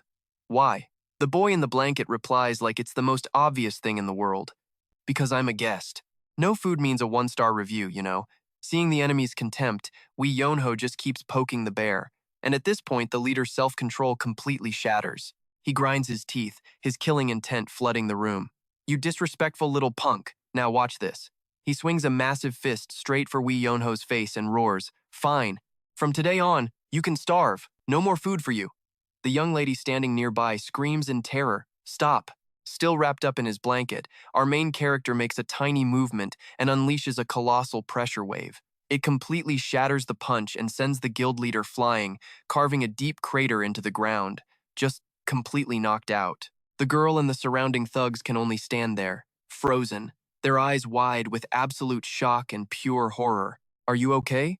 Ah, I didn't mean to do that. I have no idea how it happened. Yuan Wee Yunho scratches his head, looking down at the defeated guild leader. This fake apology just makes it worse. The leader spits out a mouthful of blood, his chest screaming in pain, his mind screaming one word over and over. Master. He immediately scrambles backward to create distance, his eyes locked on the blanket-wrapped boy with pure, unadulterated fear. He stammers, Grandmaster. Who are you? Wee Yunho casually adjusts his blanket and replies nonchalantly, I'm no grandmaster. Seeing the boy isn't pressing the attack, the leader warns him. This is a private matter. We have a debt contract. It's all legal. Even the authorities will side with us. Wee Yunho gives a slight nod, admitting, Yeah, that does seem to be the case. The leader presses on. So, please, don't get involved in this. But Wee Yunho just brushes him off. Sorry, can't do that. If you take her, who's gonna cook for me? The leader grits his teeth, realizing the food is just a pathetic excuse. He snarls with menace. So you're determined to help the Sacred Hand Manor. Is that it? You intend to obstruct the Black Flag Chamber? Wee Yunho looks genuinely confused. Black Flag Chamber? The leader explains grimly. The guild I belong to. And the ones the Sacred Hand Manor owes a fortune to. We won't just stand by and watch this happen. Hearing this, Wee Yunho's expression doesn't change a bit. I don't intend to interfere. In the end, this is just about money, right? No need to get so worked up. The leader is stunned, sweat beading on his forehead. Are you saying you'll pay their debt for them? I don't have any money, Wee Yunho says, but I'll earn it. So just let this go. He states it firmly, I'll pay you in full within half a month. Witnessing this, the people of the Sacred Hand Manor are just completely and utterly speechless. After a tense stare-down, the guild leader finally relents. In a low voice, he says, I trust that you will keep your promise. He mutters to himself, Screw it. If I push this any further, I'm a dead man. Later, in a dark room, a report is being made to a higher-up. A master appeared at the Sacred Hand Manor. He claims to just be a guest. A guest? Guo Dushan, the master of the Black Flag Chamber, raises an eyebrow while munching on two giant meat skewers. Okay, let's meet the big bad of this arc, and as you can see, he's a real piece of work. He sits at a table loaded with extravagant food. A guest, you say? The ones who call themselves simple passers-by are always the hidden bosses. Guo Dushan glares at his kneeling subordinate and asks coldly, So you're telling me you saw this so-called master and just ran away? The subordinate, terrified, quickly defends himself. No, absolutely not. I am not a coward. Sweating bullets, he explains. That master said he'd pay the debt in half a month, so I figured I'd wait and see how the situation develops first. The moment he hears this, Guo Dushan explodes. You idiot! Did I tell you to collect money? He slams his cup down, sending food flying. We used the debt to destroy the Sacred Hand Manor's reputation. The goal was to make sure they could never get back on their feet again. And you just took his word for it and came back empty-handed? The subordinate flinches, holding his now aching head. Sir, I just thought we should investigate his background first. Enough with the excuses, Dushan roars, his eyes bulging with menace. You want me to cut out that tongue of yours? If I get angry enough, this whole room becomes a violent live stream. The guildmaster shoots to his feet, a chilling aura pouring off him. If this plan fails, they will get angry. And when that happens, we'll all be nothing but dust. The subordinate trembles and asks, So, should we take him out? Dushan narrows his eyes, his cunning returning. No, not yet. That could have unforeseen consequences. No need to be hasty. Let's just wait and see. Meanwhile, back at the Sacred Hand Manor, Yuan Wei Yonho is just lazily lounging in bed. The young boy from before sits beside him, worried. What are you actually planning to do? Wei Yonho just grunts back. Huh? The boy presses on, his face full of anxiety. You said you'd pay the debt in half a month, didn't you? Wei Yonho just looks back at him blankly and asks, Did I say that? Whoops, must have been a Freudian slip. The boy freaks out, yelling, Don't you have a plan? A plan? Of course I do. The greatest method, passed down through the ages. His eyes suddenly turn sharp and mysterious. When a debt collector is on your tail, nothing is more effective than this. The young attendant gulps, asking nervously, What? What is it? If you can't pay, then obviously. You see the debt collector, you go into stealth mode, and you run for it. The deadpan answer makes the kid snap and start comically punching him. That's a plan? I can't believe I trusted you. Wei Yonho calmly takes the hits as the boy sighs. I don't know the exact amount. I just heard it's around several thousand gold taels. Hearing that astronomical number, Wei Yonho freezes mid-chew. He owes 2,000 taels by himself? This guy opened a whole new server for debt collectors. The boy can only sigh in despair. Actually, it was over 100 more taels at first.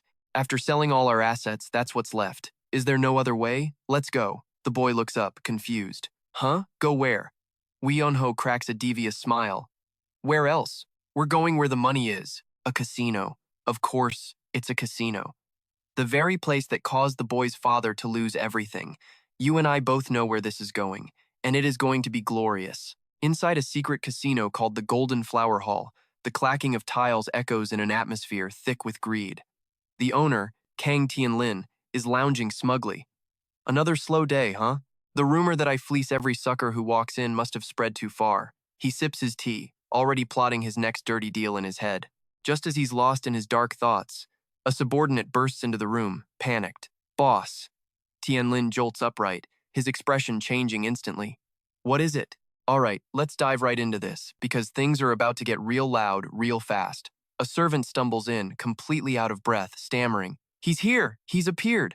Tianlin snaps back. Who appeared? That guy is here, sir. An announcement rings out, signaling the arrival of a very special guest. As he steps into the Jinhua gambling den, the air fills with the sharp clatter of tiles and the thick stench of greed. All right, let's jump in. Our boy Yuan Hao looks around, completely lost, asking if this is the casino while his attendant frantically warns him to stop staring. Yuan Hao is still mumbling about whether this is a good idea, while the kid worries about his master's real plan. Just then, a casino host with a greasy smile rushes over, arms wide open, shouting, Welcome, young master! What brings a gentleman like you to our humble establishment? Di Hao asks, genuinely surprised. You know who I am? The man fawns over him. A VIP like you? We can tell when a god of fortune walks through our doors. Di Hao cuts straight to the point. What games do you have here? The direct question in the middle of a crowded room startles the host. He quickly motions for him to quiet down.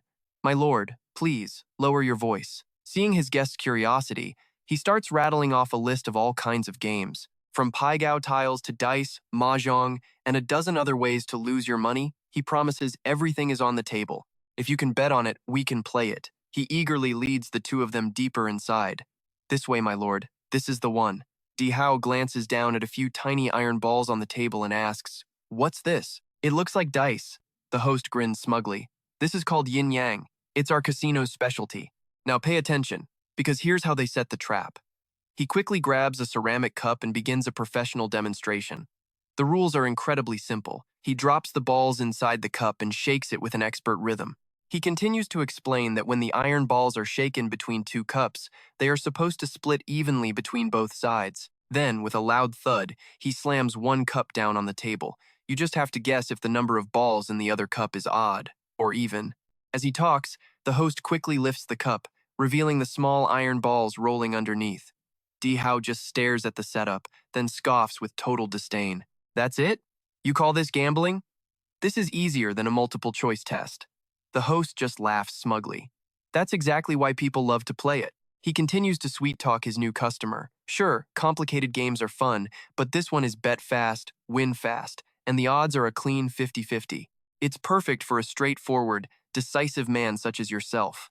Hearing this, Di Hao just smirks, his face a mask of complete and utter boredom.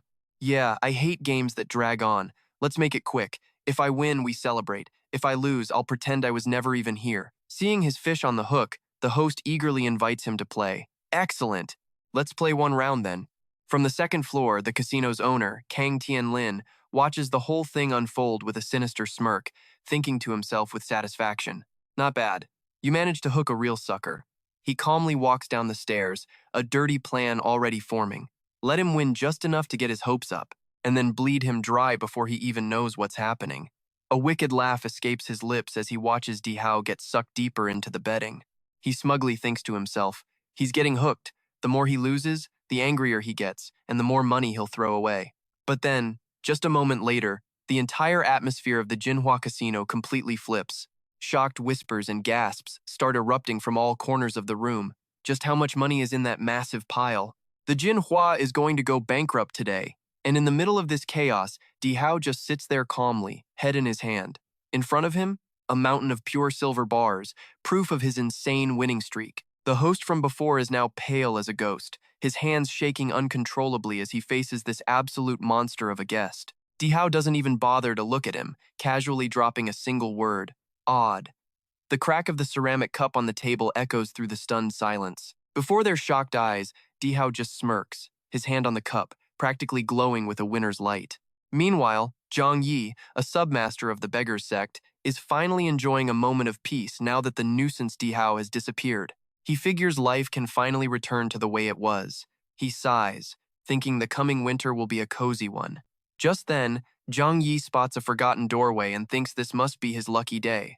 But that luck instantly turns into a nightmare. A massive explosion erupts, and the wall is blasted to smithereens by an absolutely terrifying aura.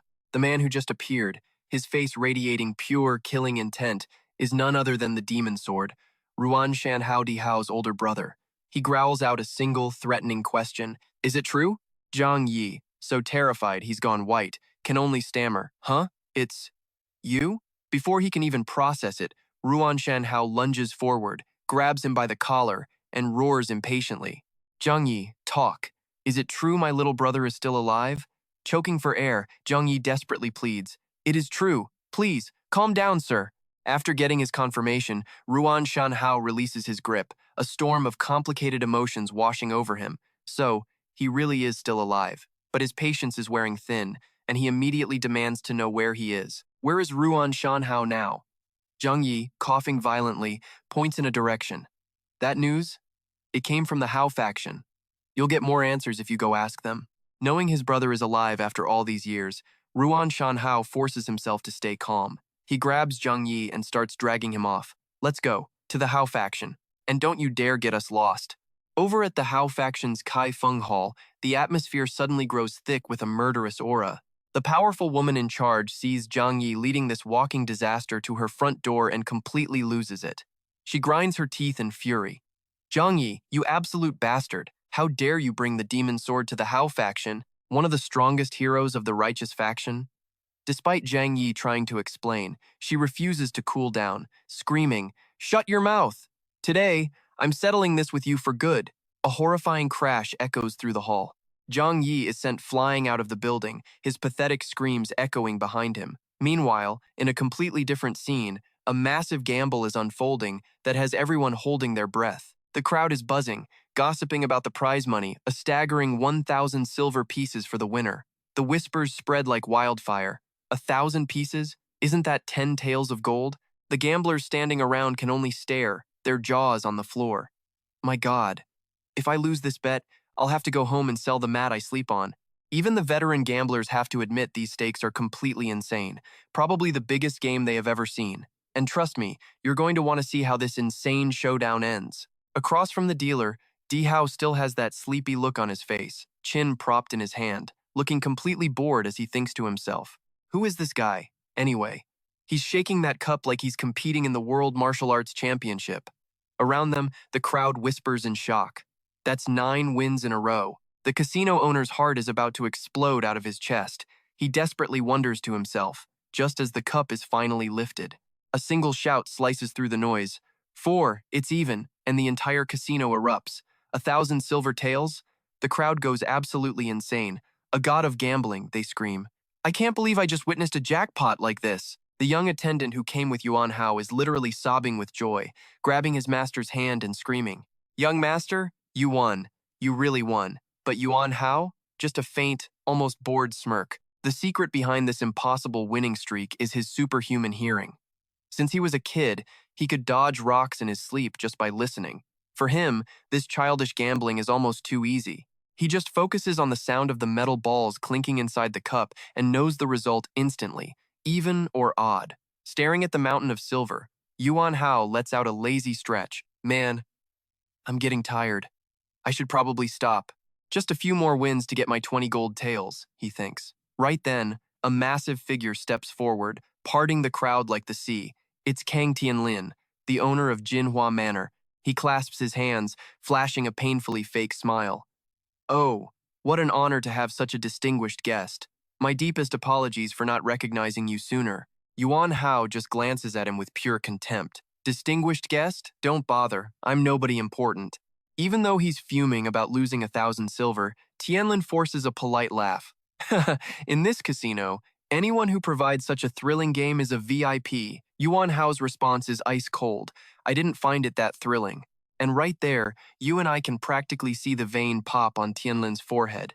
His inner monologue is screaming, "You won 1,000 silver without moving and you dare say it's not fun?" But he still manages to squeeze out a smile. "Haha, your composure is truly beyond that of a normal person. Winning all this cash, yet you're as calm as if you were just taking a walk." Then Tianlin dangles the bait. "A man of your caliber deserves a bigger game. How about trying your luck on a much grander scale?" Seeing Yuan Hao's flicker of interest, he gestures dramatically as illusions of gold coins appear. "That's right, not these pathetic little rounds. A truly magnificent game. The real match starts now." He booms, the announcement shaking the casino floor. Yuan Hao lets out a small gasp. "Oh." But then, he casually turns his back and starts walking away, leaving behind one simple, soul-crushing sentence. "I'm not interested." Tianlin is frozen on the spot, his face twisting in pure shock and rage as the attendant quickly bags up all the silver. Kang Tianlin grinds his teeth, sweat pouring down his face. "You think you can just leave after taking my money?" He roars. "You really think I'd let you leave so easily?" But then, in a blink, the manor lord's face flips faster than a pancake. That fake smile is back. He puts a hand on Yuan Hao's shoulder, practically begging. "Hey now, young master. Stay for one more game. Let's keep the heat going." Yuan Hao tilts his head, considering. "You'll really give me 5 gold taels just to play?" Tianlin nods firmly. "Yes, that's the deal." Seeing his chance, Yuan Hao ups the ante. Then, "How about 10? The question leaves the manor lord speechless for a second, stunned by this kid's pure greed. But then, he just starts laughing like a maniac. "What is with this absolute lunatic?" he thinks to himself. Then he declares loudly, "Fine, I'll add another 10 gold taels." But in exchange, this match doesn't end until one of us is completely broke. Yuan Hao's expression suddenly turns serious. He's listening now. "Okay, I know what you're thinking, and yep, he's taking the bait. Give me the 10 gold, and I'll play." Tianlin is ecstatic. "Excellent choice." He cheers, thinking, "Hook, line, and sinker, you idiot." He turns and barks, "The challenger has accepted. Get out here." From the darkness, a gaunt figure emerges, radiating a chilling aura as he slowly steps into the light. The crowd immediately erupts in fear. "It's Dubai! Dubai is here, the one-armed poison king!" The man has a face full of scars, razor-sharp eyes, and freakishly long fingers that are already toying with a set of dice. Yuan Hao eyes his new opponent with suspicion. That guy? He just walked out of the shadows by himself? Doesn't look much like a gambler. Dubai sits down, his voice low and gravelly. "In a casino, the winner is the only true gambler. Everything else is just noise." Yuan Hao gets straight to the point. "So, you're my opponent?" After getting a slow nod from the one-eyed man, he continues, "All right. So what's the game?" Dubai suddenly slams his hand on the table, sending the dice scattering. "This is what I propose." The crowd starts whispering amongst themselves. "Dice? Seriously? Isn't that a little too simple?" one says. But Dubai is firm. "It is the most certain game. Dice are the purest expression of a player's skill." While Yuan Hao is literally yawning with boredom, the crowd's chatter continues. "How can that little brat possibly take on Dubai? No gambler can match him." Dubai continues explaining the rules, ignoring them all. "To put it simply, The side with the higher total score wins. He stares intently at Yuan Hao. Any objections to that? Yuan Hao's reply is short and sweet. Nope, Kang Tianlin grins, laying down the final rule. The bet doubles after every single round. If you go broke, you can add more funds. But the right to continue or stop belongs to whoever is currently winning. He spreads his arms, his calculating smile widening. The winning side gets to choose. Do we have a deal? Faced with the owner's provocations, Yuan Hao keeps his sleepy expression. Sounds fun. It's been a while since I played a game that felt so decisive. Seeing his prey finally take the bait, Kang Tianlin lets out a triumphant roar. Then let the game begin, he shouts, as the crowd erupts in cheers around the table. Yuan Hao is sitting on a mountain of his previous winnings, but the situation doesn't look great. His young attendant stands behind him, anxiously massaging his shoulders. Master, can you really do this? He asks, his voice trembling. But Yuan Hao seems perfectly confident. He glances back and asks, have you ever seen me lose before? But the kid immediately splashes cold water on his ego, stunning him. Master, you've already lost 10 games in a row. All Yuan Hao can do is stare blankly. Oh, right. The attendant absolutely loses it, screaming right in Yuan Hao's face. This absolute madman has lost everything and he's sitting there like nothing happened. But Yuan Hao's vacant expression doesn't change. Oh, right. Across the table, Dubi starts to act. He coolly gathers the dice and announces, it seems this will be the final round. The bet for this game is 2,000 taels. The crowd immediately starts whispering again, this time with mockery in their voices. He's already lost half his betting money. Isn't he already 10 taels in debt?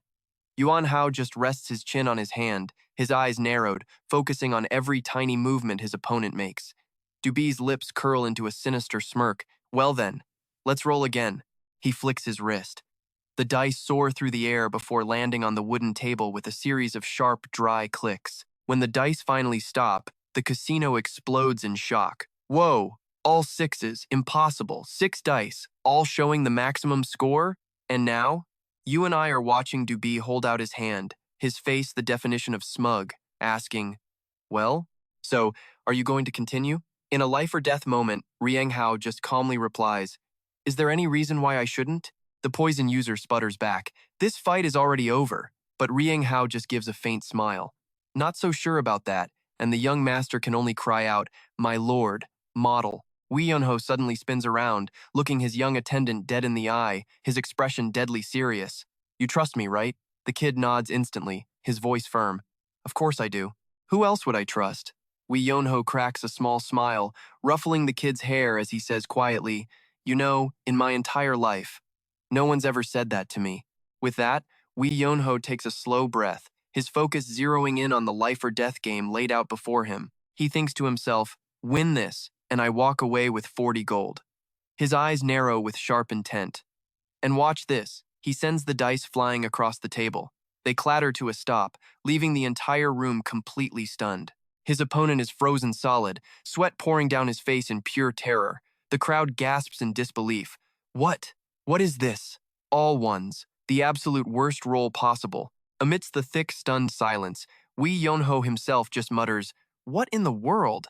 I don't even understand what just happened. But his opponent absolutely roars in rage. You damn dirty cheat. Meanwhile, in a shadowy chamber, a powerful figure on a throne speaks one cold word. Who? A subordinate kneels on the floor, trembling as he reports, We haven't been able to identify him yet, sir. The hidden leader's lips curl into a smirk. A young prodigy. Without a second of hesitation, the death sentence is issued. Kill him. The subordinate starts sweating bullets, but the leader adds coldly, leave no variables, kill everyone. The subordinate still hesitates, but we don't know how strong he is. The leader scoffs in disgust. Disappointing. Entrusting anything to useless trash like you is a waste of my time. His killing intent explodes as he roars. Go now! Kill him before he makes another move. Back at the gambling den, amidst the shocked cries of the crowd, Wei Yunho remains perfectly calm. He casually extends a hand, the dice roll, and stop. An impossible result. All ones. The lowest score, again. As the entire room is thick with disbelief, our boy Wei Yunho just looks down and says, ah. His young attendant, however, screams in absolute despair. It's over. We're done for, young master. Seeing this, the smug Kang Lim laughs victoriously. Wee and Ho turns to the casino boss. So, what now? His attendant is already in despair, thinking they're totally screwed, while Kang Cheon Lim waves his hand, putting on a generous, yet calculating act. No funds? Just pay back the 10 gold you borrowed, and I'll let you go. But then, Wee Yonho's chin lifts, his eyes turning razor sharp. Okay, but get this. Wee Yonho just goes, no, that's not what I meant. I mean, how much money to continue the game? Kang Cheon Lim, caught off guard, blurts out, 40 gold. Wee Yonho stares him down, confirming. So you're saying if I have 40 gold, we can play again, right? The casino boss flashes a wicked, predatory grin. Technically, the choice to restart is ours. But I'll give you a chance. You bring the money, and we'll open the game. Inside, he's already celebrating. He's thinking, finally some greed. I'm taking everything. But Wee Yonho just asks calmly, so, do you promise? Kang Cheon Lim spreads his arms wide, declaring to the entire room, of course. A gambling house is nothing without its reputation. Everyone here is a witness. The second he gets that promise. Check this out. A knowing smirk appears on Wee Yonho's face. Come on in. To Kang Cheon Lim's utter confusion, two huge bodyguards carry in massive chests of money, led by a man who just radiates wealth. This new arrival laughs heartily. Oh my, young master, am I late? Wee Yonho immediately starts complaining. You call this good business? Any later and these guys would have stripped me clean and sold me into servitude. The VIP just laughs it off. Huh, as if you'd ever let yourself end up in a situation like that, young master. The moment he sees the newcomer, Kang Cheon Lim's face goes completely pale. Mr. Ha, from the Silver River Bank. What on earth are you doing here? Ha De Bang greets him respectfully. A pleasure to see you, Guildmaster Kang. I'm just delivering a cash withdrawal for my client. He requested gold, so it took a moment to prepare. Wee Yonho now stands with his arms crossed, a smug look on his face. You gave your word. I bring the money. The game is back on, and the minimum bet is double the previous round, correct? His gaze suddenly turns lethal as he stares down the frozen casino boss. I think I'll raise it, just a little. Kang Cheon Lim just gasps. What? Wee Yonho holds up one finger, and the next bet is 100 gold. That horrifying number drops, and the entire casino goes dead silent. Kang Cheon Lim stammers, did you just say 100 gold? Seeing his terrified state, Wee Yonho just taunts him. What's the matter? Scared already? Kang Cheon Lim screams in his head, a mix of rage and terror. Of course I'm scared, you lunatic. He quickly turns and whispers to his trump card, Doki, what's the play? Can you win? The one-eyed man just gives him a look of pure arrogance. Kang Cheon Lim forces a smile. Doubt you? Never, he grits his teeth. Fine. I'm trusting you on this.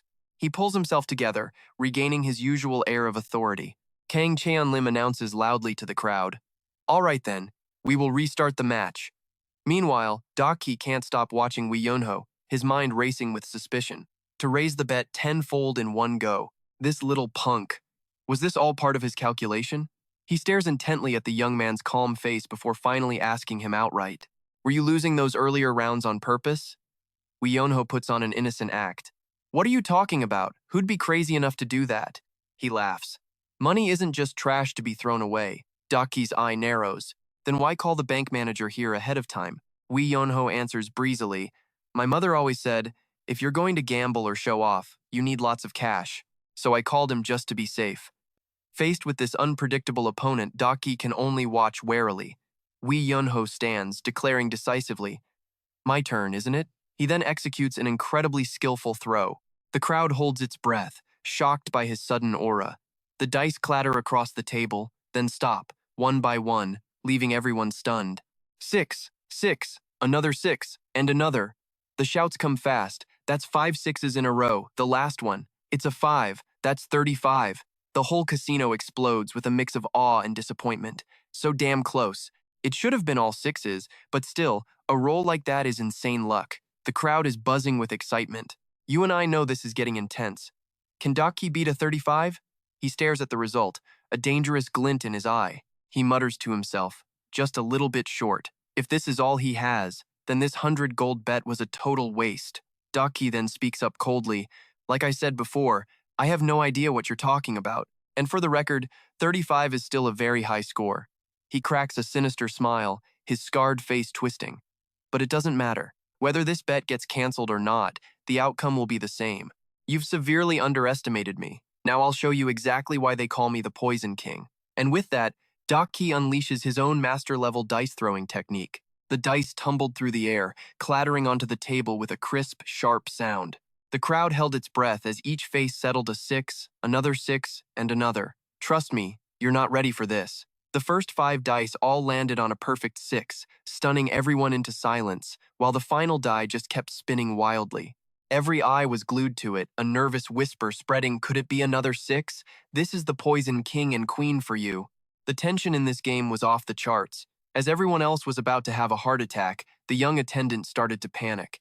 "Young master, wake up. Are you just going to stand there and watch? If we lose, we'll be homeless. Please, show some confidence." But unlike everyone else's frantic energy, Yuan Yanhao was completely calm. "Hey, do you think that dealer's wife is for sale after this? If he loses everything and sells her to a brothel, what a waste, right?"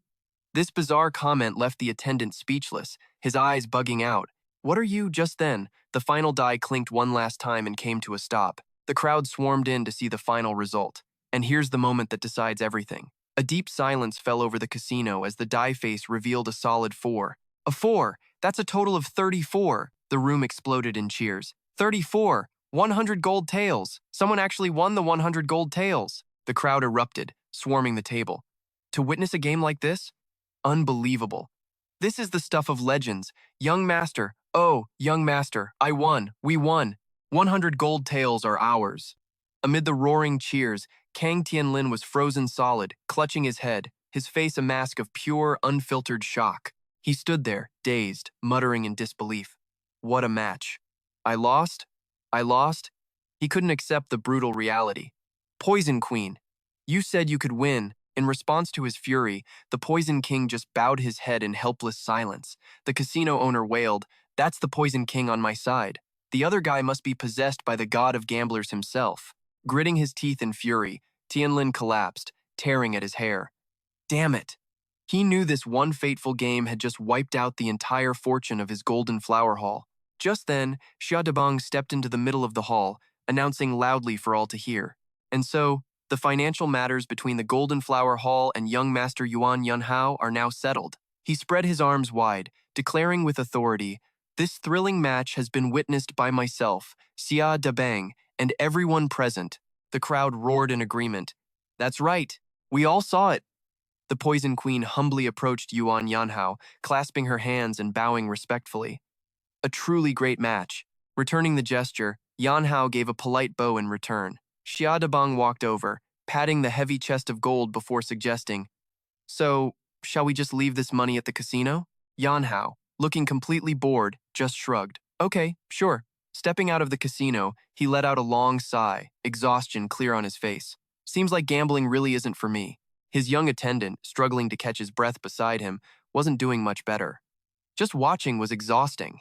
"Young master, are you okay?" Yanhao casually replied, "I'm just a little tired." The attendant tried to cheer him up. "Manager Xia will handle the money. Let's just go home, eat a good meal, and get a long night's sleep. Speaking of food, I know a great place. Tongding House is about to get cleaned out." But as he excitedly ran ahead, the attendant slammed right into a stranger. He tumbled to the ground, and just when you thought the drama was over, the air turned thick with killing intent as a group of menacing men in black suddenly blocked their path. One of the brutes let out a low, threatening growl. Yanhao narrowed his eyes, recognizing the distinct pattern on their clothes. From the design on their robes, they looked like men from the Black Finger Guild. Behind them, Xia Dabang's face paled as he repeated the name. The Black Finger Guild. A man with a long scar across his face smirked menacingly, his voice a low growl. "Which one of you is Yuan Yanhao?" Meanwhile, somewhere else under the pale moonlight, a young woman looked completely stunned to hear a familiar name. Yuan Yanhao. Across from her stood Yuan Shanhao. "I heard you're the brother of young Master Yuan Yanhao." "Yes, that's correct." "Where is that little brat now?" The young woman answered honestly. "He's not here. He went to Hubei with the escorts from the Soaring Dragon Escort Agency." Hearing this, Shanhao clasped his hands and bowed. "Thank you." He immediately turned and gave a sharp order to his subordinate. "Let's go." The subordinate hurried after him. "Where to, my lord?" Yuan Shanhao stared toward the distant horizon, his voice grim as he uttered 2 words. To Hubei. What? Who gave that order? A furious shout cut through the quiet night. One man in the group couldn't hide his frustration. We just ran all the way from Kaifeng. I haven't even had a sip of water. And now you want us to go to Hubei tonight? He threw himself on the ground, thrashing like a child. I'm already seeing stars from these deadlines. One more trip and I'm logging off for good. Just kill me now. Faced with this over-the-top tantrum, the woman across from them sighed in pure helplessness. She gently advised, "You two should rest before you go." Seeing her companion still hesitant, worried about imposing, the guy on the ground immediately shot up. What? Why not? Please, let us impose a little. I'm begging you. The woman maintained her calm and hospitable demeanor. For guests to arrive at this hour and leave immediately, people would talk. I'll prepare a meal and a bath. Please, rest before you leave. Despite her kindness, the lazy subordinate continued his act, rolling on the floor. I'd rather die than go. Just end me now. Witnessing this ridiculous scene, the group leader could only click his tongue. We're out of options. Then we shall trouble you. The group was led to a luxurious bathhouse, steam filling the air. Looking at the lavish architecture, the subordinate was amazed. The Beggars Sect lives in a penthouse like this? To hell with dignity, sign me up. Just then, a man with ripped muscles slowly stood up, revealing a back covered in terrifying scars. The subordinate eyed him nervously. Your body doesn't look so good. Are those from when you captured the formless fiend, Uma? The man gave a slight nod. Yeah, heard you almost died back then. But then, his voice dropped, revealing a horrifying truth. The old scars are just mosquito bites. This was my 82nd trial by fire. The statement made the subordinate's hands tremble. What kind of monster in this world could drag the Asura sword to the gates of hell itself? The man closed his eyes, his face darkening as he uttered a single, haunting word. A demon. And that's where we get a peek into his past, as fragmented, painful memories flooded his mind, a child's desperate scream. Brother, wake up! Brother! Tears of absolute despair streamed down his face. Back at the casino, manager Xia was hiding behind Yuan Yanhao, his face pale with fear. The leader of the Black Finger Guild gritted his teeth, veins popping on his forehead as he roared with murderous intent. Which one of you is Yuan Yanhao? Faced with this raw aggression, Yanhao simply looked bored, casually replying, That would be me. The guild leader squinted at the young man with utter contempt. He turned to his subordinate. That little brat? Him? After getting a nod of confirmation, the boss burst out laughing. This kid looks like he still smells of his mother's milk and you're telling me he's a master? His subordinate broke into a cold sweat, desperately trying to backtrack on his earlier exaggerated report. So the thug's complaining to his boss, You said he was a master, but he's just a kid. And trust me, you and I are about to see just how wrong he is. The gang leader scoffs, Even if he's just a brat, he still has to pay the price for meddling with our gang. Now. But Wei Yanho holds up a hand. Wait. He casually signs a contract witnessed by the nervous onlookers. Then he hands it to the young boy, ordering, Sign it. The kid just stares back. Huh? Sign what? Just sign it, Wei Yanho replies curtly. I will explain everything later. With the paperwork done, Wei Yanho turns to the debt collectors and asks calmly, So, what is the exact amount the Thanthu Guild owes you? One of the henchmen arrogantly shouts, 20 gold taels and 50 silver taels. Yeah, not cheap. But then the chest pops open, and a blinding golden light erupts, leaving the gang leader completely stunned. What is this? Wei Yanho declares coldly, This covers the debt the Thanthu Guild owes you. From today, it's considered paid in full. Now write a confirmation, and take the gold. The boss eyeballs the glittering pile of gold and laughs suspiciously. You think you can manipulate me with a little bit of pocket change? Wei Yanho deadpans. That's why I put far more than the original debt in there. The leader picks up an ingot, examining it, and has to admit, so he did. Just then, one of his men leans in and whispers something devious. Boss, snap out of it. Money comes and goes, but that land, that's a gold mine. The boss snaps back to reality. He suddenly changes his tune, roaring viciously. Hey, you punk, we'll deal with the debt later. More importantly, you've interfered in our gang's grand plan. You really think we can just let that slide? He stares right at the thug and asks coldly, Final choice. Take the money, or a one-way ticket to meet your ancestors? The gang leader just grins, his aura exploding. Oh, this isn't a negotiation. It's a punishment. Bring me his head. The gang's henchmen draw their blades and charge Wei Yanho from all sides, their killing intent filling the air. Now, watch this. Surrounded by a storm of sharp steel, Wee Yonho doesn't even flinch. His expression is completely blank. Then, to everyone's absolute shock, he stops every single blade with his bare hands.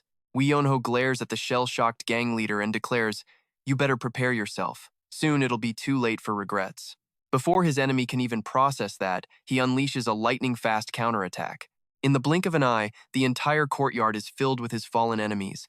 The gang leader is pouring sweat, his eyes bulging in terror. "What?" A nearby goon trembles as he speaks. "I told you he was a martial arts master." The leader grinds his teeth, roaring in pure frustration. "You bastard." At that moment, Wee Yonho's icy voice cuts in. "Let's wrap this up. All of you hiding in the shadows. You can come out now. Don't make this difficult." The leader is stunned, stammering back, "How did you know they were there?" realizing they can no longer hide. "Master Liu, get out here now." A squad of assassins in black cloaks and straw hats step out of the darkness surrounding Wee Yonho. He squints at the new arrivals, muttering to himself, "Hey, you guys look familiar. Have we met somewhere before?" Without warning, an assassin lunges, his blade glowing with an ominous green energy as it cuts through the air. Wee Yonho dodges with ease, letting out a soft whistle. "Whoa, that was close. Nearly lost my pretty face right there."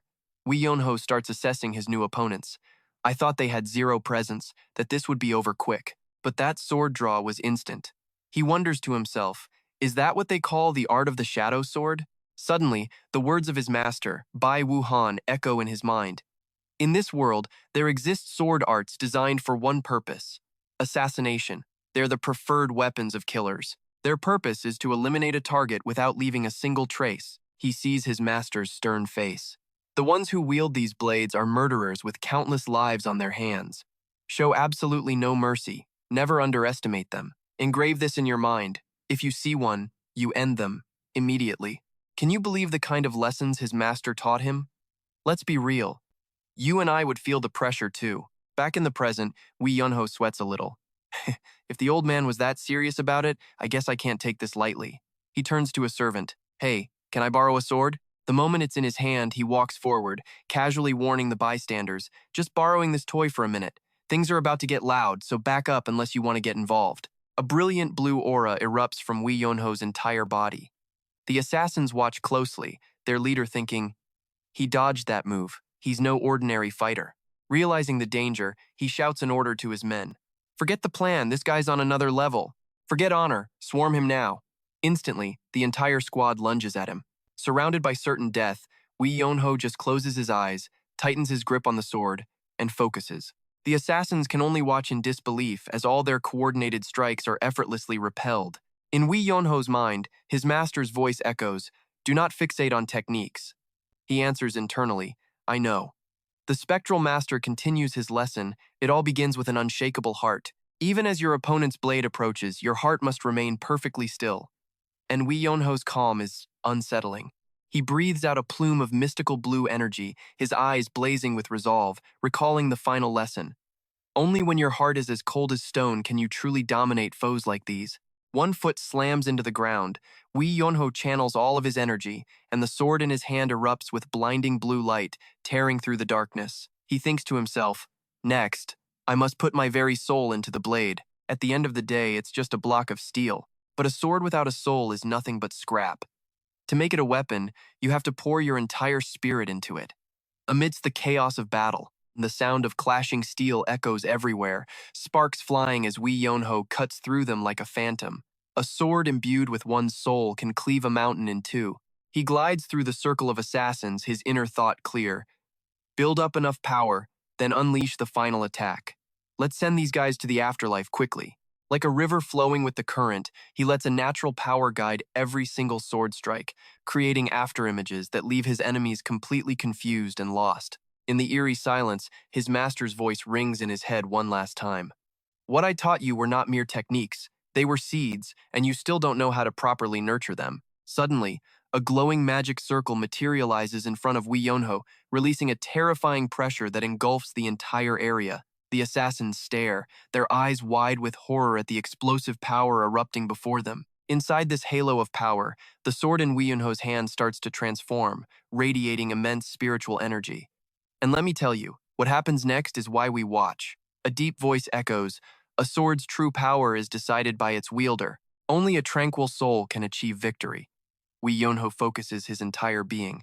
His eyes glow amid countless sparks of blue lightning as he completes the final step, forging a sword that belongs only to him. With a roar of pure power, Wee Yonho unleashes a final, devastating strike. A single downward slash forms a massive cross of energy that wipes the entire enemy squad off the map. Behind him, his phantom soldiers stand guard as the dust settles. When the smoke clears, a deep cross-shaped gash is carved into the wooden floor, with tendrils of green smoke still rising from the cracks. The assassins are scattered everywhere, barely breathing, completely neutralized. Wee Yonho stands over them, his eyes cold as ice as he looks down on the defeated. He makes a grim announcement. Game over. Your accounts are permanently banned. Time for you guys to retire from the whole swordsman gig. Looking at the pathetic figures on the ground, he adds one final judgment. I don't care how you lived before, but from now on you'll never harm anyone again. Pay the price for a lifetime of bullying the weak. Wee Yonho sheathes his sword, glancing at their pained faces and muttering, these guys look kind of familiar. Oh well, he'd figure it out later.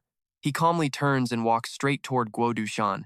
The clan leader's face is drained of all color, his entire body shaking uncontrollably as cold sweat pours down his face. He's stammering, completely stunned. Just a minute ago, he was talking all big about punishment and justice. Now he looks like he's about to log out of life. Wee Yonho coldly commands the trembling man. All right, lead the way. The guy is so terrified his sweat is practically a waterfall as he stammers back a question. You want me to clear the rest of the map for you? And from that day on, the Hachi Club, once the biggest organization in Hubei, was completely annihilated after one earth-shattering sweep. Meanwhile, back at the Sacred Hand Manor, his sister stands on the balcony, a worried expression on her face, wondering where on earth he'd gone. Suddenly, the door slams open. It's her little brother, his face beaming with excitement. Sis, you will not believe what I did today. Seeing him cause such a commotion, she just raises an eyebrow. What's all the fuss about? He jumps for joy. I paid off all the debt for our Sacred Hand Manor. His sister can't believe her ears. She just stares at him doubtfully. Stop dreaming, little brother. With that mountain of debt, you must be sleepwalking. The kid quickly tries to explain, no, it's not like that, sis. So he tells her the whole story under the moonlight. When he finishes, she's in total shock, her eyes wide with disbelief. Is that really true? He confirms it with absolute certainty. Yes, sis, we're finally free. It's all thanks to young Master Enwi. Hearing this, his sister lets out a sigh of relief, a wave of gratitude washing over her. I see. How fortunate. We owe him a great debt. But in the next second, her expression turns dead serious, her sharp eyes staring straight into her brother's soul. However, using gambling to pay off a debt is wrong. The boy steps back, terrified, stammering her name. She warns him with a stern voice. You're lucky you didn't get caught up in it yourself, or I'd make you disappear. Seriously, what do you guys think? This sister seems a little intense, right? Money's in the bank, and she's still lecturing about morals. Facing his sister's interrogation, he asks with a hint of bitterness, does the method really matter that much? His sister's face remains cold and stern. She thinks to herself, a true gentleman walks the righteous path. Anyone who strays from that path will eventually face ruin. She looks right at her brother and snaps. You saw what happened to our father, and you still want to bet on some foolish luck? Unable to hold back his frustration anymore, Wee Yonho raises his head and screams, but you were about to be sold to a brothel. His face contorts with rage as he yells right at her, snap out of it, sis! You were one step away from ruin and you're still sitting here talking about principles? But even faced with his outburst, his sister doesn't flinch. She just states, coldly and cruelly, that's right, a healer must walk the righteous path. She's just so stubborn. Standing in the quiet courtyard under the moonlight, he says bitterly, I did everything I could for you, and all you do is find reasons to criticize me. His sister replies softly, a sad tone in her voice. It's all because I want what's best for you. He points a finger at the Sacred Hand Manor sign and roars, look at this place. If I live by your words, I'll spend my entire life stuck here, just treating people. Is that really the best path for me? He places a hand on his chest and declares with conviction, meeting young Master Nui has made me realize a lot of things. I don't want to live the life you want for me. He stares straight ahead, his will as clear as day. I want to be the master of my own destiny, not some good little boy trapped in your cage. And with that, the two siblings stand in silence under the full moon, the quiet manor surrounding them. The scene shifts to the Hanlin Academy, a magnificent building reflected in the calm water. A man in elegant blue robes gestures for his guest to enter. Please, come in. The stranger has long, dark hair and wears a powerful black and red martial arts uniform. He smiles slightly and clasps his hands in respect. An uninvited guest like myself receiving such a warm welcome, I'm at a loss. The host explains kindly, I heard you are the older brother of the young hero, Wee Yonho. When a distinguished guest arrives, of course he must be welcomed properly. They walk deeper into the academy grounds together. As his older brother, I apologize for his rude behavior. The old man in blue just waves his hand. Not at all, young master, you're too kind. I heard you're looking for your younger brother. The old man pauses, observing him for a moment before continuing. In that case, would you allow this old scholar to say a few words? After getting a nod, the old man asks, Young master, do you know the term great vessel? He begins to explain. A great vessel is called great because it cannot be constrained. Judging by your personality, you would likely try to force your brother into a mold. In his mind, an image of a wild black horse struggling against its reins appears. But doing so will only destroy him. You can't just lock a war horse in a tiny room and expect it to thrive. It'll just end up hurting both of you. The rope snaps, and the horse gallops freely across the vast plains. So please, leave him be. Give him his freedom. One day, you will see a magnificent steed galloping across the grasslands. The older brother is silent for a moment, his gaze thoughtful. He then says quietly, Thank you for the insight. I'll need to update my management style for my little brother. After leaving the academy, the two walk through a quiet forest. The meal is over, so why do you look so deep in thought, sir? Was the food not to your liking? He doesn't answer right away, just stares into the distance and asks a question of his own. Chuang Not, what do you think of my younger brother? Chuang Not answers bluntly, without any hesitation. Your brother? Honestly, the only reason I even see him as a person is because he's your brother. If I didn't know you, I wouldn't give him a second glance. He then starts listing off a long series of flaws with a disgusted look on his face. He's lazy, sloppy, undisciplined, and has a tacky style. Basically, he's a hopeless case. The brother looks into the void, thinking to himself, that's a normal reaction. A normal person could never see Wee Yonho's extraordinariness. Either that, or Wee Yonho really has changed and is no longer the person he used to be. But hold on. What do you and I both know? In the quiet of the night, Wee Yonho's snoring breaks the silence. He stretches, yawns, and mutters, How long was I asleep? Wee Yonho stands on the porch, rubbing a sore shoulder and looking pissed. He dreams about fighting, but wakes up feeling like he actually got beaten up. Unreal. While he's busy whining, a warm female voice appears from behind him. Your grace is a gift of rebirth, your virtue as deep as the sea. Wee Yonho practically jumps out of his skin. He whips around to see the elder sister from the Sacred Hand Pavilion kneeling, kowtowing with deep respect. In this life, I can never repay the great kindness you've shown. Wee Yonho gets all flustered, waving his hands frantically. Whoa, lady, what's with the drama? Just get up and talk, you're scaring me. She then asks, This may be sudden, but could I ask a favor of you, young hero? Wee Yonho's eyebrows furrow with suspicion as he sighs to himself, wondering what kind of mess his ancestors got into with her family. She gets right to the point. Please help Xiaoya regain her will. Now, pay attention. Seeing his blank stare, she explains that Xiaoya must inherit the Sacred Hand Pavilion. She is the one who must carry our clan's burden and restore its former glory. But right now, a child like her is wavering. Please help her find her way again. Hearing this, Wee Yonho just deadpans. Reviving the Sacred Hand Pavilion and becoming a great doctor are two completely different things, you know. He looks her right in the eye, serving up a dose of reality. Being a great doctor and being a CEO who revives a clan are two totally different jobs. Her expression instantly hardens, her eyes turning to steel as she states the revival of the Sacred Hand Pavilion is absolute. Even if Xiaoya becomes the world's greatest healer, it means nothing if the Sacred Hand Pavilion itself crumbles. Let that sink in for a second. We restore the brand first. Future generations can worry about being doctors later. Got it, Wee Yonho says, his eyes sharp. So that means reviving the Sacred Hand Pavilion is the #1 priority. And to do that, he continues, there is actually a very simple way. Meanwhile, at a branch of the Hanlin sect, the air is thick with tension. The beautiful but lethal branch master, Gi Ruyan, is grinding her teeth and fuming. I should have just kicked him out. That smug look on his face is giving me a migraine.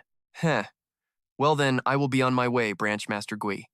Get out. Thinking how he dared threaten her with the Wee Sanho, she vows that if there is a next time, he will pay dearly. Lost in her fury, a subordinate rushes in frantically, shouting, "Branch master! There is an emergency." But Gi Ruyan just snaps back, "What is it now? And you are going to want to see this." Before he can finish, an imposing figure enters the room, an old man with gray hair and an untouchable aura. He stares her down and asks, "Are you the one in charge here?"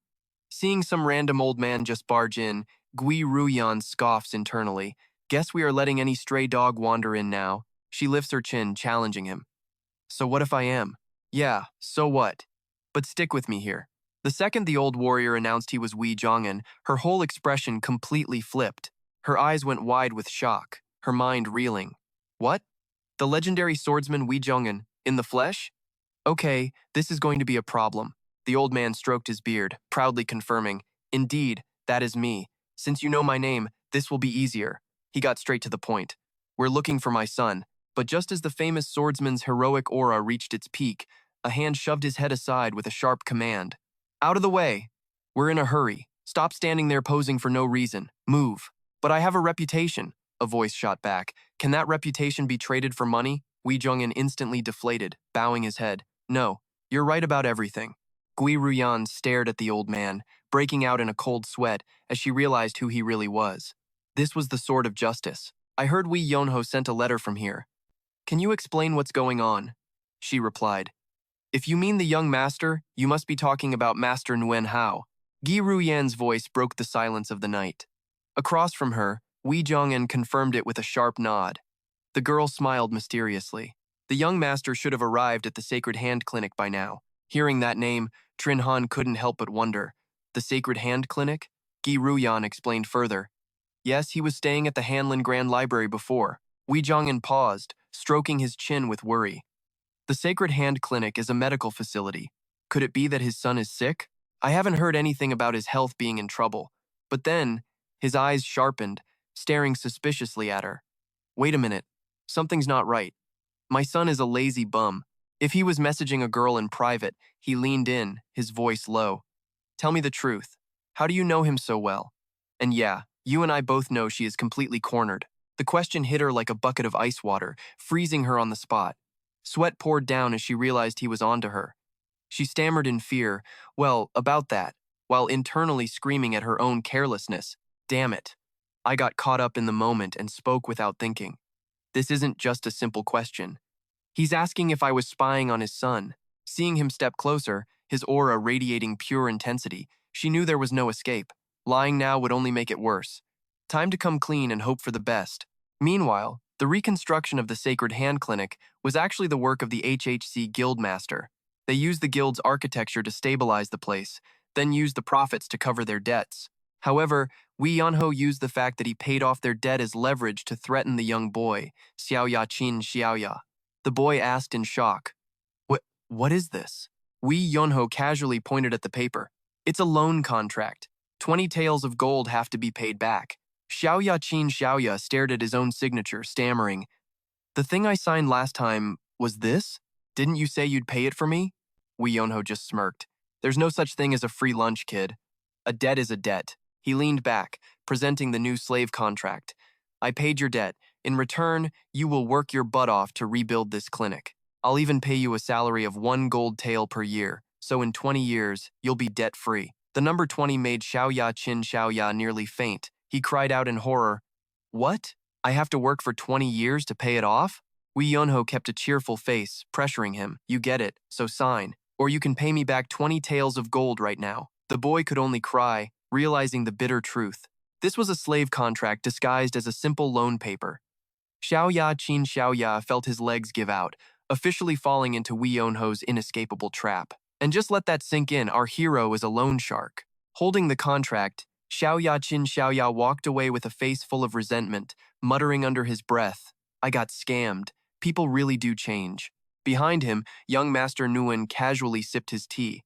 His eyes followed the small figure as he thought to himself, And with this, the ownership of the Sacred Hand Clinic is mine. Seeing the young master's strange actions, the rich merchant sitting opposite him couldn't help but ask. He narrowed his eyes. But why are you doing all this? Young Master Nguyen kept a straight face, took a sip of tea, and asked back, What do you mean? He looked off into the distance. A foolish contract like this won't happen again. The merchant pressed on. Why are you showing such kindness to young Master Tan? From his experienced perspective, he analyzed, even if he works alone, he can't revive the clinic in 20 years. That part is true. The merchant grew even more confused, frowning. This deal looks like a massive loss. Why is he being so charitable? At that moment, the young master put down his teacup, his gaze deepening. It's fate. Seeing the man's confusion, he looked at his own reflection in the tea and began to explain.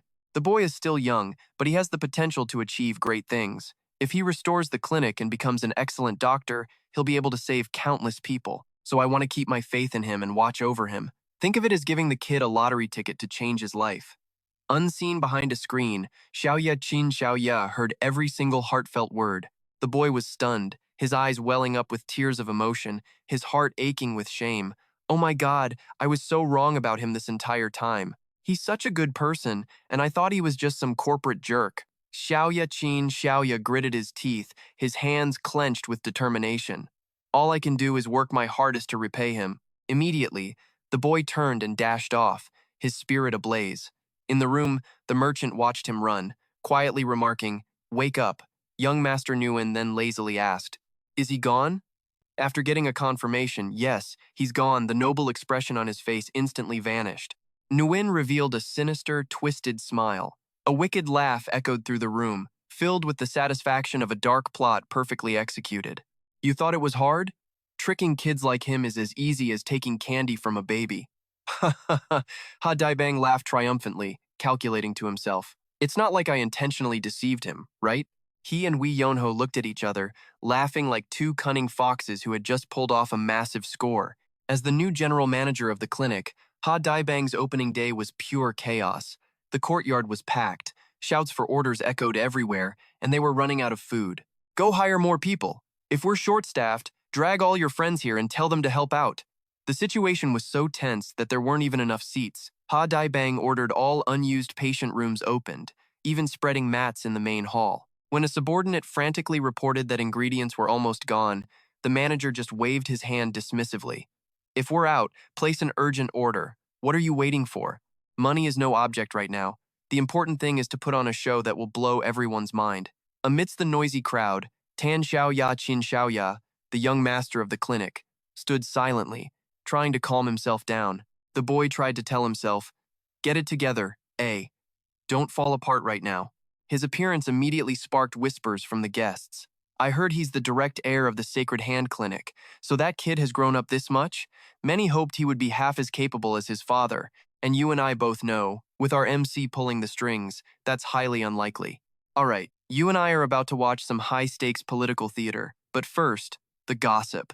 Everyone in town thinks the old Saint's Hand Pharmacy is finished. Suddenly, a loud declaration cuts through the chatter, announcing a VIP's arrival. A serious-looking procession enters, and the crowds quickly part to make way. Xiao Ya and Xia Depeng stand at attention, faces grim. From a grand carriage, a pair of boots land. It's the prefect, in his striking red robes, exuding an aura of absolute power as he walks through the stunned onlookers. The prefect has arrived. At the announcement, every single person drops to their knees in respect. Xia Dapeng is no exception, bowing his head respectfully. The prefect clears his throat, stroking his beard. His eyes scan the crowd, pausing for a moment on Yuan Rinhao standing in the back. Finally, the prefect stops before Xiao Ya, his face a mask of deep emotion. He declares, "After so long, the Saint's Hand Pharmacy is restored." This official is overjoyed beyond words. "You are the son of the late pharmacy master?" the prefect asks, staring down at Xiaoya kneeling before him. The boy trembles, sweating bullets, and stammers, "Yes, that's right." The prefect then raises his hand, booming his declaration to the entire town. "From this day on, do good work. Do not disappoint me." He looks at Xiaoya with hopeful eyes. "I trust the new master will serve the people well." Xiaoya bows his head to the ground. "I wouldn't dare disobey." A massive cheer erupts from the crowd. The Saint's Hand Pharmacy is truly back in business. The prefect keeps the hype going, shouting, "This isn't just the pride of Wuhan, it is the pride of all Hubei. Come to the Saint's Hand Pharmacy, everyone."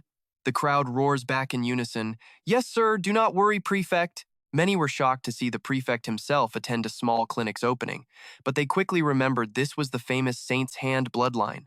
Amidst the chaos, Xiao Ya looks to the sky, seeing the image of his late father smiling down on him. He clenches his fists, promising, "Father, I will make you proud." And right after that touching moment, this is where we see the truth. Watch this. Later, in a private room, the prefect's mask completely shatters. Sweating and trembling, he asks the man sitting opposite him, "Was that performance acceptable?" Yuan Rinhao casually flips through a ledger in his hand and smirks. "Yes, it was perfect." The prefect pleads, "Then please, keep your promise." Rinhao's smirk widens. "Of course, I'll just keep this little album of evidence as a souvenir. You try anything funny, and this goes public." The prefect can only grit his teeth, swallowing his rage. As Rinhao leaves, he even gives a cheerful wave. "Safe travels!"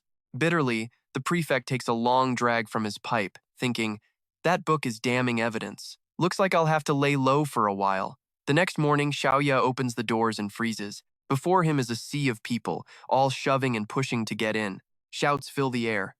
"Hey, I told you not to push. Get in line, get in line." Seeing the line of people stretching on forever, Xia Depeng is completely stunned. He stammers, "Where does the line even end?" Faced with Xiao Ya's shock, the old manager's eyes practically turn into gleaming gold bars. He cackles, "Boss, I smell money. We're going to be so busy, we'll drain every purse in the city." Seeing his manager's psycho-level greed, Xiao Ya can only snap back, "What is wrong with you?" But while the Saint's Hand is booming, the rival clinic across the street is a ghost town. The owner stands on the empty road, roaring in frustration. Why isn't there a single patient? His subordinate timidly reports it's because the new Saint's Hand has opened. He says everyone is flocking over there. The owner is stunned. His cloudy eyes show pure disbelief. "What? Saint's Hand? That failed shop dares to hang a new sign?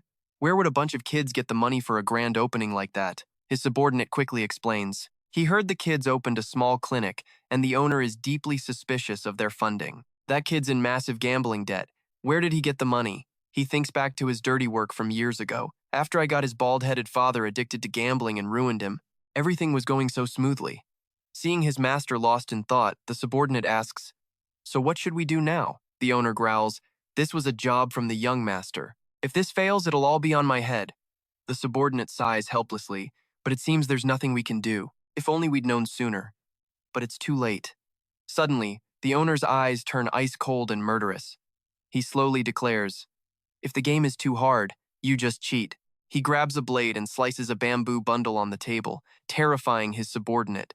"And yeah, you and I both know where this is going." He smirks. What a real shame. The young master of Saint's Hand just getting back on his feet. The rival owner plots a vicious scenario, attacked by bandits last night. What a tragic death. Wouldn't that be a terrible shame? He gives the cold command, "Prepare the funeral money." Meanwhile, under an oil lamp, Xiaoya studies a silver needle, completely unaware that death is creeping closer. At the same time, inside the Sungchun Martial Alliance, the atmosphere is incredibly tense. The alliance leader, Sima Tianse, asks gravely, "I've heard rumors the Green Forest outlaws have allied with the Iron Blood sect. Is this credible?" "Yes." A young man named Peng Daojie confirmed it. He was being hunted by the 10 Swords of the Green Forest, but thanks to a lucky encounter, he defeated them and escaped. Sima Tianse's eyes narrow. The 10 Swords themselves? If they took it that seriously, then the Green Forest and Iron Blood sect have likely already joined forces. The martial world is on the brink of chaos. 20 years of peace is long enough. It's time for the legends of... With our martial alliance in the east and the Heavenly Justice League in the west, even the smallest spark could ignite a massive war. Sima Tianse presses on, "What about the Heavenly Justice League?" The subordinate answers, "If the Green Forest is moving under the League's protection, then the situation is even bigger than we feared." Sima Tianse clicks his tongue. "Tch. If we have to fight the League, I can't imagine the bloodshed." He brings them back to the main point. That boy, Peng Daog, did he really defeat the 10 Swords and escape? The answer he gets is completely unexpected. He had help from someone named Yuan Rinhao. Sima Tianse mutters the name, and his subordinate continues. He appears to be the second son of Yuan Zhenghan of the Guangdong Yuan family, disappeared for 5 years, only to resurface now. Hearing the father's name, Sima Tianse bursts out laughing. "Yuan Zhenghan? The Wei Zhonghan himself? So that's it." And just like that, you and I just heard our guy's name drop in the big leagues. All right, stick with me as we dive into a family where the father is a legend and the son is, Well, a problem. The old man nods, impressed, remembering the kid was impossible to track down just 5 years ago. Turns out he was busy forging his son into a living weapon. A subordinate bows, adding another critical detail. And it wasn't just that. Trung Nam is also Wee Sanho, the infamous Wee Sanho. The old man believes that in 10 years, the Nguyen family will be the undisputed #1 in the world. His guest can only agree. A true dragon has been born into the Nguyen family, destined to be a righteous hero who will shake the martial world. Everyone's hyping him up, except reality hits like a ton of bricks. Because right now, the so-called dragon of the Nguyen family, Wee Yanho, is passed out on a roof, snoring his head off, dead to the world. The sound echoes until he startles awake. From a window below, the head butler calls out to the young master. Wee Yonho just snaps back. Your dragon? Oh, he's busy recharging. The head butler just sighs, telling him to be careful. Falling off would be inconvenient. I already told him to take his traditional medicine. Hearing that, Wee Yunho is suddenly wide awake. He smirks. Hey boss, about that bet we made. Isn't it time to collect? The head butler freezes. And right on cue, pay close attention here, shadowy figures leap across the rooftops, their killing intent thick enough to choke on. The head butler gestures to Wee Yonho. See? Told you they'd show up tonight. The old man coughs, adding, so impatient. They were supposed to take 3 more days. Wee Yonho casually takes something from the butler as the old man asks again. You knew they were coming, so you must be ready, right? Wee Yonho just slings a broom over his shoulder. For a few measly assassins, a broom is more than enough to clear this map. You can mess with anyone, but you don't mess with my passive income. Without a second of hesitation, he dives straight into the ring of killers, roaring with pure excitement. Die! His face twists into a manic grin as he swings. Meanwhile, at the Kaifeng branch, under the pale moonlight, Gui Rongrang is frozen in terror before Nguyen Chin Han. The old master looks deep into her eyes, his voice low but heavy. My son is naturally lazy. He's not the type to personally contact a young lady. So how is it you know him so well? That question hits Gui Rangrang like a bucket of ice. She's stuck, sweat pouring down her face. Inside her head, she's screaming, I'm so dead. The pressure from the grandmaster is suffocating. She knows one wrong move, one little slip-up could be the end of her. But just as the tension hits its absolute peak, the stern old man suddenly yelps, ouch, that hurts. I said it hurts. How many times have I told you not to meddle? Regaining his composure, he confirms, so, my Wee Yonho is in Bak Chow. Gui Rongrang quickly changes the subject. So, can you tell me where the saintly hand manor is? But then she freezes, her mind suddenly connecting all the dots. Wait a second. The Wee Jonghan, Nguyen Chin Han, the Wee Sanho, and now Wee Yonho? She realizes a terrifying truth. This family is ridiculously stacked with superstars. With a roster like that, the title of #1 family under heaven is already in the bag for the wins. No contest. A calculating smile spreads across Gui Rongrang's face. I'll be right back. Please wait a moment. She asks if Wee Yonho can get married. Nguyen Chin Han gives a blunt answer. No. She argues, he's back now, he's old enough. We have to prepare. She starts hatching a plan. If there's no affection, we just force it. Make them meet constantly, send them on missions together. The odds are pretty high. And I know what you're thinking, this woman's scheming face is absolutely terrifying as she plots to just lock them in a room together until something happens. Her evil laughter echoes through the air, making even the legendary Nguyen Chin Han shudder. Scary. Way too scary. At the manor, a young apprentice rushes in to tell Xiao Ya a woman is here to see him. The kid just looks back with a massive question mark on his face. Standing before Xiao Ya is a beautiful woman with a butterfly pin in her hair, but her eyes are stone cold. Recognizing her, he stammers out a single word, sister. But instead of a warm reunion, she coldly inspects the clinic. All right, what's with this sketchy-looking clinic, little brother? Explain yourself right now, or I'm tearing the whole place down. Standing on a stone bridge, his sister gives a firm order. First, stop everything and come back home. She looks him dead in the eye, her words like daggers. A doctor's job is to save people, not to chase sales targets. You understand me? And yet here you are, using medicine to run a business? Seeing him just stand there, she gets even angrier. What is this joke? Pack your bags. Now, Xiao Ya hangs his head, sweating under the pressure. But then he looks up, his own question sharp with bitterness. Aren't doctors human, too? He shouts. Why can everyone else get rich, while we're expected to be honorably poor? Sister, a reputation has to be backed by financial power. His sister just snaps back. Have you already forgotten the teachings of our great predecessor? He fires back, arguing that the same predecessor lived in a mansion. Didn't he also make a fortune with his skills and live a comfortable life? He stresses every single word. That's because he saved lives, and the wealth followed. He didn't chase the money. Why can't you understand? Unable to take it anymore, Xiaoya yells right back in her face. The one who doesn't understand is you. I know I'm not on some perfect righteous path, but at least I'm not as arrogant and tyrannical as you are. Xiaoya roars with raw determination. Following your methods, the saintly hand manner will never be famous. Why do you still not get it? He shoves her old-fashioned words aside. I'm not a puppet who just does what you say. You go your own way, he says, ignoring her as she calls out his name, stunned. Xiaoya, but he just storms off, declaring, I'm going to make the saintly hand manner famous my way, and you and I just witnessed the exact moment a boy decided he was done living in someone else's shadow. Watching him leave, someone clicks their tongue. Well, well. Looks like the little bird has finally grown its wings, talking back to the big boss like that. The sister's sharp gaze snaps towards the speaker. Wee Yonho just looks back, completely clueless. Huh? What? Because of that wannabe hero, my entire plan is ruined. He's a menace. The woman glares at him with pure resentment. In the dead of night, under the bright full moon, a lonely carriage rumbles down a dark road. Just in case, give the order to erase every single trace that we were ever at the saintly hand manor. The subordinate bows. Yes, my lord. Still, he can't help but ask with a hint of regret, but my lady, to abandon everything we've built in Wuhan? Isn't that a terrible waste? And what about our scheming villainess? Well, let's just say her caution is dialed up to 11. She's thinking that letting some unknown teenager just waltz in was a mistake from the start. After all, small problems have a nasty habit of becoming huge ones. Her face is hidden in shadow, a smirk playing on her lips.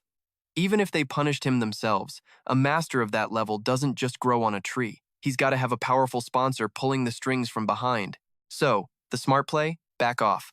Winning or losing, the commotion would be too big, drawing way too much attention. Her subordinate just nods.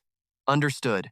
She keeps analyzing the board. The guildmaster has already racked up plenty of credit.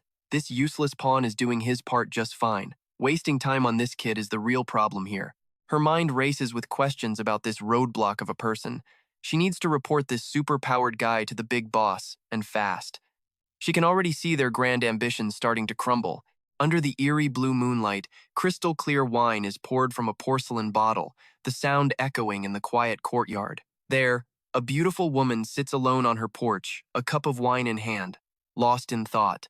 Suddenly, a familiar voice cuts through the silence. Drinking all by yourself is terrible for your stomach, you know. She looks over, stunned to see Nguyen Hao standing there, calm as ever.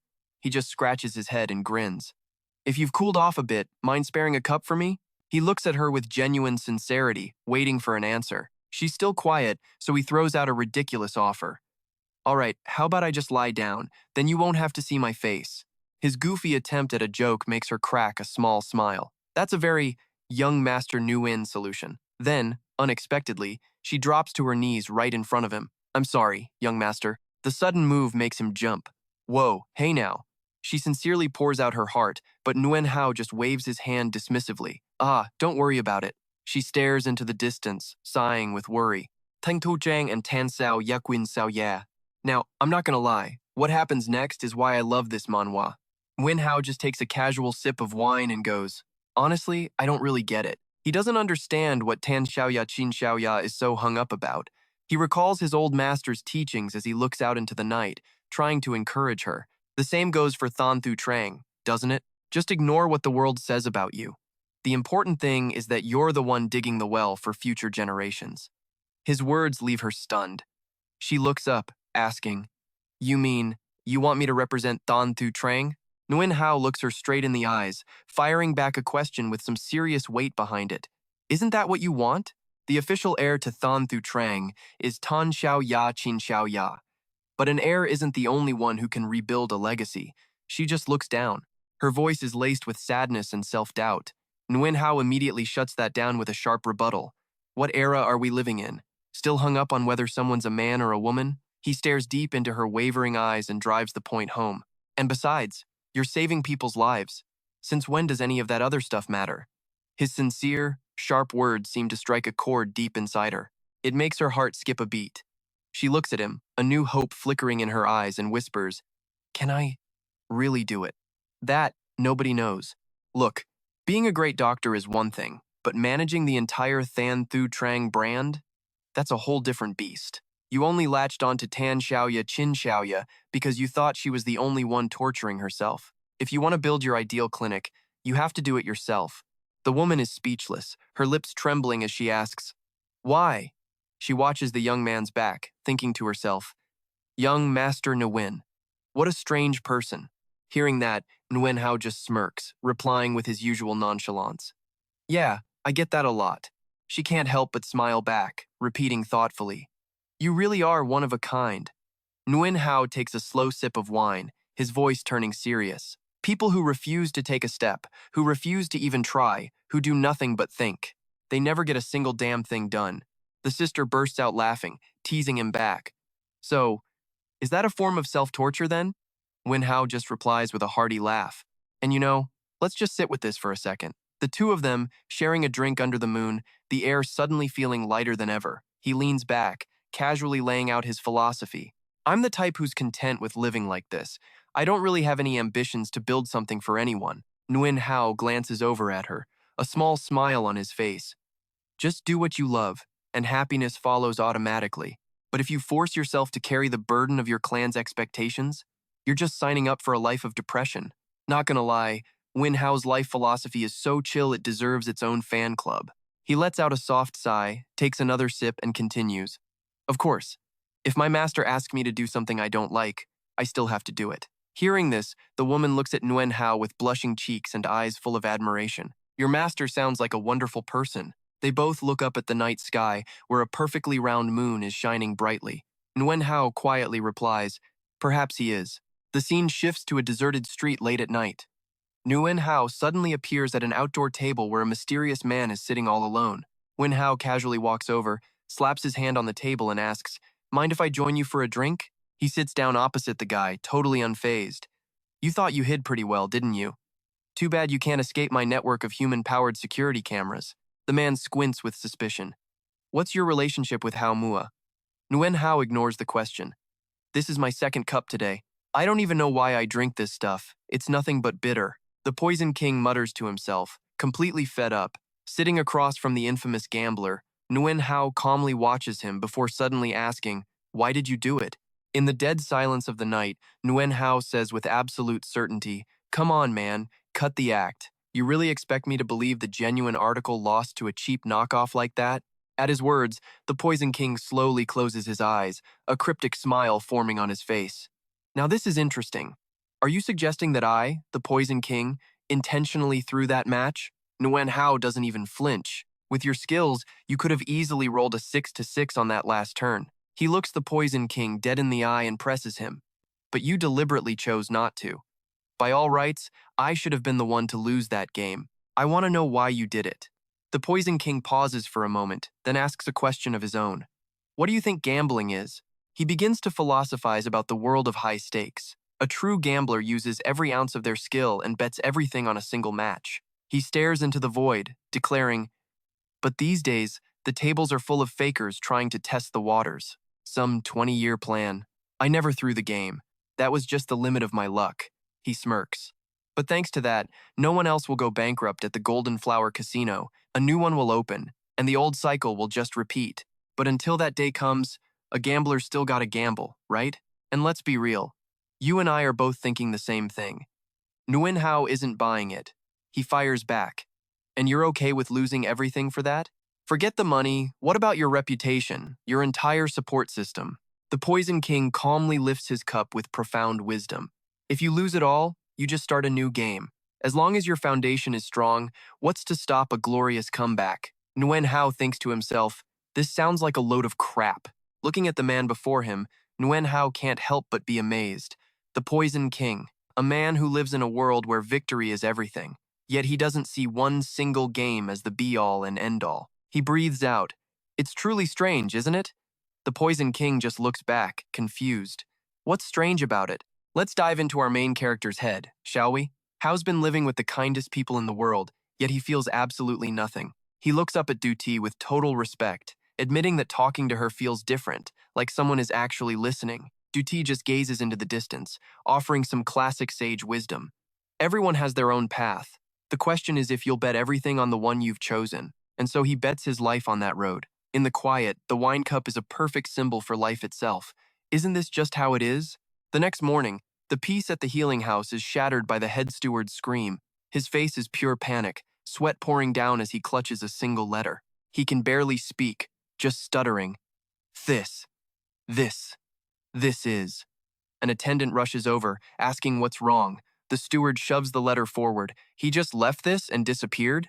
The letter's contents are written in a bold, carefree hand that just screams indifference. Yo, I'm clocking out for good. Staying here feels like being an eternal office slave. Besides, I wasn't helping the saintly hand manner anyway. Reading this, the steward just yells in disbelief.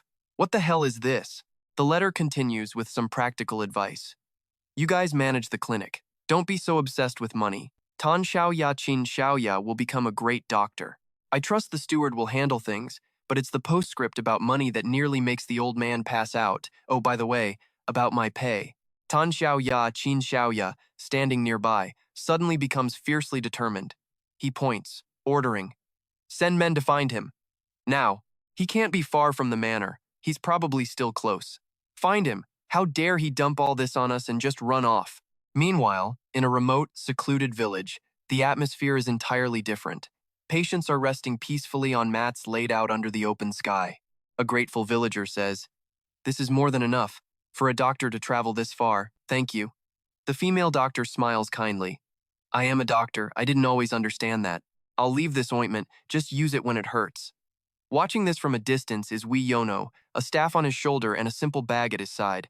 He thinks to himself, she's really something else. He smirks and steps forward, breaking the silence with an interesting proposal. "If you're that good, I'd like to see for myself." His sudden appearance startles the female doctor. Nguyen. Duong tu?" And so, a new journey for Wee Yonho begins. Hao watches Tandalan tirelessly saving people and just scoffs, "Working your butt off like this for free. Do you have any idea how much money you're losing?" By the waterfall, Delan turns, confused. "Why do you walk such a thorny path?" "You don't have to." "Is it because of some kind of mission?" "Not really. Master Nguyen already said so." Delan smiles gently, her eyes showing pure determination. "Enough overthinking. It's time for real-world practice." Wee Yunho hands her a small package. "Take it. I bought back your accessories. From now on, don't you dare pawn these again. Promise me." "Yeah, our boy knows how to be smooth when he wants to." Opening it, Delan is stunned. It's the exquisite jewelry she sold to survive. "These, you mean last time too?" Hao says with a serious look. "Don't sell them again. You promise?" She clutches the package, nodding. "I promise." Seeing it settled, Hao turns. "Then I'm leaving." Delan calls out, confused. "Wait, where are you going?" He calmly explains. "My master's teachings. I can't stay in one place for too long. If fate brings us together again, great. If not, don't sweat it. Bye."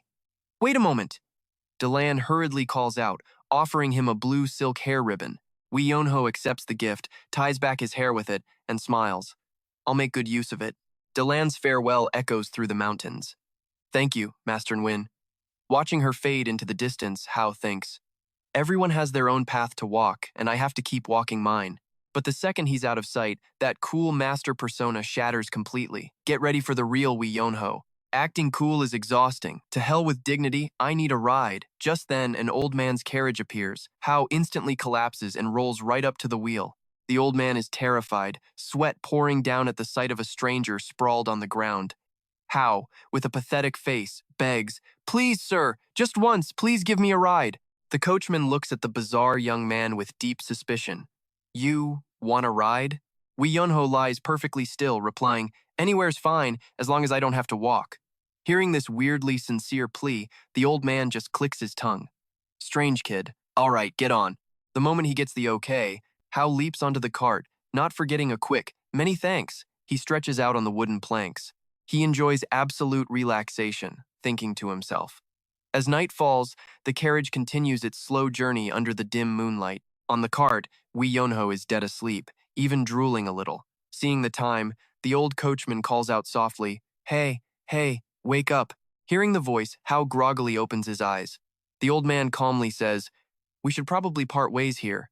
Hao just rubs his eyes and yawns. I must have slept a long time. Looking at the desolate wilderness, the old coachman worries, but there's nothing out here at all. Hao just laughs it off. I can survive anywhere. Sleeping rough is my style. He hops down from the cart, bowing gratefully. I'm thankful you brought me this far. Seeing the young man's attitude, the old man just says, I see. Then travel safely. Hao waves goodbye. Yep, I'm off. The carriage rolls on, leaving him alone on the dark road. Watching the strange kid standing in the night, the old coachman just smiles. What an interesting fellow. Shichnanguyet, the old man with the deep scar over his eye, calls out. Kneeling behind him, the one-eyed assassin immediately speaks up. Yes, explain. Suddenly, the old man's hands go to his face. His true form is revealed, a sharp, silver-haired man with a long scar crossing his face. He coldly declares, That kid already detected your presence. Now, you and I need to let that sink in. This lazy bum spotted a master assassin. Go investigate him. Find out who that kid is. Sheich Naguyet bows his head respectfully. As you command. All right, let's watch how a peaceful nap turns into an absolute disaster. Our guy, Wee Yonho, is just chilling under a massive tree when a female ninja comes crashing through the forest, running for her life. She's completely out of breath, face pale, her energy and stamina totally drained. She can't go on. Her eyes dart around, desperately searching for a place to hide. And then she spots it, the perfect cover. Yes, right there. In one swift move, she zips up into the dense leaves of that very same tree to hide. She slows her breathing, trying to stay calm. Her stealth technique should keep her hidden. But suddenly, a chill runs down her spine. Something feels wrong. It's like someone else is up here with her. A dark shadow appears right behind her. She turns her head and almost has a heart attack when she sees Wee Yonho, casually curled up and sleeping soundly on the branch next to her. She lets out a terrified scream. Gah! Wee Yonho wakes up, bleary-eyed and confused, asking, What the hell? Can't a guy even get a jump scare in his sleep anymore? Shh, she hisses, breaking out in a cold sweat. She whispers urgently, If they find my position, we're both dead meat. Be quiet. Below them, a man with a spear is searching but reports back, frustrated. The target and the intel are both gone. The leader roars his command, Spread out and find her. His men scatter. Once it's quiet again, the ninja lets out a sigh of relief. They're gone. Wee Yonho, completely annoyed, puffs out his cheeks. He gives her a little nudge and grumbles, Could you move over a bit? The girl suddenly realizes how close they are and instantly leaps away. Wee Yonho sits up, scratching his head and complaining sleepily, Why'd you jump like you saw a ghost? You totally ruined my nap. Realizing she was the one intruding, the girl quickly bows her head. My apologies. But she doesn't forget the danger. But it's dangerous here. We need to leave, she warns. Wee Yonho just asks blankly, Why? She explains with a serious tone, We can't let them find us. They'll kill anyone who sees them, witness or not. With that, she starts moving and signals for him to follow. Just stick with me. This is my mess, so I'll take responsibility.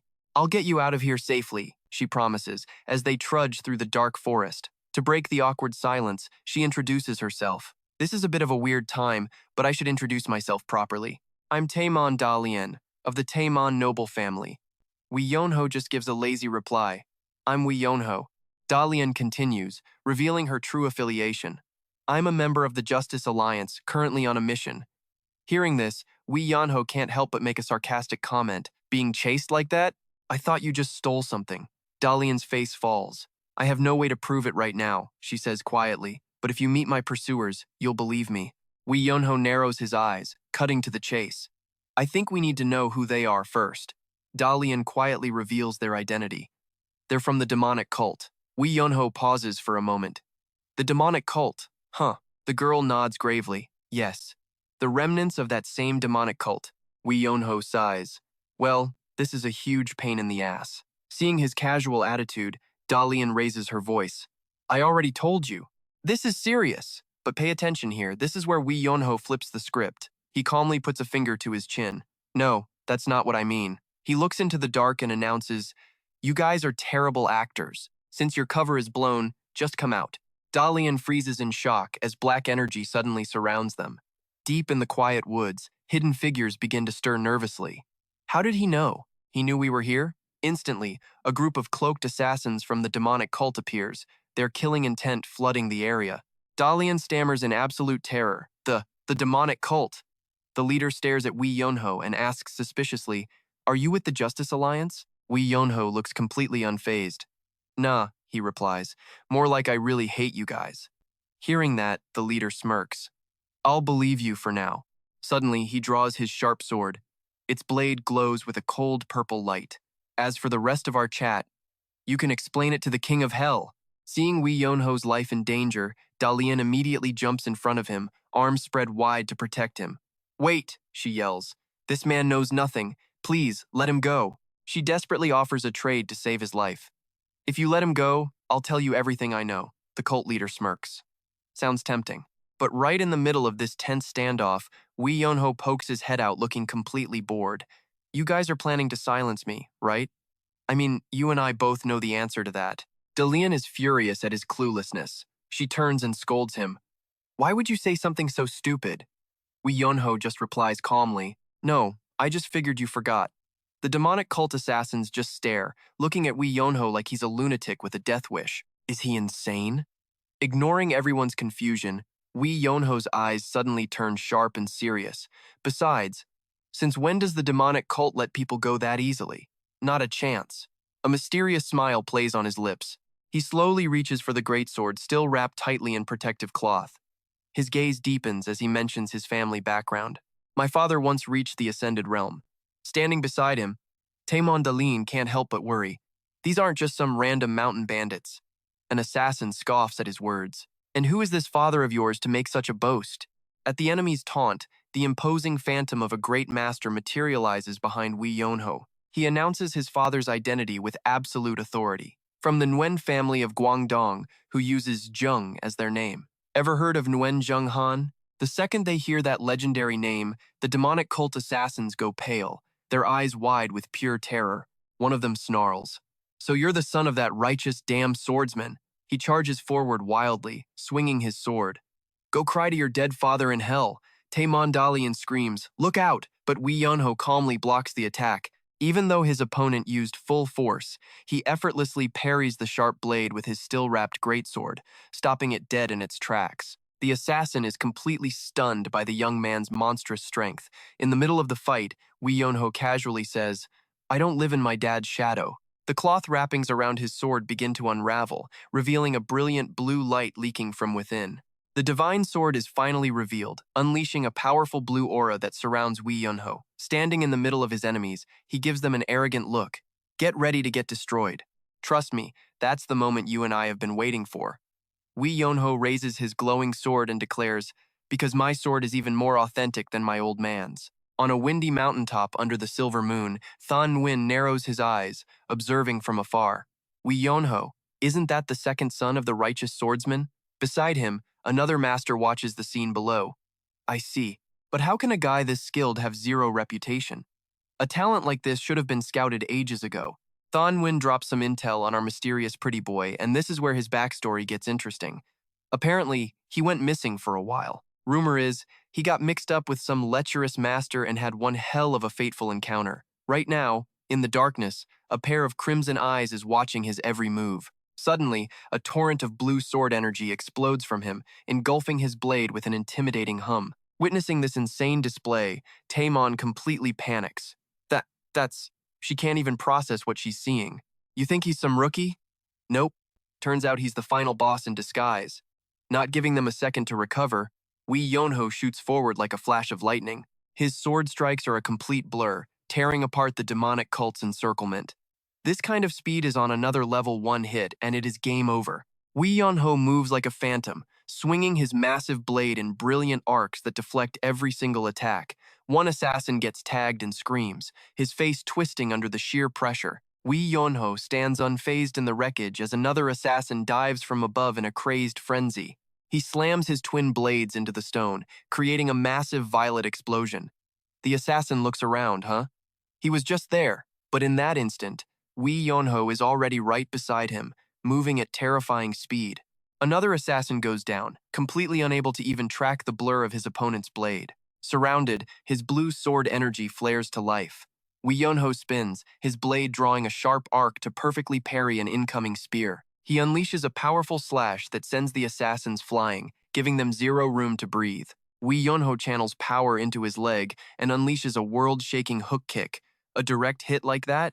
Yeah, that's a one-way ticket to the afterlife. The bodies drop one by one, and he lands softly, standing tall over the defeated.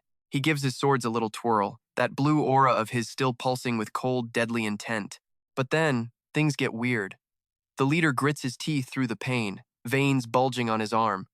He lets out a roar as dark purple demonic energy begins to seep from his body. A blood-curdling scream rips through the forest as that demonic power explodes. And don't blink, because the assassins he just took down, they are all getting back up like zombies. What is this, some kind of cheat code? They die, revive, and now have a purple power-up? Seeing this, Wee Yunho just smirks and lets out a sarcastic little sigh. He glances at the freshly resurrected thugs and casually asks, "I already cut your tendons, so how are you still standing?" The cult leader, now completely consumed by demonic energy, growls back, "So, it seems you've heard all about the demonic cult from your father." In response, Wee Yunho just gives the most brilliant, cheerful smile. "Ah, I see. Well, if your tendons won't stay cut, guess I will just have to take your legs off. Must be exhausting reviving all the time." His blue sword energy clashes head-on with the cult's dense purple miasma. In his mind, the words of his master echo, "Mercy creates problems, evil only brings regret." In this world, ruthlessness is a necessity. His eyes turn ice cold. He finally gets it in a real fight. You throw away any thought of sparing your enemy. The greatsword in his hands becomes a blur of decisive, powerful strikes. Every single swing draws blood. One of the berserk assassins screams, "Die!" and brings his sword crashing down, but Wee Yunho just casually sidesteps, dodging it like it is nothing. He looks at the guy's pathetic attempt and just scoffs. "A sword that slow? A snail could dodge that, never mind me." He even lets out a bored little sigh. Wee Yunho sighs softly to himself. Guess there is no other choice. He starts channeling his sword energy in a completely new way. He relaxes his body, syncing his mind to the rhythm of battle. Blue sword energy coils around him like a brilliant storm as he spins, shouting, "I told you not to resist! Just go with the flow," he says. You and I can only watch as the assassins get sucked into a massive vortex of energy, completely helpless. Wee Yunho glides between the currents of light, thinking to himself, just slip through a single beat, and the attack will reflect right back at them. The energy erupts into a massive pillar of light. And from a distant peak, a mysterious master watches the destruction below with a grim expression. Under the attack's immense pressure, the ground completely shatters. Dust covers the field where the cultists have been utterly annihilated. The last survivor gasps for air in the rubble, coughing, and then realizes it with horror. "I'm the only survivor?" Just then, a clicking sound comes from his mouth. A suicide pill. "Spit that out now." The capsule flies out of his mouth. Wee Yunho picks it up, gives it a look, and clicks his tongue. Damn, these guys play for keeps. They actually remove their own teeth to hide poison capsules. He thinks to himself, all that useless stuff my father told me, turns out it's actually coming in handy. Dalian just stands there stunned, sweating buckets at his companion's insane power. Under the full moon, Wee Yunho turns to Dalian. "So? Weren't you the one saying you would spare them?" She just hastily agrees. "Ah, yes." We cut to another courtyard. Zhang Yi anxiously asks, "So? What is the situation?" A portly noble squints with suspicion at the beggar's ragged clothes. Yes, that is him. But the noble is thinking, one is a beggar, and his friend does not look like he has two coins to rub together. Zhang Yi just laughs awkwardly. The noble presses on. "But who are you people? You are not from this area." Zhang Yi puffs out his chest. "We are not suspicious. I am Zhang Yi, a branch master of the great Beggars Sect." Hearing that name, the noble is taken aback. "A branch master? Why would someone like you be looking for the young master of the Nguyen clan?" Zhang Yi gets flustered. That was not me." Just then, Wee Sanho steps forward, his presence completely overwhelming. "I am Wee Yunho's older brother. My name is Wee Sanho." The noble is floored, breaking out in a cold sweat. "What? You are the older brother of young master Wee Yunho?" Wee Sanho confirms it. "That is right. I am." The noble completely panics and runs off. "Please, wait here for a moment." As they watch him sprint up the stairs, Zhang Yi just looks totally confused. He is just looking for his little brother. Why roll out the red carpet like this? But then a horse carriage appears. Zhang Yi's face drains of all color. He stares in horror. Is not that the Hao family crest? And the Kaifeng branch at that? Seeing his friend absolutely lose his mind, Wee Sanho just raises an eyebrow. And trust me, you are going to want to see who steps out of that carriage next. Stick with me here, because this family is on a whole other level of overpowered. For now, they're just spotting a fancy carriage, trying to figure out who's inside. Shanhao eyes the approaching carriage, wondering if they're being followed. Turns out, they are. The vehicle screeches to a halt right in front of them, kicking up a dramatic cloud of dust. When the dust settles, a stern old man with silver hair and a long beard steps out, leaving Shanhao completely stunned. His eyes widen in shock. Father? Next to the old man, a woman in a black cloak just smiles. Is that Shanhao? He just blurts out, Dad, what are you doing here? What are the odds of his parents showing up right now? The old man, Wei Zhenghan, cuts straight to the point. We're looking for Wei Yonho. And you? The other guys answer, also looking for Wei Yonho. Wei Zhenghan asks impatiently, Is that so? Then where is Wei Yonho? Shanhao looks down, hesitating. About that, I heard he left not long ago. The second dad hears his son bolted. Instant emotional damage. The old man's temper starts flaring up. I told you we should have come sooner, he roars. Just then, a young boy appears, clasping his hands and bowing politely. Greetings. I heard you are the family of the great hero, Yuan Wei Yonho. Shanhao and Wei Zhenghan just stare at him as he introduces himself. I am Qin Xiaoya, master of the Divine Hand Clinic. The boy smiles, his eyes filled with gratitude. Our clinic received a great favor from your son. If we could host your family for a while, it would be our greatest honor. Shanhao is floored, thinking, this kid looks tiny, but he's the CEO of this huge clinic, and he's calling my son a great hero? This is absolutely surreal. Qin Xiaoya warmly invites them inside. Please, I'll have a meal prepared. Even though Wei Zhenghan is hesitant, oh, we couldn't possibly impose, the boy firmly insists. The great hero's family is like our own. Please give us the opportunity to show you our proper hospitality.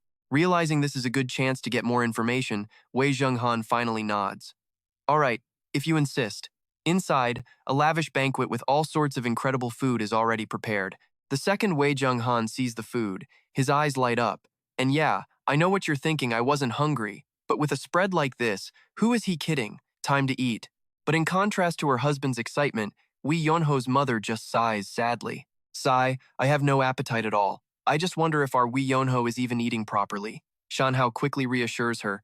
Mother, please don't worry so much. He glances at the others, revealing, We've mobilized our guild and the Hao clan to find him. For now, you should eat and regain your strength, mother. His words make her sigh in agreement. You're right.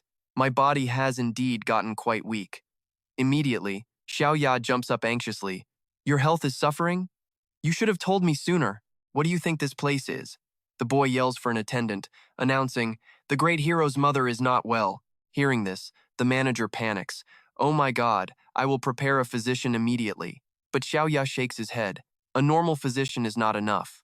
We must invite the absolute best physician we know. But while everyone is still confused by his words, a terrified scream rings out. Shanhao and Wei Zhenghan leap to their feet, completely on guard. From the main gate, a group of strangers appears, led by a muscular man with white hair. He has a sinister smile. You think you can do what you want because the captain is away? Dream on. Xiaoya's eyes widen as he stutters in terror. You! How can you be here? The white-haired man scoffs. Ha! The Black Flag's leader, Guo Dushan, put me in charge, and today, I'm killing all of you. You and I both know this guy just made a huge mistake. As the enemies approach, the manager starts to panic. Damn it. But facing the danger, old Wei Zhenghan remains strangely and completely calm. He slowly calls out, Shanhao, time to fight and pay for our dinner, I suppose. The father and son duo quietly walk down the steps. They head straight towards the assassins, shocking everyone. I will handle this, Nguyen Shanhao coldly declares. The white-haired leader roars back, kill every single one of them. Immediately, a horde of masked assassins with sharp claws leap into the air. But Nguyen Shanhao? He stands perfectly still. His hand slowly draws his sword, the sound echoing with immense power. An assassin screams and charges. Wei Zhenghan just watches calmly. These fools won't learn until they see their own coffin. Then, Shanhao's eyes flash with a brilliant blue light. He brandishes his sword. Soaring dragon of the heavens. The ultimate technique is unleashed. A massive stream of sword energy erupts in the shape of a colossal blue dragon, crushing all the masked assassins in the blink of an eye.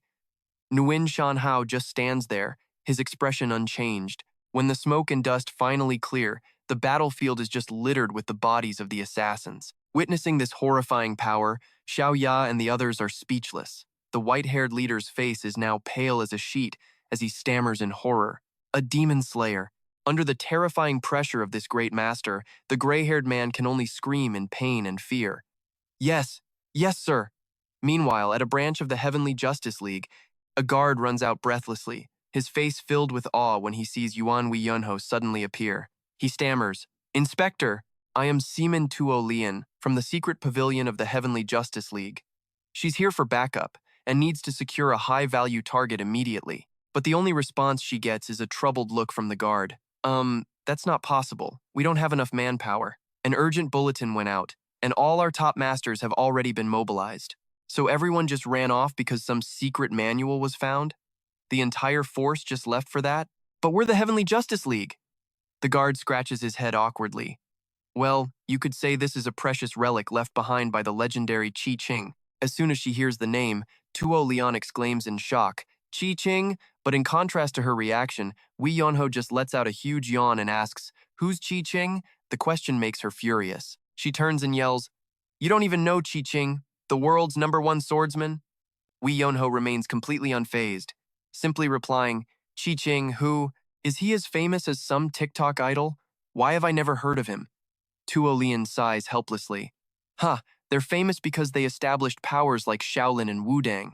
The disciples who followed them would pass down their master's life story for generations. She looks into the distance, her voice thoughtful. A person's life is inherently very short, but if you have disciples or a great power to serve you, that fame can last forever.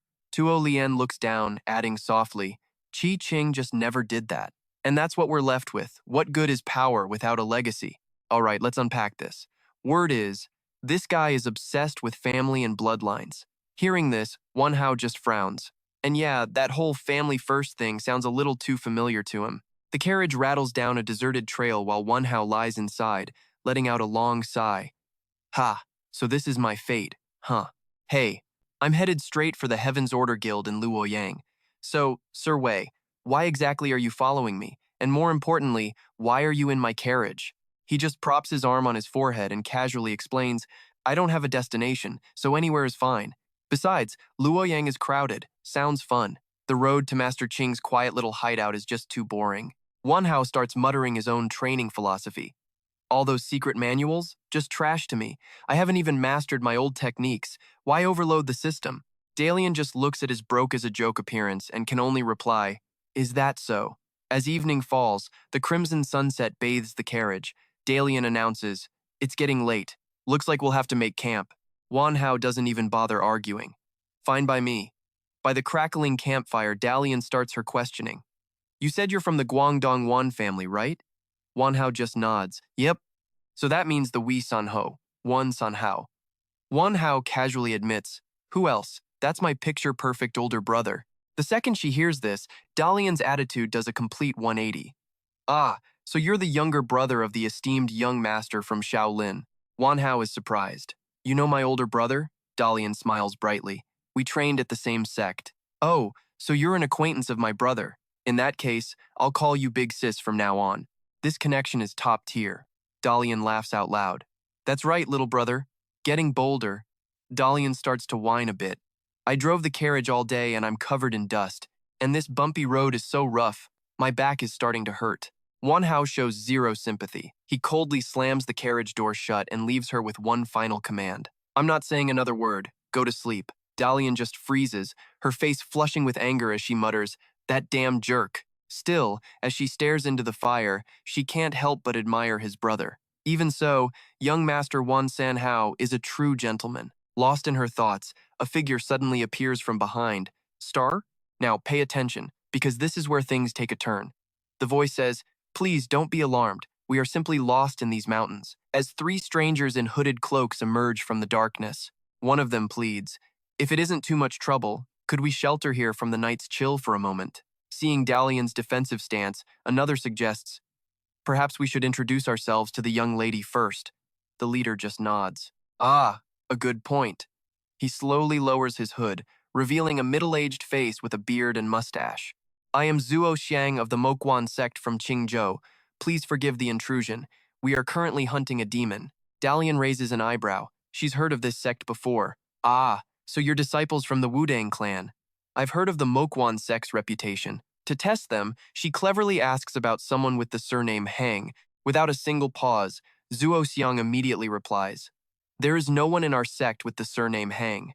Convinced they're the real deal, Dalian finally lets her guard down. "Oh, so you're actually from Wudang. Answering that quickly means you're not fakes. Come on in and warm yourselves up." By the crackling fire, Zuo Xiang asks curiously, "Do you often sleep outdoors like this, young lady? Or are you also hunting the demon?" Dalian just shakes her head. "Neither. It just got dark while I was traveling." Zuo Xiang reminds her in a low voice. "Ah, the mountains are always dangerous at night." Remembering his words, Dalian asks, "But you mentioned a demon earlier?" Zuo Xiang's expression suddenly turns dead serious. "About that, it's because a lustful demon is on the run." Dalian blurts out, "A lust demon? What era are we in that these old-school perverts are still running around?" Zuo Xiang nods, revealing the villain's identity. "Yes, perhaps you've heard of him. The notorious lustful scholar of Juzhou." Suddenly, a terrifying wave of killing intent explodes, making Zuo Xiang's eyes widen in pure horror. "Okay, I know what you're thinking, and you're right. It's time." The Mokwon disciples instantly draw their swords, bracing against the immense pressure. From the shadows, a low, cold voice echoes, making everyone freeze. "Who did you just say?" Wan Hao appears out of nowhere with a twisted smile, his eyes hidden by his bangs. He growls, "Say that guy's name one more time." Just hearing it makes him want to delete the guy from existence. That name ignites a firestorm of painful memories, of bodies scattered beneath a withered tree. On one corpse's chest, a bright red flower-shaped scar bleeds like a demonic sigil. His killing intent erupts violently as a blazing orange aura, like hellfire itself, engulfs Wan Hao's entire body. His eyes glow crimson, his face contorting with absolute rage as Wan Hao lets out a scream that rips through the night, a cry filled with bone-deep hatred. Lustful scholar, we see a flashback of a young Wan Hao, crying helplessly amidst ruins and corpses. Back in the present, his eyes burn with pure rage. His face is completely twisted by absolute fury. He glares straight at Zuo Xiang, his face a mask of rage, and snarls, "Spit it out. Where is that bastard hiding? So I can go find him and see just how tough he really is." Facing this insane pressure, Zuo Xiang stammers, "That, I'm not entirely sure. All I know is that he was heading towards the Ha Tower, and he can't be far from here." Not wasting a second, Wan Hao gives a decisive order. "Let's move." He walks away coldly, leaving everyone else stunned. Dalian quickly runs to stop him. Young master, it's the middle of the night." Wan Hao doesn't even slow down, he just shoots back. "So what? You think we can't travel?" Seeing she won't give up, Dalian desperately warns him. "Traveling at night is extremely dangerous." He just cracks his knuckles and roars a line that sends a chill down everyone's spine. "And trust me, you and I are about to see him prove it. Tonight, I am way more dangerous than this entire damn forest combined. Anyone who gets in my way gets dealt with." Meanwhile, in a dark corner, the very villain Wan Hao is hunting pants for breath. Clutching his wounded body, he grits his teeth and mutters, "Damn it." He wonders to himself, where did it all go wrong? A memory flashes back to a time when he was enjoying a life of luxury with fine wine and piles of gold. He thinks to himself, I had a perfectly good, quiet life. Why did I come back to the martial world just to get my ass kicked? In exchange for the lust demon palm technique, he'd received enough money to live like a king again. It wasn't a bad deal at all. At least, that's what he'd smugly thought at the time. Back then, everything was still fine. But Han looked at his bloody hands and fresh scars, bitterly realizing it was only a matter of time before he was exposed. Who knew the Baek Muhan's lost manual would be found, drawing warriors here like flies to a feast? He clutched the ancient scroll, his eyes burning with pure hatred.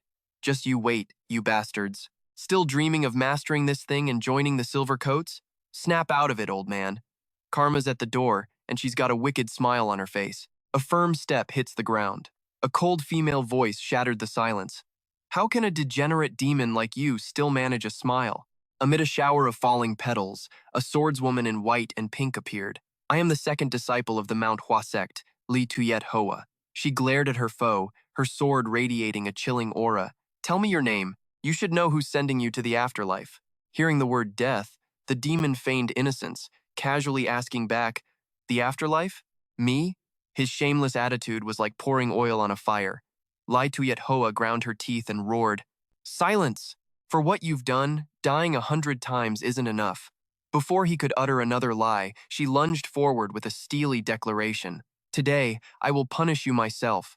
But the demon just kept his sinister smirk. He scoffed. Yeah, a girl from Mount Hawa is tough, but you and I both know a creep like this plays dirty to flip the script.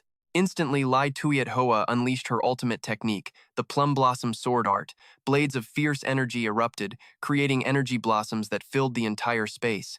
And the demon? Not even scared. He just roared with laughter. What kind of swordplay is this? The flowers haven't even fully bloomed. Let me fix that for you. He channeled his own power, his hand glowing with a sinister pink and green light. Your half-baked blossoms are just begging to be plucked and torn apart. With a single move, he launched a volley of strikes, shattering every single one of Tuyet Hoa's energy flowers. The sound of explosions echoed through the deep woods. Overwhelmed by her opponent's sheer power, Li Tuyet Hoa was completely outmatched. She was blasted away, crashing to her knees and coughing up blood. As excruciating pain shot through her body, he slowly approached, his eyes dark with malice. A snot-nosed brat who hasn't even seen the world dares to look down on me? Tonight, I'll show you what a real festival feels like. Tuyet Hoa clutched her chest in agony, where a red flower-shaped scar pulsed with an evil energy, paralyzing her body. She thought desperately, I can't move. In her heart, she could only call out 2 words, Master. Just as the demon's filthy hand reached for Tuyet Hoa's chin, a bizarre laugh oh ho ho ho stopped him cold. He squinted suspiciously at the stranger, radiating immense spiritual energy. Another madman? Wee Yeonho ignored the killing intent, tilted his head, and asked, You're the lustful scholar, Taekwonyak, right? The demon clicked his tongue, recognizing his pursuer but still full of arrogance, a little brat who still smells of his mother's milk. Why rush to your death, blinded by dreams of fame? Yes, I am Taekwonyak. What are you going to do about it? In response, Wee Yeonho just burst into wild laughter. He bent over, howling. Then, without a moment's hesitation, he shot forward with terrifying speed, becoming a blur of light. Taekwonyak shouted in shock, Phantom image technique. He saw his opponent vanish, then instantly reappear right beside him with a taunt. I'm over here. Surprise, old hag. In a blind panic, the demon poured all his strength into his palm, which glowed with a sinister purple demonic energy. He roared, Die! Tuyet Hoa, barely breathing, looked toward Wee Yeonho and worried. Oh no, another innocent person is going to die by his hand. Now, I know what you're thinking. Innocent person? Lady, you have no idea who just showed up. Wee Yeonho, now shrouded in a brilliant blue sword aura, charged forward at a speed Taekwonyak could only watch in absolute horror. A lightning-fast punch slammed directly into the demon's face, completely deforming it under the sheer force of the impact. Taekwonyak was sent flying like a cannonball, bouncing off several trees. Tuyet Hoa was speechless, unable to believe the overwhelming power of the young man before her. On the other side, Taekwonyak staggered to his feet, coughing up mouthfuls of fresh blood. Wee Yeonho stood tall, laughing mockingly. Ha ha ha, now that's more like it. Get up, let's go again. A few punches and you're already thinking of quitting? Wee Yeonho's eyes were clouded with killing intent as he growled, My hatred can't possibly fade with just this. The aura around Wee Yeonho erupted like a raging inferno. He roared in pure hatred, Everything is your fault. Seeing this god of death approach, Taekwonyak panicked and begged for his life. Wait, I don't even know who you are. The only reply was Wee Yeonho's furious roar. Who cares who I am? He swung his arm down, delivering a fatal blow straight to the villain's head. A massive explosion rang out, and Taekwonyak was sent flying once more, landing motionless in a pile of rubble. Wee Yeonho stood silently, looking at his own hands and thinking, This isn't it. Something is still missing. He scanned the forest frantically. I can't let it end so meaninglessly. Suddenly, his eyes lit up with a sinister glint. Found it. Over the last 5 years, there was one thing Wee Yeonho had come to understand very, very deeply. And that truth is, punching gets tiring. But using a feng shui rock to bash someone's head in? That's both painful and efficient. With a crazed smile, Wee Yeonho grabbed 2 stones, ready to turn them into the demon's worst nightmare. A series of sickening, dry thuds echoed through the deep forest as Taeman Da Lian arrived with a group of disciples from the Murim sect. She gasped in horror at the scene before her. What in the world is that? In the center of the clearing, Wee Yonho was just manically smashing Tae Kwon-yak's body over and over with the rocks. Dalian had to rush in and grab him. If you keep this up, you'll kill him. Lady, we're way past murder at this point. This is a full-on massacre, and anyone who gets in the way is next. Thinking of the suffering he endured because of this bastard, he wanted to tear him to pieces on the spot. Dalian held him tight, asking for confirmation. Wait, you mean he is the lustful scholar? That's him. Looking down, Tae Kwon-yak's face was now swollen and completely deformed, to the point he was no longer recognizable as human. Witnessing this horrifying scene, everyone shuddered in fear. But hey, that mangled face really shows you how effective those two rocks were, doesn't it? Ta Huang quickly stepped in to de-escalate. For now, let's just take him to the Martial Alliance. If you hit him again, he'll actually die. Wee Yonho clicked his tongue, pulling back his killing intent. Fine, do it your way. Night fell. Around a crackling fire, the air was still thick with shock. One of the group members said, I can't believe he beat Tae Kwon-yak into that state. It's truly terrifying. Just then, Lai Tu-yet Hoa quietly slumped over, her face pale with pain. Dalian rushed to her side. Miss, are you all right? You look terrible. Wee Yonho silently approached them, his eyes suddenly deep and serious. He stared right at Tu-yet Hoa and gave a cold command. Let me see your wrist. Even though she was weak, she tried to refuse. There's no need. I'm fine. Wee Yonho's voice grew sharp, emphasizing each word. I said, show me your hand. Stop being difficult. Wee Yonho decisively grabbed Lai Tu-yet Hoa's wrist, ignoring her attempt to pull away. He snapped, just give it here. What do you mean you're fine? All right, stick with me here. Looking at the pale Huashan swordswoman, our guy calmly warns her that failing to stabilize her energy now will leave her crippled for life. Nearby, Tae Mon is floored, completely re-evaluating the weirdo in front of him. I thought he was just some creep, but he actually knows medicine? Yen Hao just clicks his tongue. No good. Guess this really isn't my specialty. Then he shrugs it off like it's nothing. Ah, well, not a big deal. His casual tone sends Tu-yet Hoa into a panic. What do you mean, not a big deal? Sitting by the fire, Yen Hao drops a bomb. Nothing major. You might just lose all your martial arts, that's all. Both women are completely stunned, speechless. But Yen Hao just keeps going with the heartless commentary. It's only your life's work. What's the big deal? Go home, raise some fish, plant a garden, enjoy the quiet life, lady. Lai Tu-yet Hoa is horrified, her eyes wide with terror. I could lose all my powers? She cries out in desperation. Isn't there any way to fix this? Yen Hao just scratches his cheek, looking awkward. Well, it can be fixed, but how do I put this? He hesitates for a moment before admitting, look, I'm no doctor, so I don't have any acupuncture needles on me. The only way to fix the damage is for me to touch your dantian directly. Take it or leave it. Tu-yet Hoa freezes, her face beat red as she stammers. Touch. My dantian. It's a pretty sensitive issue, so the choice is entirely yours to make. You can see the war raging on her face. Let a strange young man she just met touch such a vital spot, but the fear of losing her powers was far greater. If this isn't cured, I'll never be able to hold a sword again. Finally, she whispers her desperate plea. Please, help me. Tu-yet Hoa hesitantly lifts her robes, showing the wound over her dantian. Heal me. She looks away, adding a final, quiet, please. A sudden jolt of pain makes her cry out. And right here, watch this. Yen Hao moves in. We're out of time, I'm starting now. His hand, glowing with a brilliant light, slowly closes in on the red flower-shaped wound on her abdomen. Yen Hao unleashes his internal energy, and a massive wave of power erupts, surrounding them both. Tu-yet Hoa screams, her head thrown back, as that immense power floods into her system. Sweat drips down Yen Hao's face as he growls. Focus! Stop screaming, you're messing with my energy flow. If I lose concentration, we both die.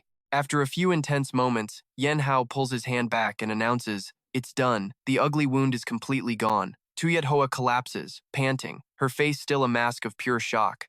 Yen Hao casually leans against a tree under the moonlight. All right, job's done. Just stay put and don't move around, unless you want it to get worse. Tu-yet Hoa quickly adjusts her clothes, her face still flushed, and just whispers, okay. The next morning, Taemun Da Duyen wakes up groaning, sore all over after a rough night. Nearby, Li Tu-yet Hoa is already wrapped in a green cloak. Da Duyan asks with concern, "Did you not sleep well?" Tu Yet Hoa actually gives a small smile. "No, it was very comfortable." Da Duyan gets up, studying her face. "How is your recovery coming along?" Tu Yet Hoa nods. "Yes, I'm fine." But Da Duyan can't help but remind her, "You're still injured though, so please be careful." Just then, a deep voice booms from behind them. "Still complaining about a little soreness? At this rate, you'll never improve. You're far too green to be my disciple." A man in striking pink and green robes steps forward. He flashes a cryptic smile and asks, "Isn't that right?" The moment they see him, both women bow deeply. "Greetings, master." Da Duyan is stunned. "This is the master of the Huashan Sect's second-generation disciples?" she thinks. The plum blossom sword demon. Dadayan introduces herself. "Greetings, senior.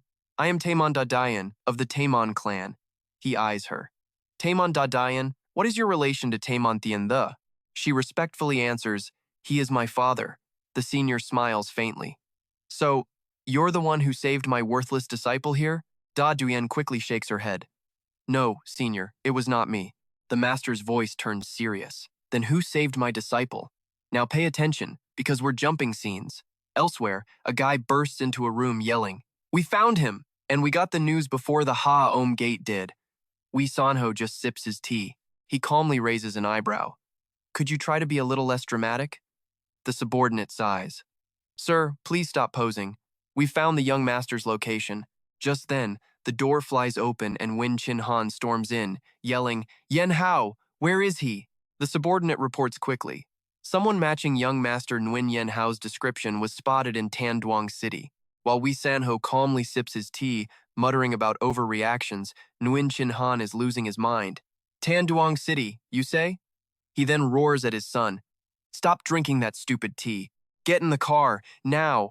But just as the tension peaks, a beautiful young woman arrives, bowing gracefully. "Greetings to the family of my benefactor." As everyone stares, she introduces herself. "My name is Tran Dui Lan, eldest daughter of the Than Thu medical clan." Nguyen Chin Han quickly returns the bow.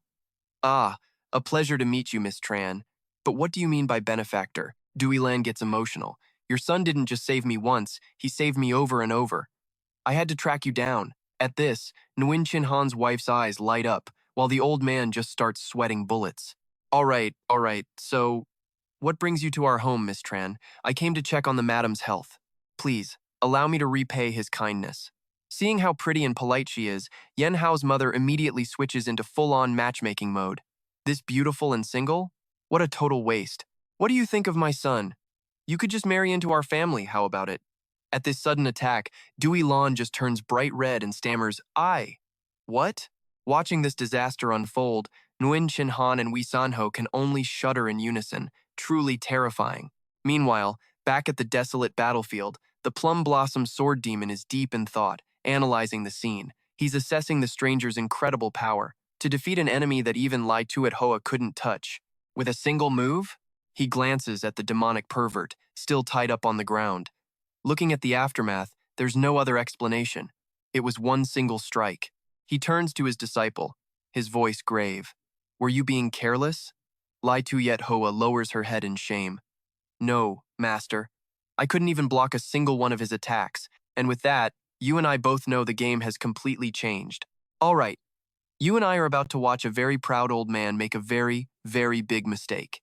When her master asks if she's all right, the disciple quietly says she is. But her strict master isn't having any of it. He snaps back that losing to a strong opponent is no excuse. No matter how strong the enemy, you fight with everything you have. He glares right at Tuyet Hoa, angrily scolding, "If you had actually been defeated by that creep Madhu, I could understand. But to fail so badly you needed a stranger to save you? That is unforgivable. I will not accept a disciple who looks so pathetic. Get down the mountain and return to the Huashan sect for penance, immediately." His harsh words make Lai Tuyet Ha tremble, whispering, "Yes, yes, master." With his disciple dismissed, Gong Wuzhen thinks to himself, "I'll deal with everything else later." He then turns and walks toward the carriage, genuinely curious now. Time to see the face of the so-called hero who saved my precious disciple. He calls out, "Are you awake in there?" No response. But instead of some noble warrior stepping out, our main character Wee Yunho just tumbles out of the carriage upside down. He groans, "It's way too early for all this noise. Can't a guy get some sleep?" Gong Wuzhen stares at his flailing legs, trying really hard not to lose his temper. He thinks, okay, he just woke up, so he's a little grumpy. That's fine. This is the man who saved my student. I need to be patient. A vein is already throbbing on the old man's forehead, but he keeps his voice calm. I heard you're the hero who saved my disciple. Wei Yonho, still on the ground, just asks blankly, disciple? Who? Gong Wuzhen points to Lai Tuyet Hoa kneeling in the distance. My student is Lai Tuyet Hoa, the young lady right over there. I came to express my gratitude. Oh, that girl? Got it, Wei Yonho says. Now let me sleep. Don't bother me. With a loud slam, he shuts the carriage door right in the old man's face to go back to sleep. This was the final straw. Gong Wuzhen's face flushes with pure rage. He grinds out the words, hey boy, and just like that, you know it's about to go down. Watch this. A terrifying pressure explodes from him, blowing away everything nearby as the other warriors struggle to stand. He roars, hey, I was being courteous enough to thank you. You should show some damn respect. Looks like Wei Yonho's nap time is officially over, huh? Facing that insane pressure, he sticks his head out again, looking completely exhausted. All right, consider your thanks delivered. If you have something to say it quick. Gong Wuzhen stands proudly, declaring, I am grateful that you saved my disciple's life. If it's not too rude, may I ask the name of your esteemed master? Wei Yonho casually ties up his messy hair and shrugs. Even if I told you, you wouldn't know. Gong Wuzhen scoffs. My knowledge is not so limited, boy. Wei Yonho, still lazing about in the carriage, just repeats himself. Trust me, you wouldn't know. The Huashan elder's patience is wearing dangerously thin. You really can't tell me? He presses. Wei Yonho looks bored. I already told you, you wouldn't know. Why do you keep asking? Why are you old folks so distrustful of the younger generation? Being looked down on by a junior, Gong Wuzhen's face hardens, his eyes flashing with a challenge. If that's the case, then perhaps I have no choice but to test your skills myself. Okay, let's be real. We all saw this coming, right? Care for a little spar? Lai Tuyet Hoa panics, rushing forward to stop him. Master, to do that would be incredibly disrespectful. You dare lecture me about respect? Terrified, Lai Tuyet Hoa drops to her knees, but still tries to plead with him. Please forgive this disciple. But for Master to demand a baseless duel goes against a warrior's honor. Gong Wuzhen stands firm, an aura of plum blossoms surrounding him. My reason to fight? I carry the reputation of the Huashan sect on my shoulders. Your personal debt versus my sect's honor. Which one do you think is more important? The old man looks at Wei Yonho with contempt, but he's just crossed a line. Flex your sect's name, I don't care. But call my master a nobody?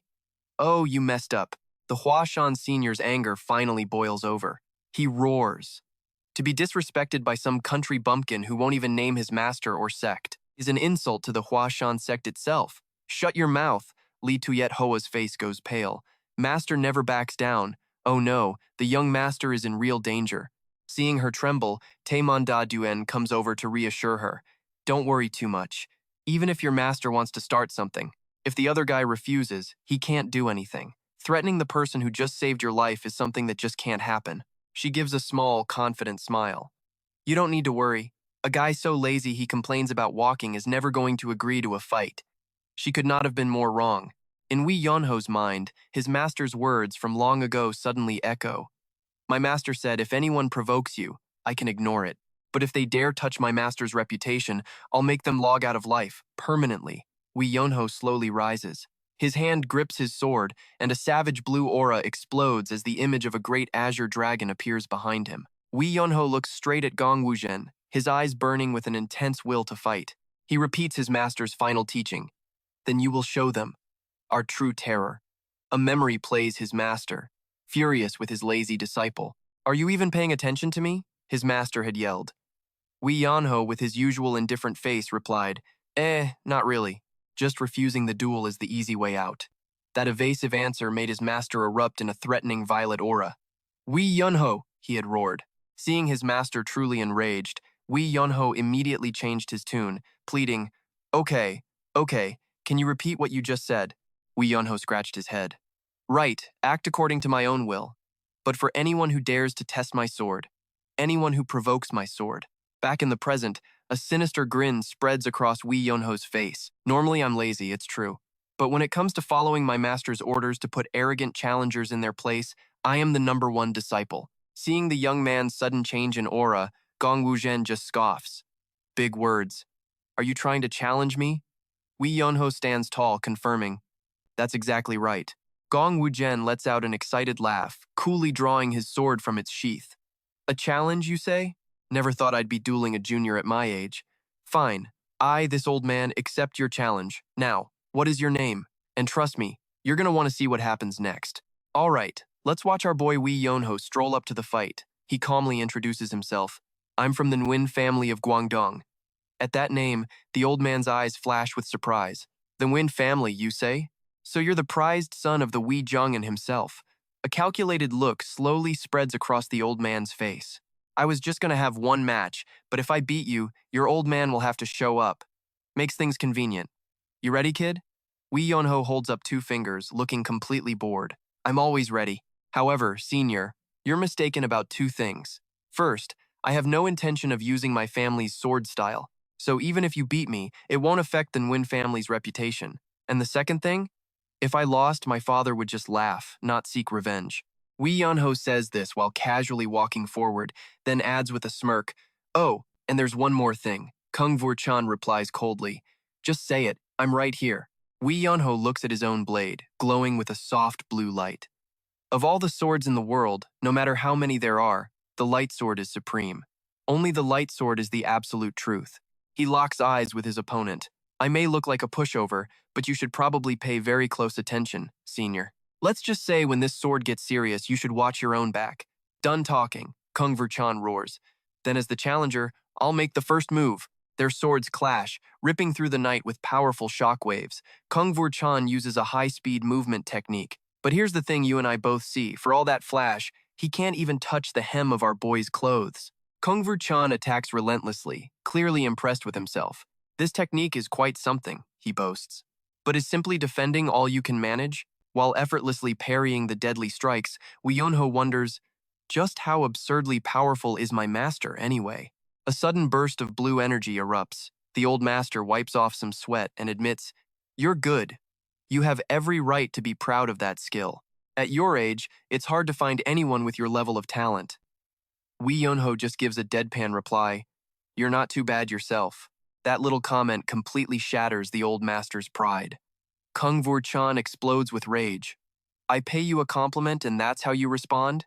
I said I wanted to go to bed early, but you just had to get all flashy. To make you remember your place, a violent crimson energy engulfs Kung Vur-chan's body as he charges forward like a hurricane. His sword creates dazzling vortexes of energy, followed by countless plum blossom petals, each one carrying a murderous aura. Taemun Dalian and Li Tuithua stare, eyes wide with terror at the massive energy gathering before them. Dalian just barely manages to gasp. That's a radiant crimson orb of light begins to release terrifying pressure, covering the entire mountain forest. Kung Vur-chan is completely focused, his power unstoppable. The face of the old master from the Hoa Sun sect becomes incredibly grim. Amidst the swirling plum blossom petals, he pours all of his internal energy into his sword. Kung Vur-chan officially unleashes his ultimate technique, the 24 forms of the plum blossom. His sword creates a crimson storm of energy, swirling with immense power. Instantly, the plum blossom point technique manifests as countless floral illusions, surrounding Wei Yunho from all sides. But the young man just stands there, calm in the eye of the storm, his blue spiritual energy clashing fiercely against his rival's crimson aura. The attack hurtles towards Wei Yunho with enough power to shatter the earth itself. Now, I know what you're thinking. He's done for, right? Wrong. Faced with this destructive technique, Wei Yunho's face remains unnervingly calm. The blue light of his aura reflects in his sharp eyes as he calmly observes every last movement of the energy flow. Wei Yunho suddenly swings his sword, and a massive slash of blue energy cuts through the air. He unleashes several sharp strikes, shattering every energy blossom into glittering fragments of light. Seeing his ultimate move so easily dismantled, Kung Vur-chan is stunned, sweat pouring down his face. The old man can't believe his eyes. His pupils shrink in terror as he breathes out one word impossible. Did I really get outplayed? Wei Yunho is now focusing all his internal energy for the next blow. His blue aura explodes, completely enveloping his body. Realizing the fatal danger from the incoming attack, Kung Vur-chan grits his teeth, determined to block it or die trying. He dumps every last scrap of his power into the Phoenix Plum Blossom technique. An earth-shattering explosion of blue sword energy erupts, completely blowing away the crimson plum blossoms and leaving behind a violently shaking void. When the dust and energy finally settle, Kung Vur-chan is on his knees in a rain of withered petals, breathing hard, his face a mask of shock and exhaustion. Seeing the scene, Li Tuet-hoa screams in horror, "Master!" Kung Vur-chan is covered in a cold sweat, his eyes wide as he stares forward. Right at his throat, the tip of Wee Yonho's greatsword radiates a cold killing intent. Having stopped at the last possible second, Wee Yonho stands tall, looking down at his defeated foe with an expression so casual, it's as if the deadly battle never even happened. Meanwhile, at the Marshal's office of the Marshal Alliance, the air is thick with conspiracy. A secret conversation is taking place. What? The tomb of a Baek Muhan, revealed after 300 years? This is the divine strategist, Trio Huane, a man with white hair and an imposing aura. Trio Huane strokes his beard, his eyes narrowing in thought. The grave of someone who passed 300 years ago. And it appears now? He begins connecting the strange events happening across the land. Just as the Green Forest bandits are on a rampage, the Baek Muhan's ruins suddenly appear. That's not all. In Sichuan, rumors of the Poison King's secret treasure are spreading. The strategist's eyes turn sharp as he asks, are all of these events just a coincidence? Or is this actually the scheme of some unknown mastermind? Trio Huyen turns to his subordinate to ask about their intelligence network. How are our intelligence teams doing? Any major moves from the Beggars Sect or the Hao Mun? The subordinate reports respectfully, Sir, the entire Beggars Sect is currently moving towards Xinyang. Hearing this, Trio Huyen grows worried. So outside of Xinyang and Sichuan, we're completely blind? Can the mere name of a Baek Muhan create such a huge intelligence gap? The man across from him agrees grimly. We don't know who the mastermind is, but this is a dangerous move. Very hard to counter. Another strategist questions this. At this point, why not just leak the true information to the public and end the chaos? Why all the guesswork? He sighs, looking at the blank spots on their map. The real worry is what's happening in those information blackouts we know nothing about. I can only hope it's not as bad as it seems. Perhaps I am just being paranoid. To be safe, issue an order to closely monitor even the slightest movements in those regions. Meanwhile, deep in the quiet forest, the horse-drawn carriage continues its journey down the trail. Walking casually beside it, the plum blossom sword demon, Kung Vur-chan, begins his little lecture. Shouldn't you be outside, breathing the fresh air and contemplating the true path of martial arts? He starts rambling on about how a young hero shouldn't waste his time. And trust me, you and I are about to see where all this scheming is headed next. Trust me, you and I are about to watch our main character's patience get tested as this old man details every single wasted second of their day. He's thinking, I already lost, so why is he still nagging me? He wants to shut him up, but damn it, the guy's a friend of his father. So annoying. Just as the tension peaks, a strange voice suddenly cuts through the air from up ahead, asking for permission to ask a question. Wee Yonho cracks open an eye as a group in academy uniforms blocks their path. Shiwen Dalian instantly recognizes them as students of the Soaring Dragon Academy. A young man steps forward and bows respectfully. It is an honor. I am Shang Guanhong. Dalian raises an eyebrow, recognizing the name. The famous sword dragon from the rumors, she presumes. He just responds humbly. The title Sword Dragon is just something people say for fun. It's nothing special, really. But Dalian presses on, why are academy students out here? The rules forbid leaving without permission, unless your term is over. Without a good explanation, I'll have to assume you're deserters. Shang Guanhong quickly clarifies, you've got it all wrong. There's an emergency at Kuna Mountain, and we were dispatched as support. He explains that reinforcements from the main sects were too slow, so the academy made an exception, sending an elite team to handle the crisis. Dalian nods, understanding. If you're skilled enough for active duty, you must be one of the 3 dragons. Shang Guanhong uses the chance to ask about a certain senior's health. Dalian reports the old man is still enthusiastically grinding his apprentices into shape. Shang Guanhong sighs, a hint of pressure on his face. He admits he's constantly being compared to his predecessors. The old master keeps pushing him to work harder and harder. Dalian sighs in sympathy. Yeah, don't even get me started. We're his students, and even we're sick of the comparisons. If you need someone to blame, just blame the demon sword. An image of Wee Sanho appears a legendary figure, the top-tier prodigy of the new generation, way beyond everyone else's league. And you and I both know who they're really talking about, don't we? Because he's the single most brilliant student the Soaring Dragon Academy has ever produced. And with that, His eyes fill with a fiery determination. Wei Sanho is a monster, no doubt. But just you wait. Sooner or later, I'm taking his #1 spot on the server. Right, boys? Dalian just smiles. A worthy ambition. I wish you success. Just then, a sarcastic ha echoes from Wei Yonho's carriage, making Dalian freeze. Shang Guanhong's face darkens, his sharp gaze fixed on the wagon. Seeing things get tense, Shiwen Dalian quickly tries to defuse the situation. Oh, it's young Master Shang Guanhong. She immediately changes the subject, asking about his grandfather's health. Shang Guanhong, surprised, asks, "You know my grandfather?" Dalian nods, confirming she had the opportunity to meet the senior in the past. After all, he was a man of great prestige and reputation. Looking at the 5 young prodigies before her, Dalian thinks to herself how interesting they all are. There was the saber dragon, the fist dragon, the sword dragon Shang Guanhong, and the 2 sword maidens, Nan Xinghui and Zhang Meili. Dalian admits their strength far surpassed her own, so much so that she used to lack the confidence to even greet them. The current situation, with her actively starting a conversation, feels strange. Dalian tells herself that this change is all thanks to him. After that, everyone sits down to share a meal. The old senior can't help but laugh heartily, ha ha ha, to see the future stars of the martial world with my own eyes. In response, one of the young men humbly waves it off. These grand titles are just rumors. We're nothing special. As they eat, another one looks toward the carriage, concerned. Shouldn't he wake up and get something to eat too? Hearing this, the old senior, Gong Wu Zhen, immediately bursts out laughing and stops him. Don't you dare wake him up. Let him sleep, for the sake of world peace, kid. I mean, let that sink in. What kind of person needs to be kept asleep for the world to be safe? Ah, I understand, my apologies. But internally he can't help but wonder just who this person could be. Some kind of eccentric master, maybe? Suddenly, Zhang Meili, known as the Martial Phoenix, shoots up from her seat. She declares loudly, I have something I wish to say. Gong Wu Zhen narrows his eyes at the young woman. So you're the one they call the Martial Phoenix? Go on, speak your mind. Zhang Meili looks directly at the senior, her eyes filled with determination. I've heard the sword arts of the Huashan sect are unrivaled.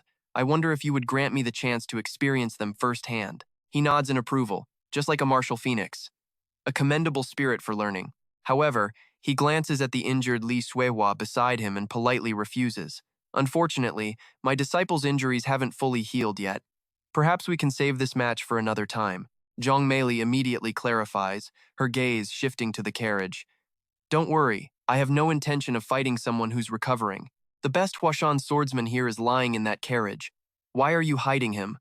Her words make Gong Wu Zhen freeze, a cold sweat breaking out on his face. The others are just as stunned. Shang Guanhong shouts, Are you insane? You want to summon the monster in that carriage and get us all team-wiped? Gong Wu Zhen's smile turns into a challenge. Are you saying you wish to challenge my disciple? Zhang Meili bows respectfully. I wouldn't dare challenge him. I merely wish for a few pointers to level up my skills. The old Huashan master lets out a booming laugh. He stands up, his robes fluttering. Ho ho ho. They say the martial phoenix is fiercely ambitious on her path. It seems the rumors are true. Very well, I admire your spirit, but if you fight me, are you prepared for a battle to the death? Without a moment's hesitation, Zhang Meili bows once more and declares, to die while learning from a master, that would be the most perfect ending to my life. Seeing her iron will, Gong Wu Zhen's smile vanishes. He says grimly, Fine, let's move to a more open space. Gong Wu Zhen stands in the middle of a clearing, his hand resting on the hilt of his sword. He growls a declaration. Looking straight at Zhang Meili, the old man gives a final, chilling warning. You'd better watch yourself. The old master isn't messing around, ready to go all out against a junior. But facing his overwhelming presence, Zhang Meili doesn't flinch. She slowly draws her own blade, replying with confidence, This junior's sword is plenty sharp too. Watching from afar, Dalian whispers anxiously, Shouldn't we try to stop them? And you and I both know nobody's stopping what's about to happen next. All right, stick with me here, because this is where a simple duel is about to go completely off the rails. Dalian knows her master won't listen to reason. He might be playing the nice guy for our MC, but the Plum Blossom Sword Demon? Yeah, that dude's not changing his psycho ways anytime soon. Her eyes narrowed, realizing there was likely only one way to stop this madness. Seeing Shang Guanhong about to step in, Dalian quickly stops her and whispers, Seriously, my bad. To a very confused Hong, she explains that Wu Feng is a martial arts fanatic on a whole other level. There's just no stopping her. Just then, Gong Wuzhen gestures for his opponent to go first, offering a 3-move handicap like a generous senior. Chung Mirai just smirks, repeating, "You'll give me 3 moves?" Instantly, she unleashes a flurry of bright green sword strikes, but weirdly, she only cuts the empty air in front of her. Now watch this. Gong Wuzhen freezes, a mix of confusion and pure annoyance on his face. "What the hell are you doing?" Mirai casually sheathes her sword and asks, "Your 3 moves are up. Ready to fight for real now?" Getting played in front of a crowd, Gong Wuzhen's face turns beet red before he erupts in a crazy laugh. "Ha ha ha, you've got guts to look down on me like that." A violent red energy explodes around the old master as he roars. "I was actually planning to go easy on you, you know." "Fine, I'll show you exactly why the Mount Hua sword style makes people piss their pants in fear." Seeing her master's terrifying killing aura, Li Sihua screams out. She cries out in total desperation, "He's actually trying to kill her! We have to stop this fight right now!" Dalian glances toward the carriage, knowing this is way out of their hands. Only Yonho can handle this old man when he goes full psycho mode. Just as the killing intent peaked, Yonho suddenly appears on the carriage roof looking extremely pissed off. He yells, "Ugh, so noisy! Can you all keep it down for 5 seconds?" "Huh?" He sits up, glaring at the frozen crowd. "Stop making a scene so I can get some sleep." The Plum Blossom Sword Demon, Gong Wuzhen, instantly retracts his aura. He stammers nervously, young master, you're awake? Would you look at that?" The terrifying sword demon is suddenly using polite language. Meanwhile, in a sick room, Dr. Jin is giving careful instructions. At least 3 days. She needs absolute rest and care, with as little strenuous activity as possible. Someone respectfully replies, "I understand, Dr. Jin." After giving his orders, the doctor nods and says, "Then I will take my leave." Win Chinhan's wife turns to whisper to her husband, "Honey, isn't that young lady just adorable?" Chinhan butters her up, "In my eyes, no woman is as beautiful as you." "Okay, I know what you're thinking." And yeah, his wife immediately brushes it off. "If we could get her as our daughter-in-law, we'd totally hit the jackpot, wouldn't we?" Chinhan scratches his head, admitting the girl is indeed stunning. His wife is still worried, though. A beautiful lady like her, stuck alone in this poor district? "It's not right. I get why you're concerned, but don't worry too much," Chinhan reassures her. "I saw the guards and checked myself. It turns out she's under the protection of the Mount Hua sect." The old man continues, dropping an unexpected bombshell. "What's more, I heard the one who requested it was Yon Ho. That boy actually has his moments, doesn't he?" His wife's face lights up with joy. "Oh my heavens! That lazy, good-for-nothing kid actually stepped up to help a strange girl," she declares confidently. "He must have a crush on her. I'm all for it, but a guy really needs to know his own league." Seeing his wife getting way too optimistic, Nguyen Chinhan mutters, "He needs to know his limits." The old man then drops a brutally honest take. "She's just too good for Yunho. Don't you see it? It's like throwing a priceless gem into a pile of literal garbage." Oof. That comment just triggered his wife's pride. Her own killing aura explodes as she roars, "Who are you calling a pile of garbage? Are you looking to die today?" In another scene, the Plum Blossom Sword Demon is trying to defend his actions. "Look, this isn't my fault. That young lady was the one who challenged me to a duel. She's still just a kid, right?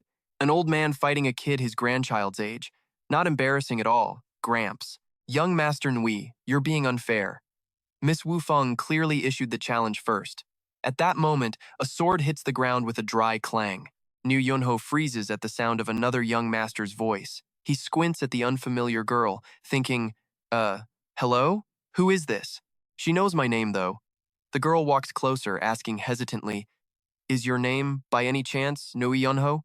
"Yeah, that's me, Nui Yunho." But the second the words leave his mouth, smack, a deafening slap echoes through the air as the girl clocks him right across the face. The blow was so strong it sent him spinning in the air before he crashed to the ground with a thud. Witnessing this insane turn of events, everyone just stares with wide, shocked eyes. Yonho clutches his swelling cheek and screams, "Oh my god, are you nuts? You just meet me and then slap me into next week?" He angrily shouts, "You think I won't fight back?" But then, Yonho stops dead when he sees the girl is sobbing. "Huh?" Through tears, she scolds him. "Do you have any idea how hard I had to work to find you? What miserable corner of the world have you been hiding in all this time?" Noticing the weird stares from everyone around them, Yeonho panics, trying to clear his name. I'm being framed. Don't look at me like that. I swear I have no idea who this woman is. Suddenly, the girl lets out a heartbreaking wail. Yeonho freezes. Huh? In that instant, a painful memory rushes back into his mind. The image of a tiny girl crying and begging, Big brother, please don't leave me. Yeonho's eyes fly open as he realizes the truth. The girl continues to sob before running forward and throwing her arms around him. A stunned Yeonho whispers, You, Tu Lien, Nuer Tu Lien? His sister buries her head in his chest, sobbing, It's me. Do you know how much the family suffered looking for you? Where have you been all this time? New Yeonho just stares in disbelief at the girl crying in front of him. So what do you and I make of that bombshell? Absolutely wild. Tulin sobbed as she hammered her fists against her brother's chest, wailing, Brother, how could you not even recognize your own little sister's face? Reunited after so many years, Yeonwoo silently observed his now grown-up sister. He thought to himself, 5 years sounds simple, but wow, puberty hit her like a truck. She's so different I almost didn't recognize her. Heck, even their own mother would have a hard time recognizing her now. Yeonwoo's eyes narrowed with suspicion. But why are you using that name? Tu Lin looked down, her voice laced with worry. It's all because of you. Your reputation is so huge. If people knew I was from the Win family, I'd get way too much attention. She explained the advice their eldest brother, Nguyen Sun Hao, had given her. If you want to dedicate yourself to martial arts, it's best not to publicize your family ties. Hearing this, Yeonwoo smirked, amused. So, that's my super intense older brother for you making his sister use a nickname to hide her identity. Surprise, surprise.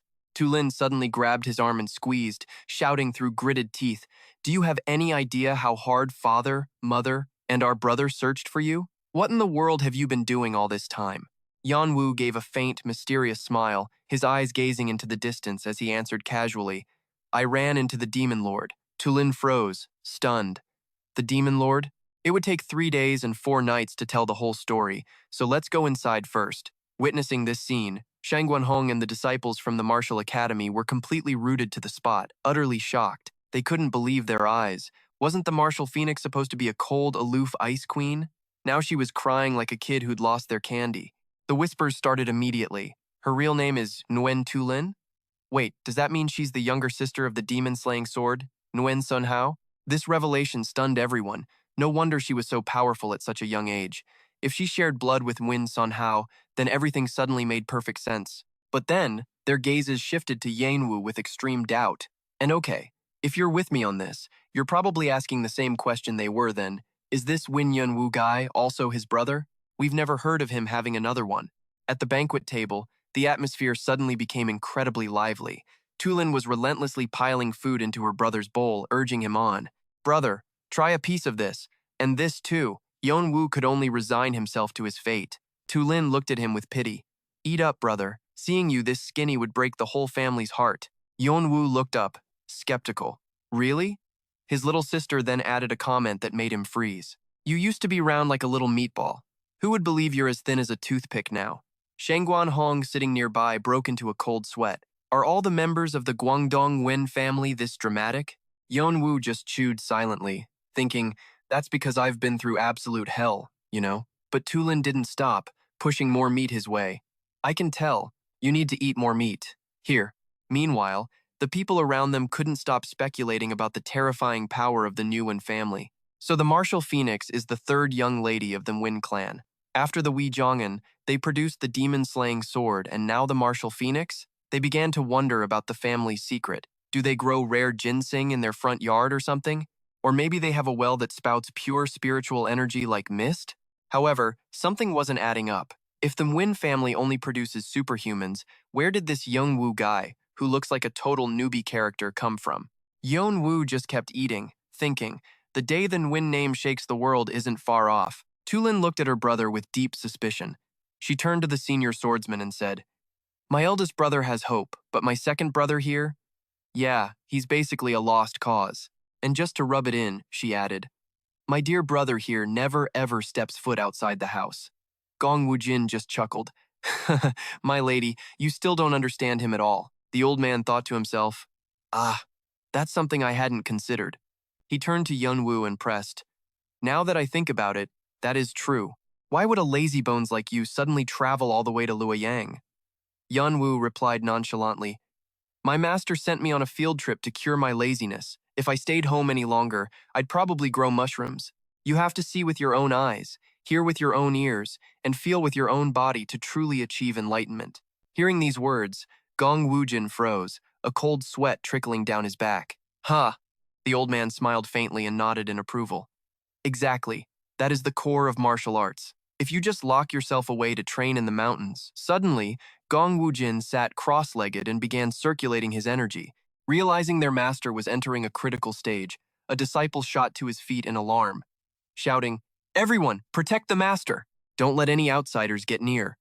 The entire room instantly went on high alert, with disciples forming a protective circle. A confused Tulin asked her brother what was happening, and Yeonwoo just pulled her back. He quietly gestured, "Stay back, or you'll get hit by the area of effect damage." A violent torrent of red spiritual power erupted around Gong Wujin, light flaring from his eyes as he reached a new realm. A world-shaking explosion of energy echoed through the hall. When the dust settled, the old master's entire presence had changed completely. His disciples knelt in unison. "Congratulations, master, on your great success. Congratulations on breaking through to a new realm." Witnessing this, the disciples couldn't help but think with pride, "The greatest sword of Mount Hua has ascended. It won't be long before the world hails him as the #1 sword in the Central Plains." Gong Wujin just laughed. "Ha, as if it were that easy." But in his heart, he thought, "#1? Please. I can't even win against that brat over there." He looked at Yanwu with deep respect. "Before I can ever claim that title, I have a feeling you'll have surpassed me long ago." Yeonwoo just smiled faintly in reply, "That's highly unlikely. Time, after all, is fair to everyone." Back at the feast, his sister was still piling food into his bowl. "Brother, this dish is amazing. You have to try it." Yeonwoo opened his mouth to oblige. As he chewed, he thought, "The skill of the chefs here is seriously impressive." Tulin looked at her brother with pity. "My dear brother needs to eat a lot more to look healthier." Yeonwoo stretched his arms with a sigh, complaining, "Lately, my bed's been a bit rough, so my back aches whenever I lie down. I never used to be this weak." Hearing this, Tulin burst into tears again, covering her mouth, overwhelmed with emotion. "Oh my God, hearing your back hurts makes me want to cry my eyes out." Meanwhile, the disciples standing nearby were speechless, thinking, suffering, "He looks perfectly healthy to us." Tulin wiped her tears, worried about the future. "But brother, what are you going to do now?" Yanwu just looked back at her, clueless. What are you talking about?" His sister's voice dropped to a warning tone. "If you let our eldest brother find out about this, you are so dead." "I'm not kidding." A terrifying image of Win Sun Hao appeared in his mind, and Yun-woo could only imagine being beaten to a pulp, screaming internally. Sweat beaded on his forehead. Why does that guy only know how to express affection with his fists? That's a serious psychological issue. But then, Yun-woo's demeanor shifted, becoming strangely confident. He declared, "Don't worry, I'm on another level now. I can counter Big Brother's 3 signature moves in a heartbeat. And trust me, you and I are definitely going to stick around to see that happen." Seriously? This is how it always starts, isn't it? She actually thinks her brother stands a chance against the big boss. Jin Yun Hao just scoffs internally. Sure, his brother is strong, but compared to Uncle Gongmu Jin, not even in the same league. And he handled that so-called master with ease. His own master's teachings were just on a completely different level. The man's skills weren't just great, they had transcended this entire era. A hazy image of his legendary master proves just how powerful Jin Yun Hao really is. Tu Lien, still not convinced, asks him point blank, "So you're saying you can actually beat him?" Jin Yun Hao just gives a lazy, "Yeah, probably." And for that, she smacks him right across the head. "You disappear for a few years and come back thinking you can solo our brother? Get over yourself." Jin Yun Hao rubs his head, wondering to himself, "Wait, why doesn't my body's automatic defense system react when she hits me?" As he's lost in thought, a sharp voice from the Mount Hua Sect disciples suddenly cuts through the air. "The words you just spoke cannot be passed off as a simple joke." Jin Yun Hao just looks over, completely confused. The disciple stands up, face full of righteous fury. "The Qianma sword is a genius. By saying you can beat him, are you saying none of us here are even worthy to be your opponents?" Faced with that sharp accusation, Jin Yun Hao doesn't even flinch. He just stares right back at the guy and gives him an answer. "Yep, that's right. None of you here are on my level. Any problem with that?" His arrogant words ignite the fury of the entire Mount Hua sect. You dare say we're not worthy opponents? Shang Guanhong growls. Jin Yun Hao, still sitting, just shrugs. I know my own strength. Oh, burn. His sister chimes in, stop pretending to be a master. You couldn't get strong if you tried. She even adds that the legendary grandmaster Zhang Sanfeng himself couldn't teach him.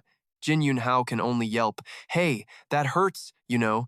Shang Guanhong sneers with contempt. Talk is cheap. Why don't you prove it in a duel? Jin Yun Hao's face just screams absolute boredom. Seriously? You want to fight now? Rejected. Shang Guanhong roars. If you refuse this challenge, you'll be called a coward and your family's name will be disgraced. But Jin Yun Hao is completely unfazed. I don't care if the whole world calls me a coward. It means nothing to me. He casually passes the responsibility to his older brother. The family honor? That's what Big Bro is for. I'm just here to enjoy the ride. Shang Guanhong and Zhong Meili stare at him, stunned. So, you admit you're a coward? Jin Yun Hao nods eagerly. Yep, I'm a total coward. His sister even chimes in. My brother is a little bit timid. He adds his own life lesson. You have to be scared to live a long life. The reckless ones die early. This attitude drives the so-called geniuses crazy. Just then, Gongmu Jin calmly reminds him, didn't you once say you'd unconditionally accept any challenge aimed at your sword? Jin Yun Hao mumbles through a mouthful of food. Ah, that only applies when they're challenging my swordsmanship. This is about the honor of Guangdong. My master died a lonely old man. If I don't stand up to protect his name, then no one else will. Hearing this, Shang Guanhong's eyes gleam, and right here is where he walks straight into the trap. If that's the case, I won't challenge Guangdong. I will directly challenge the swordsmanship of young master Jin Yun Hao. Jin Yun Hao falls silent. Seeing the tension, Tu Lian quickly tries to intervene with a forced smile. On his behalf, I sincerely apologize, young master Shangguan. My brother is still a bit naive. If an apology isn't enough, then let me fight you in his place. But Shangguan Hong flatly refuses. No, this is not a matter for you to interfere in. Jin Yun Hao just sighs, gets up, and pats his sister's shoulder. All right, fine. If they're aiming for my sword skills, I'll accept this match. Just step back and watch your brother work. The duel is officially on. Shangguan Hong stands proudly in the arena, bowing formally. Shangguan family, Shangguan Hong. Today, I wish to learn from the swordplay of young master Jin Yun Hao. In stark contrast, Jin Yun Hao just stretches and lets out a massive yawn, replying lazily, yeah, whatever, let's do this. Shangguan Hong's eyes narrow with focus as his aura explodes. You better concentrate. My sword is incredibly sharp. Jin Yun Hao just brings a finger to his lips, shushing him. Talk less. You drew your sword, so just fight. Why waste all this energy talking? He lazily gestures with his hand, taunting him. I'm getting really sleepy. Let's end this game quickly so I can go take a nap. Looked down upon, Shangguan Hong takes his stance, his sword trembling with rage. If I can defeat him spectacularly, perhaps the Qianma sword will notice me. I will not hold back. Jin Yun Hao just smirks. You really do talk too much. Then, in an instant, he explodes from his spot like a ghost, shouting, I'll attack first! The terrifying speed leaves Shangguan Hong in a state of shock. Sweat pours down his face. Too fast! I have to dodge backwards. But just as he's about to make his move, the genius from the Martial Academy realizes his fatal error. Huh?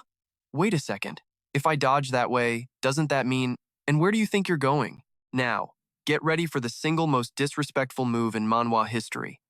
Without any hesitation, Jin Yun Hao unleashes a vicious kick aimed directly at Shangguan Hong's family jewels. The image of two walnuts shattering is all you need to understand the devastating power of that blow. Shangguan Hong collapses to the ground, his body convulsing in absolute agony as he lets out a silent scream. The spectators are completely horrified by the attack. So cruel. Even the old master has to cover his mouth, mourning the fate of the unfortunate young man. And just like that, it's over. But while our hero's busy ending family lines, you and I are about to see that a much bigger game is playing out in the shadows. What about the treasure map? The old man asks while meticulously trimming each leaf. It has fallen into their hands. They're heading to Naksan Mountain without any suspicion at all. The old man's scissors pause midair as he asks his next question. As for the Heavenly Mountain Sect, the subordinate quickly replies they'll be making their move soon. If a plan this intricate still fails, they'd just be a pack of useless fools. The old man then returns to his task. He points at the plants and asks, You see? After getting a yes from his subordinate, the old man muses with some deep, twisted logic. If you let these weeds grow wild, they'll ruin the whole crop. You have to clean things up properly to get business done. Looking at the neatly trimmed plants, he adds, anyone who gets in the way? Just pull them out by the roots. Quick and clean. The subordinate bows his head respectfully and makes a solemn vow. He will carry out the grand plan without a single mistake. The old man squints into the distance, a sinister look on his face. It's been too quiet lately. Let's show them just how sharp we've been grinding our blades. Now let's check in on our crew. Wee Yonho's carriage company has stopped to rest in the forest. Looking at the pervert tied up on the roof, Wee Yonho wonders if they really have to bring him along. Just then, the young woman tending to the wounded speaks up. He's a patient, you know. He can't walk on his own yet. Wee Yonho sighs, looking at the chaotic scene. No other choice, then. Suddenly, Seol Hwa rushes over with a big white blanket. With zero hesitation, she kicks the tied-up pervert clean off the roof to make some space. Seol Hwa expertly throws the blanket open, letting it settle perfectly over the roof. After arranging everything, she turns to Wee Yonho with a bright smile. Young master, please, go ahead and lie down. It's all ready for you, from A to Z. Wee Yonho's eyes go wide with an owa before he climbs up to enjoy the spot. He wraps himself in the warm blanket and sighs in comfort. Leaving this blanket right now would be a huge mistake. Staying put like this is the real deal. Watching his prized disciple fuss over Wee Yonho while completely ignoring him, Gong Woo-jin can't help but feel a little bitter. The old man pouts and asks, Seol Hwa, what about me, your master? But his question is met with a cold, devastating silence. Woo-jin grits his teeth, his face twisting in silent rage. Ungrateful brat. The second she finds something good, she offers it to a stranger. Her own master can just stand here and catch a cold. As night falls, the carriage convoy trudges through the dark, spooky forest, escorted by their warriors. Sitting on his horse, Gong Woo-jin feels his past glory slipping away. He mutters to himself, to think the great Gong Woo-jin would one day become a forgotten old man hiding in the woods. Wait a minute, pay attention here. Woo-jin suddenly freezes. In the hazy moonlight ahead, two strange figures are slowly approaching. Feeling an invisible pressure, the old man breaks into a cold sweat. His mind is reeling. This aura. These are masters, two old men with an imposing air, walking casually through the moonlit night. Gong Woo-jin follows their direction, a calculating glint in his eyes. He smirks. Well, this is lucky. He glances back at the carriage where Wee Yonho is sleeping soundly, as if he's just found an interesting card to play. I'm not the only one here, even if there's danger. But when he turns back to the carriage, the old man nearly falls off his horse. Wee Yonho is still fast asleep, snoring rhythmically. Woo-jin can only cry out in disbelief, oh, for heaven's sake, how can he sleep at a time like this? This kid's a master of psychology. Suddenly, the air grows thick. Woo-jin breaks out in a sweat, his hand gripping the hilt of his sword. They're here. Under the eerie moonlight, the two mysterious old men slowly step out. One is tall, wearing a purple robe. The other is shorter. The tall one, with a scar on his forehead, squints at Woo-jin and coughs. From Mount Hoa, are you? Woo-jin immediately cups his fists in a respectful salute. Yes, sir. 100%. I have to ask, who are you two elders? Your presence is completely off the charts. The old man just smirks. Our names? In this world, anything can happen. He acts indifferent, waving his hand as if to leave. How interesting. I'll let it slide today. We'll meet again if fate allows. Have a safe journey. Watching the two strangers walk away, Woo-jin thinks to himself, they don't seem evil, but something feels wrong. But just as the two men take a few steps, a lazy voice suddenly calls out from the carriage roof. Hold up a sec. Okay. You and I both knew he wasn't really sleeping. Wee Yonho, now sitting up, watches the two men with razor-sharp eyes. Let me ask a quick question. The direction you just came from. There was some trouble, wasn't there? The two old men stop in their tracks. Looking suspicious, Wee Yonho gets straight to the point. What happened up ahead? The tall old man calmly replies, nothing at all, just a civilian house. Not a soul in sight, only wild animals. Wee Yonho raises an eyebrow and hops to the ground with a soft thud. He presses on. A civilian house, but not a single person there? The old man keeps his straight face. That's right. Is there a problem? Wee Yonho smirks. You say there were no people, but your sleeve is stained with red syrup. I guess you were just helping the locals butcher some wild animals, huh? The old man flinches, looking down at the bloodstain on his sleeve. Oh. A second later, he bursts into sinister laughter. Haha, it's been too long since I've been out in the world. I've made such a basic mistake. If you don't cook for a long time, even a sharp knife gets dull. Wee Yonho's attitude instantly turns ice cold. just as I thought. A civilian house with no people? It's obvious you massacred everyone there. Gong Wujin also readies his stance. The old man raises his hand, and a sinister, dark green energy begins to gather. With a scarred face radiating a chilling aura, he declares his name. I am Kong Tri. The world knows me as the Ghost Demon, and I am Fa Hang, known as the Blade Demon, Ghost Demon, Blade Demon. Why are you cold-blooded murderers out here? Facing their opponent's fear, Kong Tri calmly reveals his purpose. The Baek Muhan's legacy has led us here, so this old man is just another greedy bastard. He licks his lips with a sickening grin, treating human lives like grass. Enraged by this cruelty, a warrior roars. You fiends will face divine punishment. Kong Tri just scoffs. Divine punishment? Let's see if a bunch of brats like you have what it takes to deliver it. Despite facing an overwhelmingly powerful enemy, the disciples draw their swords, united. We can't ignore evil when we see it. A true warrior never backs down. Another disciple shouts, boosting morale. If we all fight with young Master Yon, we can definitely hold them off. The spirit of justice is still alive. But completely opposite to this fired-up atmosphere, Wee Yonho is standing there, yawning. He lets out a tired sigh. Oh, good grief. Are we really pulling out the power of justice vibe to hype ourselves up? Not letting them wait, Kong Tri swings his hand, which is now morphed into a giant, grotesque green claw. A thunderous crack erupts as it slams the ground. The warrior in the pink robe attacks with all his might, unleashing his ultimate technique, Plum Blossom 24 forms, his sword a blur of brilliant strikes. But Kong Tri just smirks disdainfully. He closes the distance with a wicked grin and delivers the final blow. Vicious streams of green energy tear through the night as the ghost demon begins his massacre. The powerful swings of his claw force even the Plum Blossom swordmaster, Gong Wujin, to retreat in horror, sweating buckets as he feels the murderous aura closing in. And that's where we leave them, folks with the righteous disciples screaming, "Fall back," as they face a monster whose twisted face promises nothing but a slaughter. The old man licks his lips with a disgusting grin and proudly declares, "And right now, you and I can see the righteous warriors are in total despair. It's bad. Their big surprise attack didn't even leave a single scratch on this monster." The old man glances at the sword demon who's just chilling on the sidelines. Then he turns to our boy, Wee Yonho, and mocks him directly. "Why are you just standing there, little hero? Didn't your master ever teach you what to do against a real monster?" Faced with the old geezer's taunts, Wee Yonho's expression doesn't change one bit. He just casually replies, hello there. My master told me when you meet a lost cause like this, it's best to just walk away."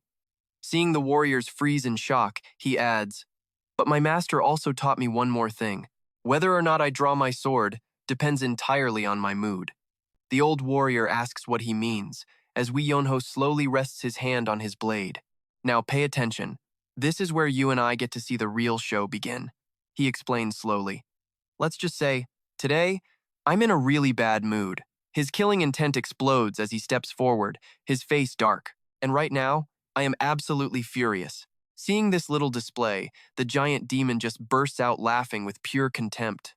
"Ha ha ha, what is wrong with this brat? Has he finally snapped?"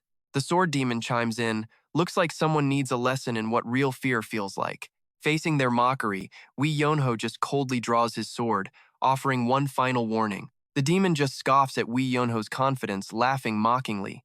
He snarls, "You little wet behind the ears, punk. You dare stand against me? Do you have any idea who I am?" But before he finishes his sentence, okay, don't blink. Because what happens next is over in a flash. The demon freezes, sensing a terrifying killing intent closing in. Before his opponent can even process it, Wee Yonho vanishes in a streak of blue lightning. The great sword in his hand swings, carving a line through space itself with horrifying speed. The demon just stands there, stunned, watching the path of the unseen blade. He scoffs internally. "Heh, what was that? Some kind of air slash? I didn't even see a technique, and now my fingers feel gone?" But right as that thought crosses his mind, the demon realizes with pure horror where that numb feeling is coming from. His prized, demonic fingers are just gone, cleanly severed. He absolutely cannot believe that some little brat just took his fingers from him so easily. Just like that. In stark contrast to the demon's panic, Wee Yonho is calm. He looks at him, his eyes glowing with terrifying blue energy, and coldly declares, "Well, that's for the best. Dying too easily isn't very interesting, is it? You and I just saw a villain meet a true monster. Make sure you hit that like button so we can bring you more epic stories. Thanks for watching, and see you next time."